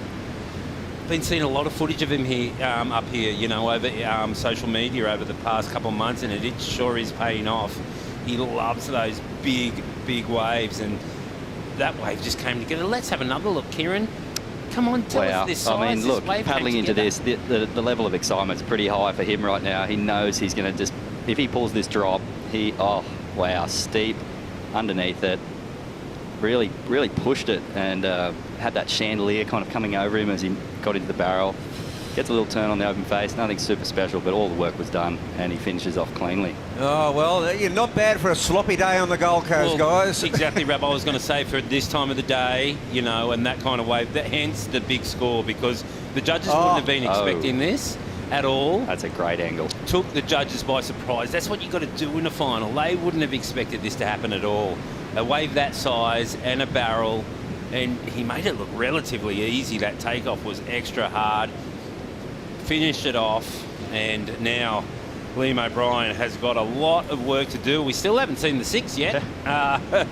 Which is a good score. Yeah, well, yeah, I mean, a couple of 6s could have won this, I thought, but Mikey Wright has proved us wrong. Here we go, live action here. 2-turn combo, not making it. Yeah, we'll have to have a look at that 6. Actually, what? He made it. I think he's going to go Burke. He's going to go Burko, guys. Mikey Wright is just going to go on a tear right now. He's really proven his worth on tour. You know, he had that good year when he qualified, and WSL did give him, you know, a couple of wild cards, and he ran with it, didn't he? He got the results with the wild cards, so the wild cards kept coming, Kieran, and he had that good year first up, and had the injury last year, but you know, he's sitting in line to the injury wildcard, and he's worthy of it. You know, he's so exciting, isn't he, Kieran? He is. He's got something about his surfing that's unexpected. You know, you don't know what he's going to do. John, another good example of that. I love when he takes off. It's really a little, you know, a bit of tingle, and you're sort of waiting for him to do something that you're not expecting at all. And guys, I mean, we know that Liam O'Brien's got Jay Bottle Thompson in his corner. I think I saw Troy Brooks on the beach with Mikey a bit earlier today. So there's 2 former CT surfers, and here's his 6 though. Mikey, right now, this is within about the first minute of the final. So yeah, nice green looking wave too, isn't it? It's a beautiful section. Oh, extended floater, and as the kind of it seemed like a backwash hit it. Didn't even make the second turn, but that first turn they loved. Extended. Feels like a kind of a wobble came into it, but it didn't bother him. He was always going to make that turn in his own eyes, no matter what the wave done. And look, it's a big double up here. The boys are looking. Now, think of the psychology at this point, though, because Liam O'Brien is out there with priority. He knows his opponent's got the highest score of the whole tournament, a 9.83. He's already got the 6-point backup. Is he going to be just super selective now and wait for the all-time 9+, or is he going to try and chip away? What do you think, Kieran? God, that is a good question. I think he has to chip away. I think if he sits and he waits for it, it's not going to come to him if that happens. I think if he gets in a good rhythm, if he picks off a 6 or a 7, then he's going to put himself in a better pattern. It's nothing worse than at this point thinking, I've got 24 minutes, I'll wait 15 for a wave. That just doesn't work, I don't think. Yeah, I agree with you, Kieran. It kind of won't. I mean, that was a rare wave. The chances of that happening again, are slim. Rab, definitely 2 7s can win it from this point. Well, or maybe 2 high 7s, I guess. But that's probably a more realistic approach than waiting for that to match a 9.83 would be. He's kind of put Liam in a kind of a false sense of security. I mean, he's not secure by any means, but like Kieran's saying, he probably shouldn't wait for that, Rab, you think? Well, it's a reverse role, isn't it? I mean, we saw Jack Robinson really waiting for that really special wave in the semi-final. Liam got busy. He came up to that northern part of the bank that he's favoured well. And Mikey, just as he walked down the beach, really had a stride to him. And here on the beach, we've got Stacey Galbraith. And we're over there at the Mikey Wright camp. Stace, what's happening? Bit of excitement? Yeah, thanks, Bugs. There's absolute froth everywhere in the Mikey Wright camp at the moment. We've got Troy Brooks, T Mac, Tim McDonald, Sam Griffiths and young Lungi Slab, and they're all pretty fired up. But they're all professionals, and they all know how good Liam is, and they know the job's not done, so they can still got the game face on. It's definitely not over yet. Well, yeah, mate. Well, there's a bit of coaching pedigree in Mikey's camp there. Certainly, he's picking them from all angles. He's got the wisdom of Troy and then the local knowledge of Tim, who's arguably ridden one of the best waves ever paddled into here at South Straddy. So he's using it all to his advantage right now. And here he is up and riding, still going for the win. He's attacking it, and I think, you know what they say, Bugs, the best defence is attack. Yeah, it's going to be attack. Thanks, Stace. Cheers, mate. Thanks, Keep boys. on it. Woo.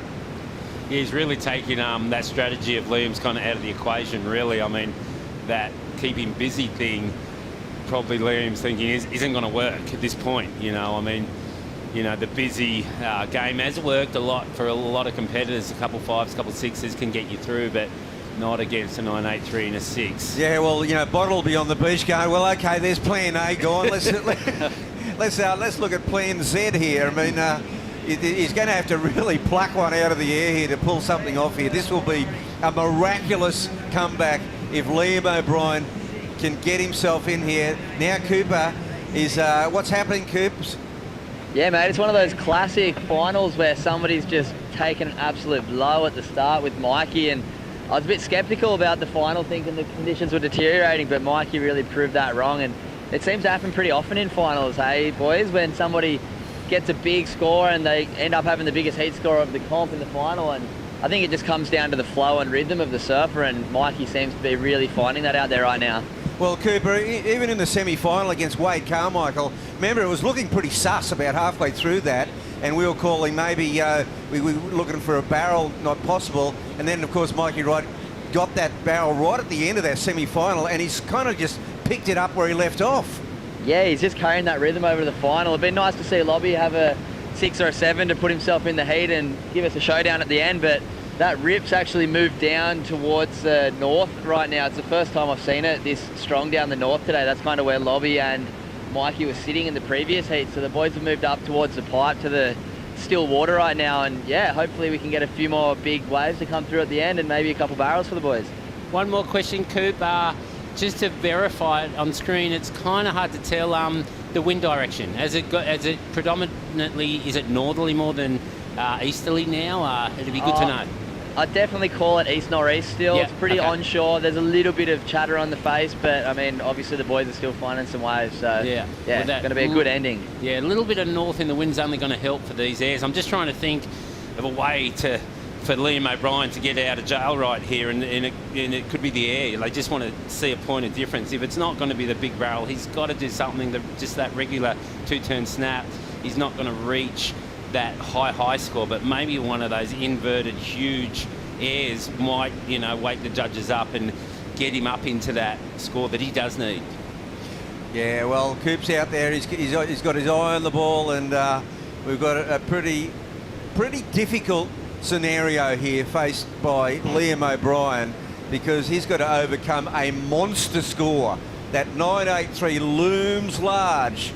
Of course, if Mikey Wright wins the Boost Mobile Pro Final, he will be tied with Ethan Ewing at the top of the leaderboard. So that means we will have to go on with it, Kieran. Or at least one more heat somewhere down the line. That would be great. Mikey's got all kinds of surf-offs coming up. He does. Rab, you've got something coming up. I wanted to touch on it all event, but just real quick, you are running for the seat of Burleigh. Explain that to us and what's going on. Oh, look, mate, I mean, when I took on the ASP, I as a CEO and the president, I said, look, you know, it's time to serve the sport. The sport's been so great for me, and now, you know what, I want to be a community crusader. So I want to, you know, do my civic duty and, you know, try and get into Queensland politics, into Queensland Parliament, represent the people of Burleigh, and you know, it's an awesome thing for me to do. I'm not the retiring type, Bock. That's so cool. Yeah, and you just gave me goosebumps. I'm voting for you. You've got my vote. To have a person like you in that seat, making decisions that we all need environmentally in every way, it'll be fantastic, Rab, and good luck to you. Thanks, mate. And here we are, Mikey Wright. Oh, he's sort of lost his footing there for a bit, but if he gets a second move in here, he might be looking at a bigger score than the 6, but hard to say. That a loss of control along the way there, Kieran. Yeah, and good to see that he's just pushing every turn. He is not holding back, and nothing better than a surfer who is peaking in the final. Yeah, that's what you want to see. We'd love to see Liam also, you know, at least be able to pull himself out of combo. But watching Mikey push his surfing like that, that's what we came for. Well, yeah, I mean, he just is so different, doesn't he? Like, completely different to any other surfer, you know, that I've seen, you know, because everything's different. Every turn's different. You never know. I don't think he knows what's going to come out of each turn, but that turn was nice. It was crisp, it was tight, and how's that bottom turn? He got that much speed out of it that, you know, he slipped off the back. I mean, there wasn't much of a section to work with there, Rab. No, and look, the other thing too is, like, look at the whole Wright family. We had Kyla Wright, two-time world champion. She was the you know, had the Jeep leaderboard going for a while there. Isabella's now taken that role. We had Owen Wright, just a stalwart, finished last year number 9 in the world, and has always, at different times, been a contender. Now we've got Mikey Wright. It's an unbelievable family of surfing. It's crazy, yeah. We haven't really had the triplet thing, have we? You know, we've had the Lopez's and we've had the Hoes, and there's always been a, you know, a brother or a sister or a couple brothers, but not 3 of them. And all very different in their approaches, their style of surfing. Different. It's great to see, great for the sport. I just hope Liam doesn't go to sleep here, you know. He just knows that he needs a big score. I haven't seen Liam in this position yet. I know he can be patient, Rab. Let's hope he doesn't get too patient, because it's probably not the way to go here. Well, we're halfway through this men's final of the Boost Mobile Pro, and Liam O'Brien yet to strike a match here, because his opponent has laid down the gauntlet in the first 5 minutes of the final. Well and truly got him into combo. Now, you know, early in the final you get 2 ways you're in combo, usually not trouble at all. In this case, big trouble. A 9.83 has, you know, I think the plan A and plan B are out the window, and I think Liam actually is going to wait for something special. That's what I'm feeling. It looks like it. Yeah, it really does. Kieran, what would you do? Wow, I mean, it is time ticking away. I guess he's just hoping. It would be nice to see him catch some waves and just get some, you know, some opportunity in a few big sections. He needs to throw 1 big turn and he could pull a 7 or an 8, no problem. But the more time slips away, the more difficult that's going to be, more pressure on him. Yeah, I guess Liam's not thinking that way for all of us, you know, and everyone watching. We want to see a match-up, but Liam's thinking, I'd love to give it to you, but I'm going to wait, because you know, a couple 5s ain't going to cut it for me right now, especially after waiting this long. You know, earlier you did say chip away, and that's probably going, you know, getting slimmer and slimmer as the time winds down, Rab. Yeah, well, now we're going to over to the other camp now. Stace Galbraith, he's in the shade down there. He's in the Liam O'Brien camp. And first of all, we've got Mikey Wright up and riding before we get over to you, Stace. And Mikey, he's gone the big Hail Mary on that. So what's happening? How's the vibe over in Liam's camp, mate? Yeah, as you can expect, the vibes, it's not as rosy as the Mikey Wright camp, but I still think there's a lot of hope, and as there should be. Liam's probably one of the only guys in the draw that would actually come over here when the conditions are like this. So as far as local knowledge is concerned, he's perfectly primed to pick apart this lineup and still pull out 16 points, which is obviously what he's going to need if he wants to take this thing out. Yeah, and it'll probably, you know, for sure it'll be a little bit more subdued. I see Bottle down there, and he's, you know, going to document everything that happens. This will be also a great training session and for a later analysis. Liam has had a great tournament, though. Yeah, he's been absolutely on fire, one of the standouts of the event, and yeah, similar to Mikey, he can do it anyway. He can do it in the air, he can do it on the face, or if he can find one of those tubes, we've seen he's talented enough to pull that off as well. So I'm primed for a close finish. Well, he's going to have to pull something out of the bag. Good one. Stay on it, Stace. Anything can happen. Anything can happen. I mean, I still have hope for Liam, for sure. I mean, a nice, solid 7-point ride would put him back in it, you know. The 6, you know, it's a good backup. It has been a good backup the whole event, but, you know, he's a little bit vulnerable, I guess, you know. Well, drop another 8 and it's lights out, but at the moment, you know, there is a little tiny opening for Liam if he can get a good solid 7. I mean, how many times have you seen, say, Kelly Slater? I've seen Kelly Slater in a combo situation at pipe. I've had him in a combo situation at pipe, don't worry. Oh, beautiful. And don't worry about that. I won't forget it, Rabba. It was the year I won my world title. It was a semi-final, and there wasn't a whole lot of... Oh, there was backdoor, but obviously I don't go that way. But I had him in a combo. I had a couple good lefts, and I was just kind of playing with my nails and thinking I've got the world champ, and all of a sudden, 10 points, bingo, right at the end of the heat. Yeah, I was done. Yeah, he can do that, and he would be able to do that out here. It's great to see, and it's just one of the things that he's got. That's why they call him the greatest of all time. They do. Okay, well, as we get down to the 13-minute mark, we'll come back to the men's final in a minute. The Bonsai Brew Break are coming up. We'll be back soon.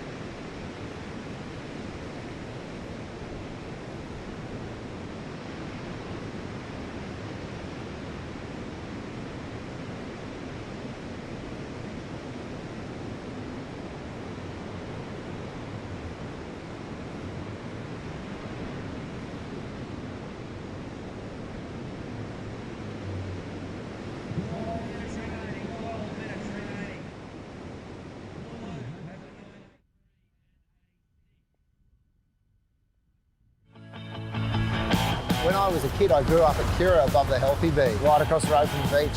Each and every day, you're just ringing each other. What's it like out front of yours? What's it like in front of yours? And then just go surfing. It is our place because this is our home. We love people coming to the Gold Coast, sharing our beautiful beaches, sharing our nature, and look at this. Like, where else in the world are you going to get somewhere like this? I want to show the coast off and show its top thing and bring them all to our place and just show them how good it really is. Well, welcome back to the men's final, the Boost Mobile Pro. We just saw two of the Gold Coast finalists. We did. Yeah, Mick and Joel, and enjoying their retirement now. What a classic careers they had. And I just want to touch on a few things, guys, because as we wait for another wave here, bit of a resurgence, some new blood from Australia. Obviously, Kieran, this is the WSL Countdown. Part of there's events happening all around the world, but in 2021 now, there's some Ethan Ewing's come back for a second go. Jack Robinson has qualified. Young Morgan Siblick, Connor O'Leary is back. It's looking pretty healthy. It's incredible. I mean, I was really blown away. Cabarita was a great example of that, and I think even just the surfing coming into that event from Ethan, and Jack in particular, I both thought they have just gone to new heights and new strengths. Their bodies look stronger. They've kind of really picked up their game in the last couple of years, and I'd put them well and truly in the top 10 and potentially title race conversation. I agree with you. I really do, Kieran. Because Brazil's just throwing so many, new guys at us, and Italo is the one. And I mean, just match him up with Gabriel and Felipe. But we needed a guy like Jack Robinson and a resurgence of Ethan Ewing just to match that, and I think we have. So it's great for Australia, and I think, definitely world title. They'll be in the race. It won't take long. For Jack Robinson especially, I don't think it's going to take long for him at all. And if Ethan can just, get 2 good waves per heat, which his first year on tour, Kieran, he was getting 9s, but no backup. I think if he can, get that kind of savvy going, I think he can be in the world title contention too. Well, look, we haven't had much going on in 2021, but I wanted to go through, Ockie and Kieran, yourself. I mean, you guys have been in the top 10 in the world. As we see, Mikey Wright is on his forehand. He's coming around this section. It's getting a little bit choppy on the face out there. He's out of there. Just going through that top 10 this year for looking for 2021. Italo Ferreira, world champion. Gabriel Medina. Geordie Smith, he was right there to the end. Felipe Toledo, ready to strike. Kolohe Andino, the best of the Americans, number 5. Kanoa Igarashi, probably the most improved surfer in the world. Now, John Florence, number 7, but not a true indication. He had that incredible start to the year, won two events, then injured, probably 7, a bit of a low ball where he should be. Kelly Slater still there, number 8 in the world. Owen Wright, a perennial, and Jeremy Flores. What a great top 10. Definitely, and the silent one is John. He had that injury, so and stayed in the top 10. He's going to be dangerous next year. The world title next year is going to be a hard one. It's going to be very deserved. The one that's going to win, because especially after a year off, they're going to be so hungry. Everyone's been working on their surfing. No one knows really. They have been throwing those clips out there. Italo will throw it out, Gabriel will throw it back. John lately has been throwing some. That's the only way we've been finding out how good they've been surfing, which is great to have social media. But I just dare say, put our Aussies in the mix, and it's going to be one really good world title. Wow, here we go. Liam O'Brien. He's awake. He's going. Gee, I tell you what, it's tough when you sit for that long, isn't it, guys? Sometimes, you sit that long and then you hit the button. How many times have you done that? Hit the button, you flick off. There's the wave you should have got behind. You waited 18 minutes. It's just part of sport, really, but it's good to see him going. I mean, there's still 7 minutes remaining. We've seen him go into a flurry of action, and I think he just needed to get in some kind of rhythm. We would love to see that happen now. I mean, that was his second wave with only 7 minutes to go, and look at Mikey's tally. He's up in the 9. He's had 9, and he's just been taking opportunities and trying to make them work, even though he's had the big scores. More difficult for Liam at this point, but he needs a 9. I mean, nothing looks like a 9 out there right now. I mean, that's just where you're in that full sense of security, because nothing out there is looking like a 9, and that's what he needs, Rab. Okay, well, you know what? We'll watch this replay here. It's really not going to add much to the scorecard. But let's see the man who would know if there is a 9 out there, Cooper Chapman. He's in the water now. What's happening? Is it a bit ruffled? Yeah, mate, it's one of those heats where you kind of tell the coaches would have told the boys to try and get a quick start with conditions deteriorating, and Mikey did just that. And yeah, I think it's going to be very, very tough for Lobby to find a wave at the end here. But I mean, anything's possible. He can chip into one of those close to perfect waves that Mikey got at the start of the heat. But yeah, I'm not seeing much out here right now, but anything's possible. We all know what surfing's like. Here he goes. He's up and right in, quick in and out. Rab. Yeah, that was just, I think he just wants to get moving, just move. You know, we'll move away from Mikey, because it looks like Mikey's scoping him out. I mean, that's pretty hard yards when, there we go, a air rotation. That's pretty hard yards when you need a combo with 5 minutes left and he's going to sit on him. I mean, you know, that's really rubbing salt in right there, because with no points on the line, Mikey's getting... yeah, he's getting nasty, it looks like, if he comes and sits on him. Well, Mikey's competitive savvy has just gone, you know, strength to strength, I think, in the last couple of years. He went from being that incredible free surfer, but he's adapted to competition and knowing sort of what he needs to do, and still while kind of keeping that wild side, which is pretty cool.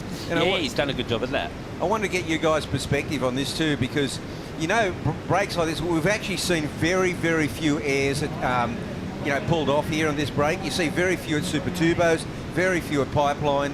You know, there's certain breaks that are just so powerful, it's hard to do them, but it hasn't stopped Italo Ferreira in those sort of breaks, has it? It seems to be the point of difference with him. No, it's true. You're so right. I mean, him and Gabriel, but in conditions like this, you know, he would be going high for sure, Italo. And with, you know, and it seems like he just, you know, he's not thinking about the injuries that he might get, or is he that confident that he knows he's going to get those landings and nail them? Because the reason why they're not doing them in waves like this is the landings are just so dangerous, you know, and that's where you can take yourself out.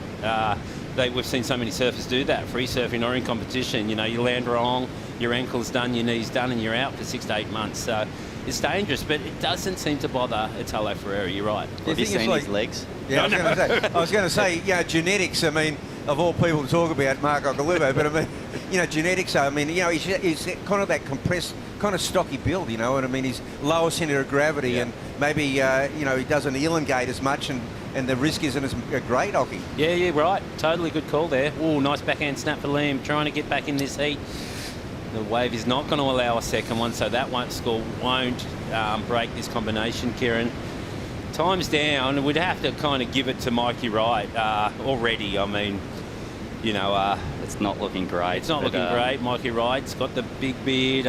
He's got a small window here still. I mean, this next minute and a half is pretty crucial. He needs to get off the ski and into something that he can hug a big air and pick up that 6.5, get himself out of combination, get a little bit of excitement. Yeah, for sure. And I like your positive thinking, but I'm thinking the only way that's going to happen is if he stays on that ski, roves the line up and steps off onto one of those bombs, because it's hard out there, like, you know. Well, I'll tell you what, it looks like Mikey Wright, he's got the Ned Kelly Bush Ranger beard going, and it looks like it's highway robbery out here today. He really did. He really did steal it, you know, in the first 5 minutes. Yeah, good to see. It's been a great event, boys. You know, I mean, it's so good to see surfing live again. You know, we've had the Countdown series all over the world. We saw it in Europe. Italo won the one in Anglet. Federico Moraes won in a great final at Ericeira. I think we've had the pick of it, though. You know, we've had the waves here, and obviously when you get the good, powerful waves, you know, you get the good surf and you get the big barrels, and we've been lucky enough to get the pick of this Countdown series so far, and take my hat off to WSL for bringing it to us. You know, I touched on those top 10 before, but sitting at number 11 is, of course, Julian Wilson. Now, Julian had a bit of a quiet year last year, but I can tell you what, he's got to be in the title frame again, hasn't he? Definitely can't forget him. Yeah, that's another Aussie that we've got hard to add to the mix. Yeah, we did forget about him, and we've got the recap here. Yeah, well, look at Mikey Wright. Here's the 6-pointer. One big manoeuvre, netted him a 6. And looked like it hurt almost at the end. That last turn, and here we go. We've got the big bomb, 983. Huge wave. huge. I'll tell you what, this, the highlight reel from the Boost Mobile Pro is going to look pretty spectacular. I mean, as Mick Fanning, and here we go, Liam. Well, he had to go for something huge, but as Mick Fanning said yesterday to York, he said he rated it about a 4 out of 5, Stratty style, but still, we're getting near perfect scores. It's a pretty amazing venue. Oh, it sure is. It's totally worthy of a CT, this venue, and a great backup spot for Snapper, we were talking about before. If possible, I know it's a much bigger event and a much probably harder thing to pull off. I think it's possible. But here we go, Liam O'Brien. What can he do? Quick snap with 1 minute left. Look at the speed he's got. Let's see what he's got. And he nails a turn, and maybe he can get him out. Maybe that might get him out of a combo just to be respectable. That could. I think that was good 2 turns. Smaller wave. Mikey's first turn on that 6 was he just unleashed. Yeah, he did unleash, and it was a big free fall drop out of the lip there. But that could be a 6. I mean, you guys can do maths better than me. What score would get him out of a combination? 584. 584 wrap, straight on the money there.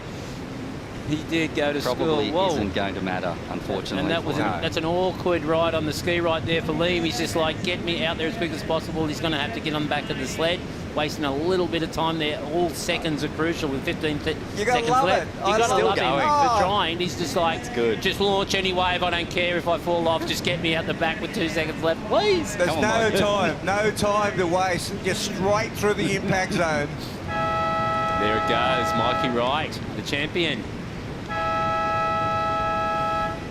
And Mikey Wright is our Boost Mobile Pro Gold Coast champion. A historic win here at South Stradbroke. What an amazing tournament for Mikey Wright. He goes to equal first on the Jeep leaderboard. That's my calculation. I hope I'm right.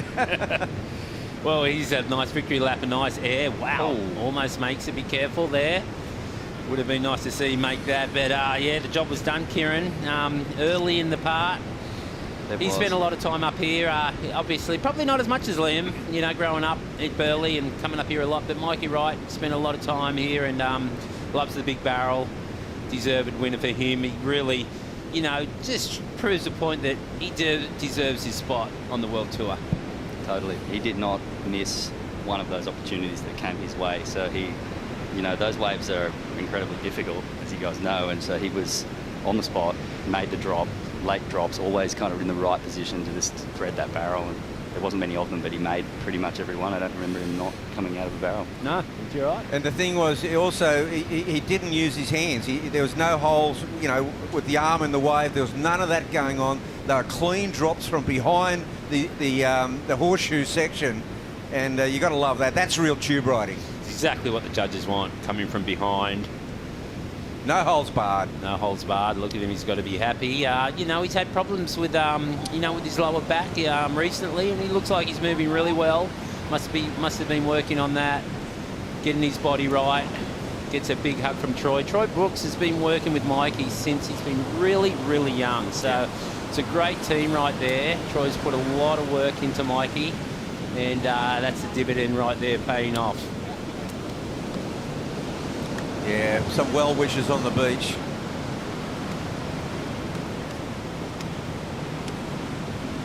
Yeah, it's a small crew, but I tell you what, it's been a spectacle, and all the folks at home that have watched on 7 Mate, those that have watched on worldsurfleague.com. It's been. Hope you've enjoyed the show. We've got the post show coming up. They're like, he's asking me, you got to cheer me up? And the boys are like, yep, well. There you go, matey. Come on, boys, get into it. There they go. We haven't seen a chair for a while. No. Yeah, this is great. Oh, wow. Yoo-hoo. Is that uneven? Oh, look at that. There's our Victor, Boost Mobile Pro champion. And, he's got to claim it. I love the claim rap. He said big crowd. Yeah, no, well, we haven't got the crowds, obviously. It would be packed out here. I mean, it's not easy to get to. People would have been probably swimming over the river to get here if they were allowed to. Yeah. But, you know, he's got to claim it because it's the first event ever at South Stradbroke, and we've touched on, you know, that this could be a great backup event for Snapper. Kieran, you know, those days where the swell's south, the wind's west, and Straddy's pumping would be a great backup event. And This guy, 100%. I mean, we've been super lucky this time. In that window when Snapper typically runs. Yeah, you know, in that early win. But yeah. As Mikey Wright enters the winner's circle, we'll cut over to Stacey Galbraith. He'll have a chat with our champion as Mikey just hydrates there. Mike, thanks, Bugs. Just getting him on cue here. A lot of support, lot of love for Mike. Hey, brother, on this side, mate, there we go. The champ, the Boost Mobile Gold Coast Pro 2020. Like a true professional, mate. You saved your best performance for last. Talk us through it. Not much to say, really. Just went out and, you know, got another barrel, as you said before. Made sure every heat. But, yeah, no, it was fun. Just kind of sat down in clear water and, yeah, just let him come to me. Yeah, awesome, mate. It's with Ethan going out early, you're actually sharing the ratings lead with him in that Jeep yellow jersey. Pretty happy about that? Yeah, it's not too bad. Bit of a change from the blue? Yeah, no, it'd be nice. Yeah. Talk to us about your equipment, mate. Like I know on the screen sometimes it doesn't just give away how intense that wave can be out there. Talk us through your 983 and the entry to that wave. I mean, you're one of the best paddlers on tour, so from my angle you made that look pretty easy. Were you feeling excited, nervous? What do you feel like when a wave like that pops up to you? I don't know, you just you don't really think about much when it's coming to you. You just make sure you get to your feet and knife it well, and yeah, I just made sure I stayed a bit higher just because it's a bit crumbly, and yeah, just rode it out. Yeah, awesome. And as a star-studded field, I know it's only the Australian contingent, but surely this must give you a lot of confidence going into next year. We were chatting off air about a lot of people have had the year off. You've actually had about a year and a half. It must feel good, mate. Yeah, well, I actually I didn't serve a heat from until like I think it was like April, end of April last year until Cabba. So I've had an extended time off, which has been nice. Did a heap of fishing and hunting and just enjoying it and getting the body right, and now it's back to being pretty good, and yeah, excited for what's to come. Awesome. Well, mate, the body and the mind and the board and everything's looking really good, mate, so best wishes for the next round. We're off to the post show, and stick around, we'll have the presentation coming up after that. Cheers.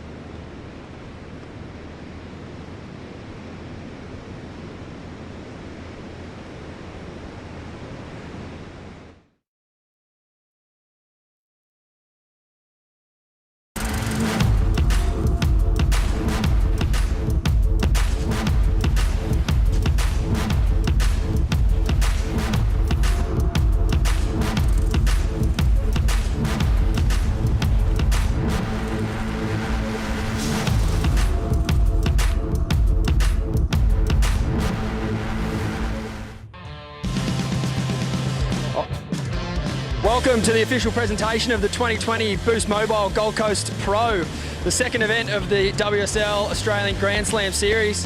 Firstly, I'd like to pay my acknowledgement to the Quandamooka Yulabaraba Aboriginal Corporation. Thanks for having us. This is the first live event broadcast at South Stradbroke Island.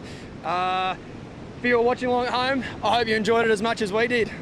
Special thanks to our title partner, Boost Mobile, and also our strategic partners, Tourism and Events Queensland, Australia's Gold Coast. On top of that, we'd like to thank Harvey Norman, Bonsoy, Jeep, Hydro Flask, and Red Bull. Special shout out to the North End board riders community. Thanks for having us up here for the last couple of days, boys and girls, and also the other locals that let us have their break for a couple of days.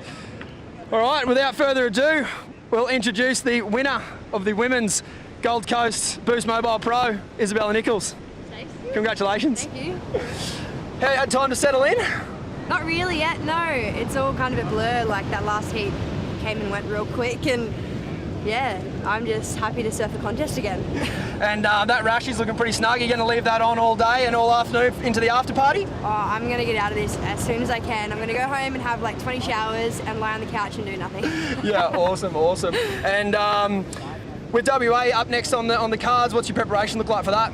I think just continuing surfing. I might even continue coming here because I feel like there's a lot of water moving here as there is in WA, so it's probably a good training ground, I guess, and just getting amped. Yeah, and a new guard in that final. Obviously, you mentioned before you paddled out, you were a proud Sunny Coaster to share that with Sophie. How do you see the future of Sunshine Coast surfing? Oh, there's so many really good girls coming up. Even like when I was at Cool and Board Riders, it's just crazy. Like there's more girls out there surfing now. Sophie's been ripping all event. Keely, Dimity, like we had all Sunny Coast first heat as well with Keely and Dimity. So it's going to be awesome. Yeah, it's cool to watch them all progress, and it's going to be rad. Epic. Well, it's my absolute pleasure to hand it over to Renato, who's going to present you with this amazing piece of artwork from Otis Carey. Take it away. Cheers. Thank you. Well done. Well done.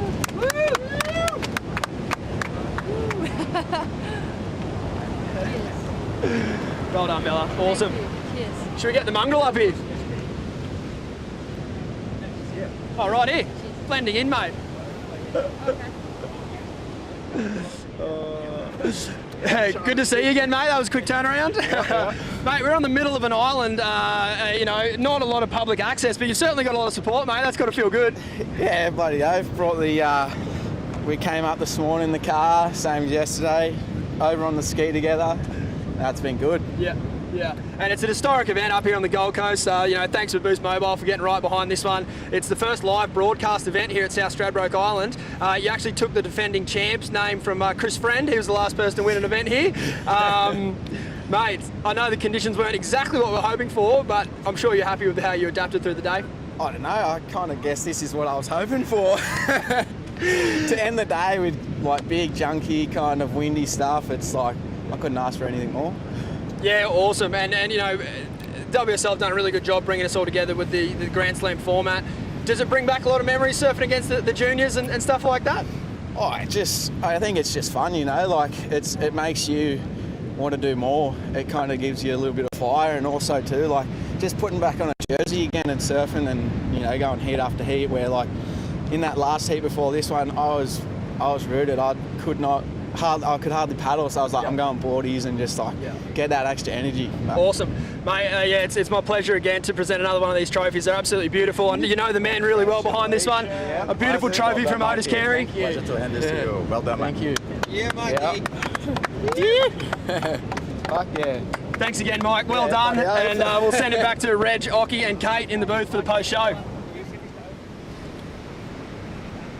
Yeah, thanks, Stace, for that. Good job. And wow, there's a very stoked Mikey Wright and Isabella Nichols, both deserving winners. Kate and Ockie joining me for the post-show. Fantastic for Great those guys. trophies too. Look at that, big smiles on their face. It must feel quite different getting these trophies and awards with no people around. Yeah, for sure. It would feel different. But a trophy just stays there, doesn't it? You know, the proof's in the trophy, really. I've only really kept a couple of my prize trophies since my competitive days, but that would be one of them, and it's a beautiful trophy. We had that heritage heat, and Marco got one of those, and I was quite jealous. They look really nice. I love Otis's artwork. He's been doing sensational artwork for Billabong and for many people, famous people lately. Chris Hemsworth to be named one of them. But yeah, well done, Otis, on the artwork, and well done to those two. I mean, guys, you kind of the script got flipped a little bit. The new guard coming through, you know, the CT guys, you know, and girls kind of went down early, and the newcomers kind of shined, didn't they? Yeah, wonderful opportunity for those guys. We're going to take a little break now and catch up with Otis a little bit more about those trophies, and then we'll be back.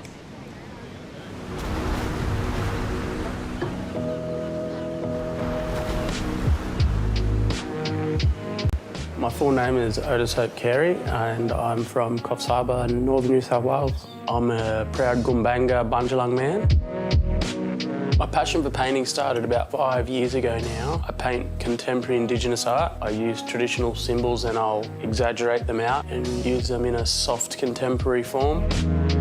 I started painting about 5 years ago now, and it's taken me to some pretty interesting places. I'm very grateful for the collaborations that I do with Billabong. I'm designing my own clothing range and having my own art on those pieces of clothing. Today I've been painting a body of work called Gargle, which translates into English as ocean.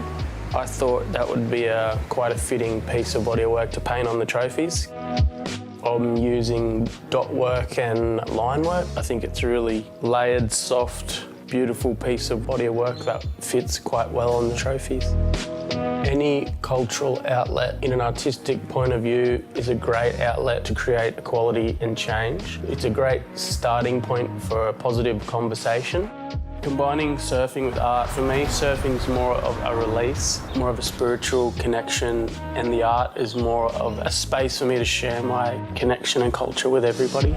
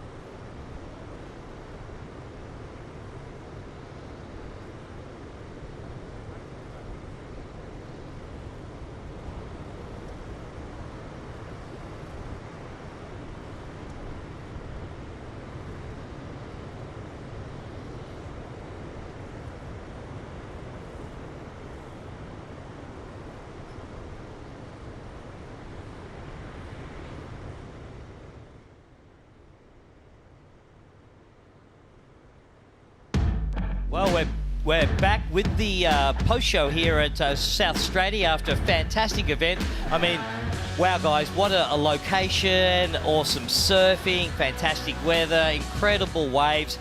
A wonderful event to be a part of, no doubt. And let's take a look at the Boost Mobile Wave of the Day. It was an incredible one. I think I can guess who it's going to be. Yes, we can. That 9.8 thread's got to be it. Mikey Wright.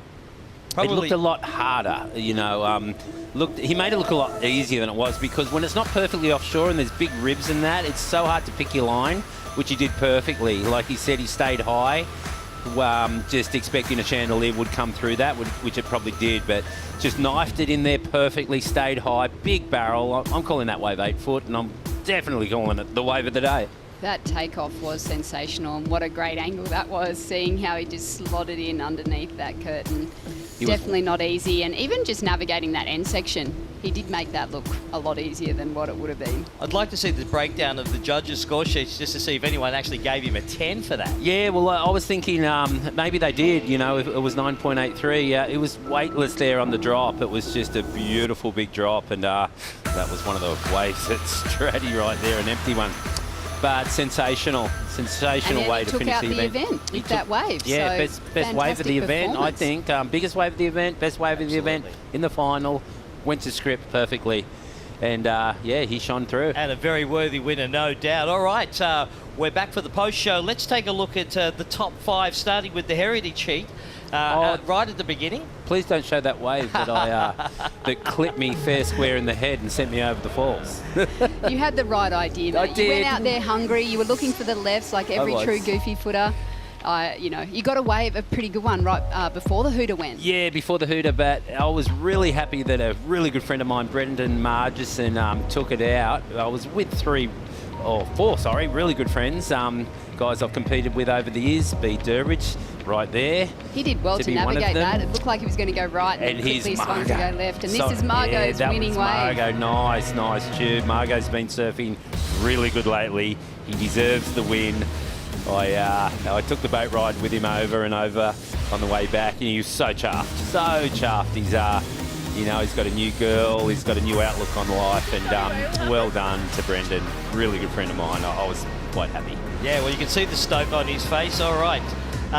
So the second semi-final one was only a 0.1 difference between the girls, Kate. Very, very close. Such a close. I think, you know, just that the difference for Soph to get, I think it was the 5.5 as opposed to Macy's 5.4. That was the difference. That was that critical moment for these two, and got Soph through to the final. Very exciting one to watch, and you can see some really great surfing from both of the ladies. She surfed great. I mean, she made it a really long way, and she's got a big future. She's a talented young lady. No doubt about it. All right, so men's semi-final 2, Mikey and Wade both delivering 8s. It wasn't this a great semi-final. This was just went back and forth. Wade just, he locked this huge snap in and finished it off with a power floater with throwing. Who throws sprays with a floater? Pretty much only Wade can do it. A very powerful surfer, and Mikey just nailed it with his 8.5 right at the end. That was exciting. It was so good to hear your energy, you and Rab and Kieran in the booth. And it was, very exciting to watch. All right, our number 2, the women's final between Isabella Nichols and, of course, Sophie McCulloch. And, Isabella just smashing She got a quick start, didn't she? It was a bit of a mirror with the 2 finals. Both of the winners ended up getting a quick start. 2 great scores. I love that turn. Yeah. Sorry, Kate. Because that wave really pushed against her, but she was doing that turn no matter what, and she has gotten a lot better. And just at the right time, she qualified, and she's surfing even better than since she had qualified through the year. Really working on her surfing. You can tell, powerful. You can see she's super committed to those heavy sections, and then you see there's another heavy section and a lot of commitment on that. And of course, our number 1, of course, the men's final, where we saw this incredible wave by Mikey. Yeah, well, it was the king wave, wasn't it, really, of the whole event, you know, and that's what you've got to be on. Yeah, it was bigger than the rest. It was powerful. He polished it off at the end. Icing on the cake, whatever you want to call it, but well done. Don't forget about Liam O'Brien. Big future in this kid. If he made that full rotation, could have been back in the picture, but, you know, Liam, well done. Surfed a great event, really strong, really fast, and really hoping that he can qualify when it comes back around the CT Tour. Definitely. And how good was this scene? Mikey's like, cheer me up. I love that. It's, you know, there's no crowd, but he's got the passion and drive. He loves competing. It's fantastic. A lot of passion. Love to see it. Yep. He said, cheer me up, and the boys obligated. It was just a great moment and a great way to finish the event. Well, guys, it's done and dusted, and wonderful to see pro surfing back even better to have it at South Stradbroke, showcasing the Gold Coast and, of course, all our wonderful locations to the world. Thanks to all our partners, of course, everyone that's got involved to make this event happen. Thanks very much to you, Kate, Ockie, Rabs did a fantastic job, and, of course, Cooper and Stacey down on the beach bringing all that colour. It's been really, really wonderful working with you all. A big thanks to the WSL for actually instigating this. And, of course, there's one more event to go at Margaret River. We'll see you there. And thanks very much for wherever you were for joining us.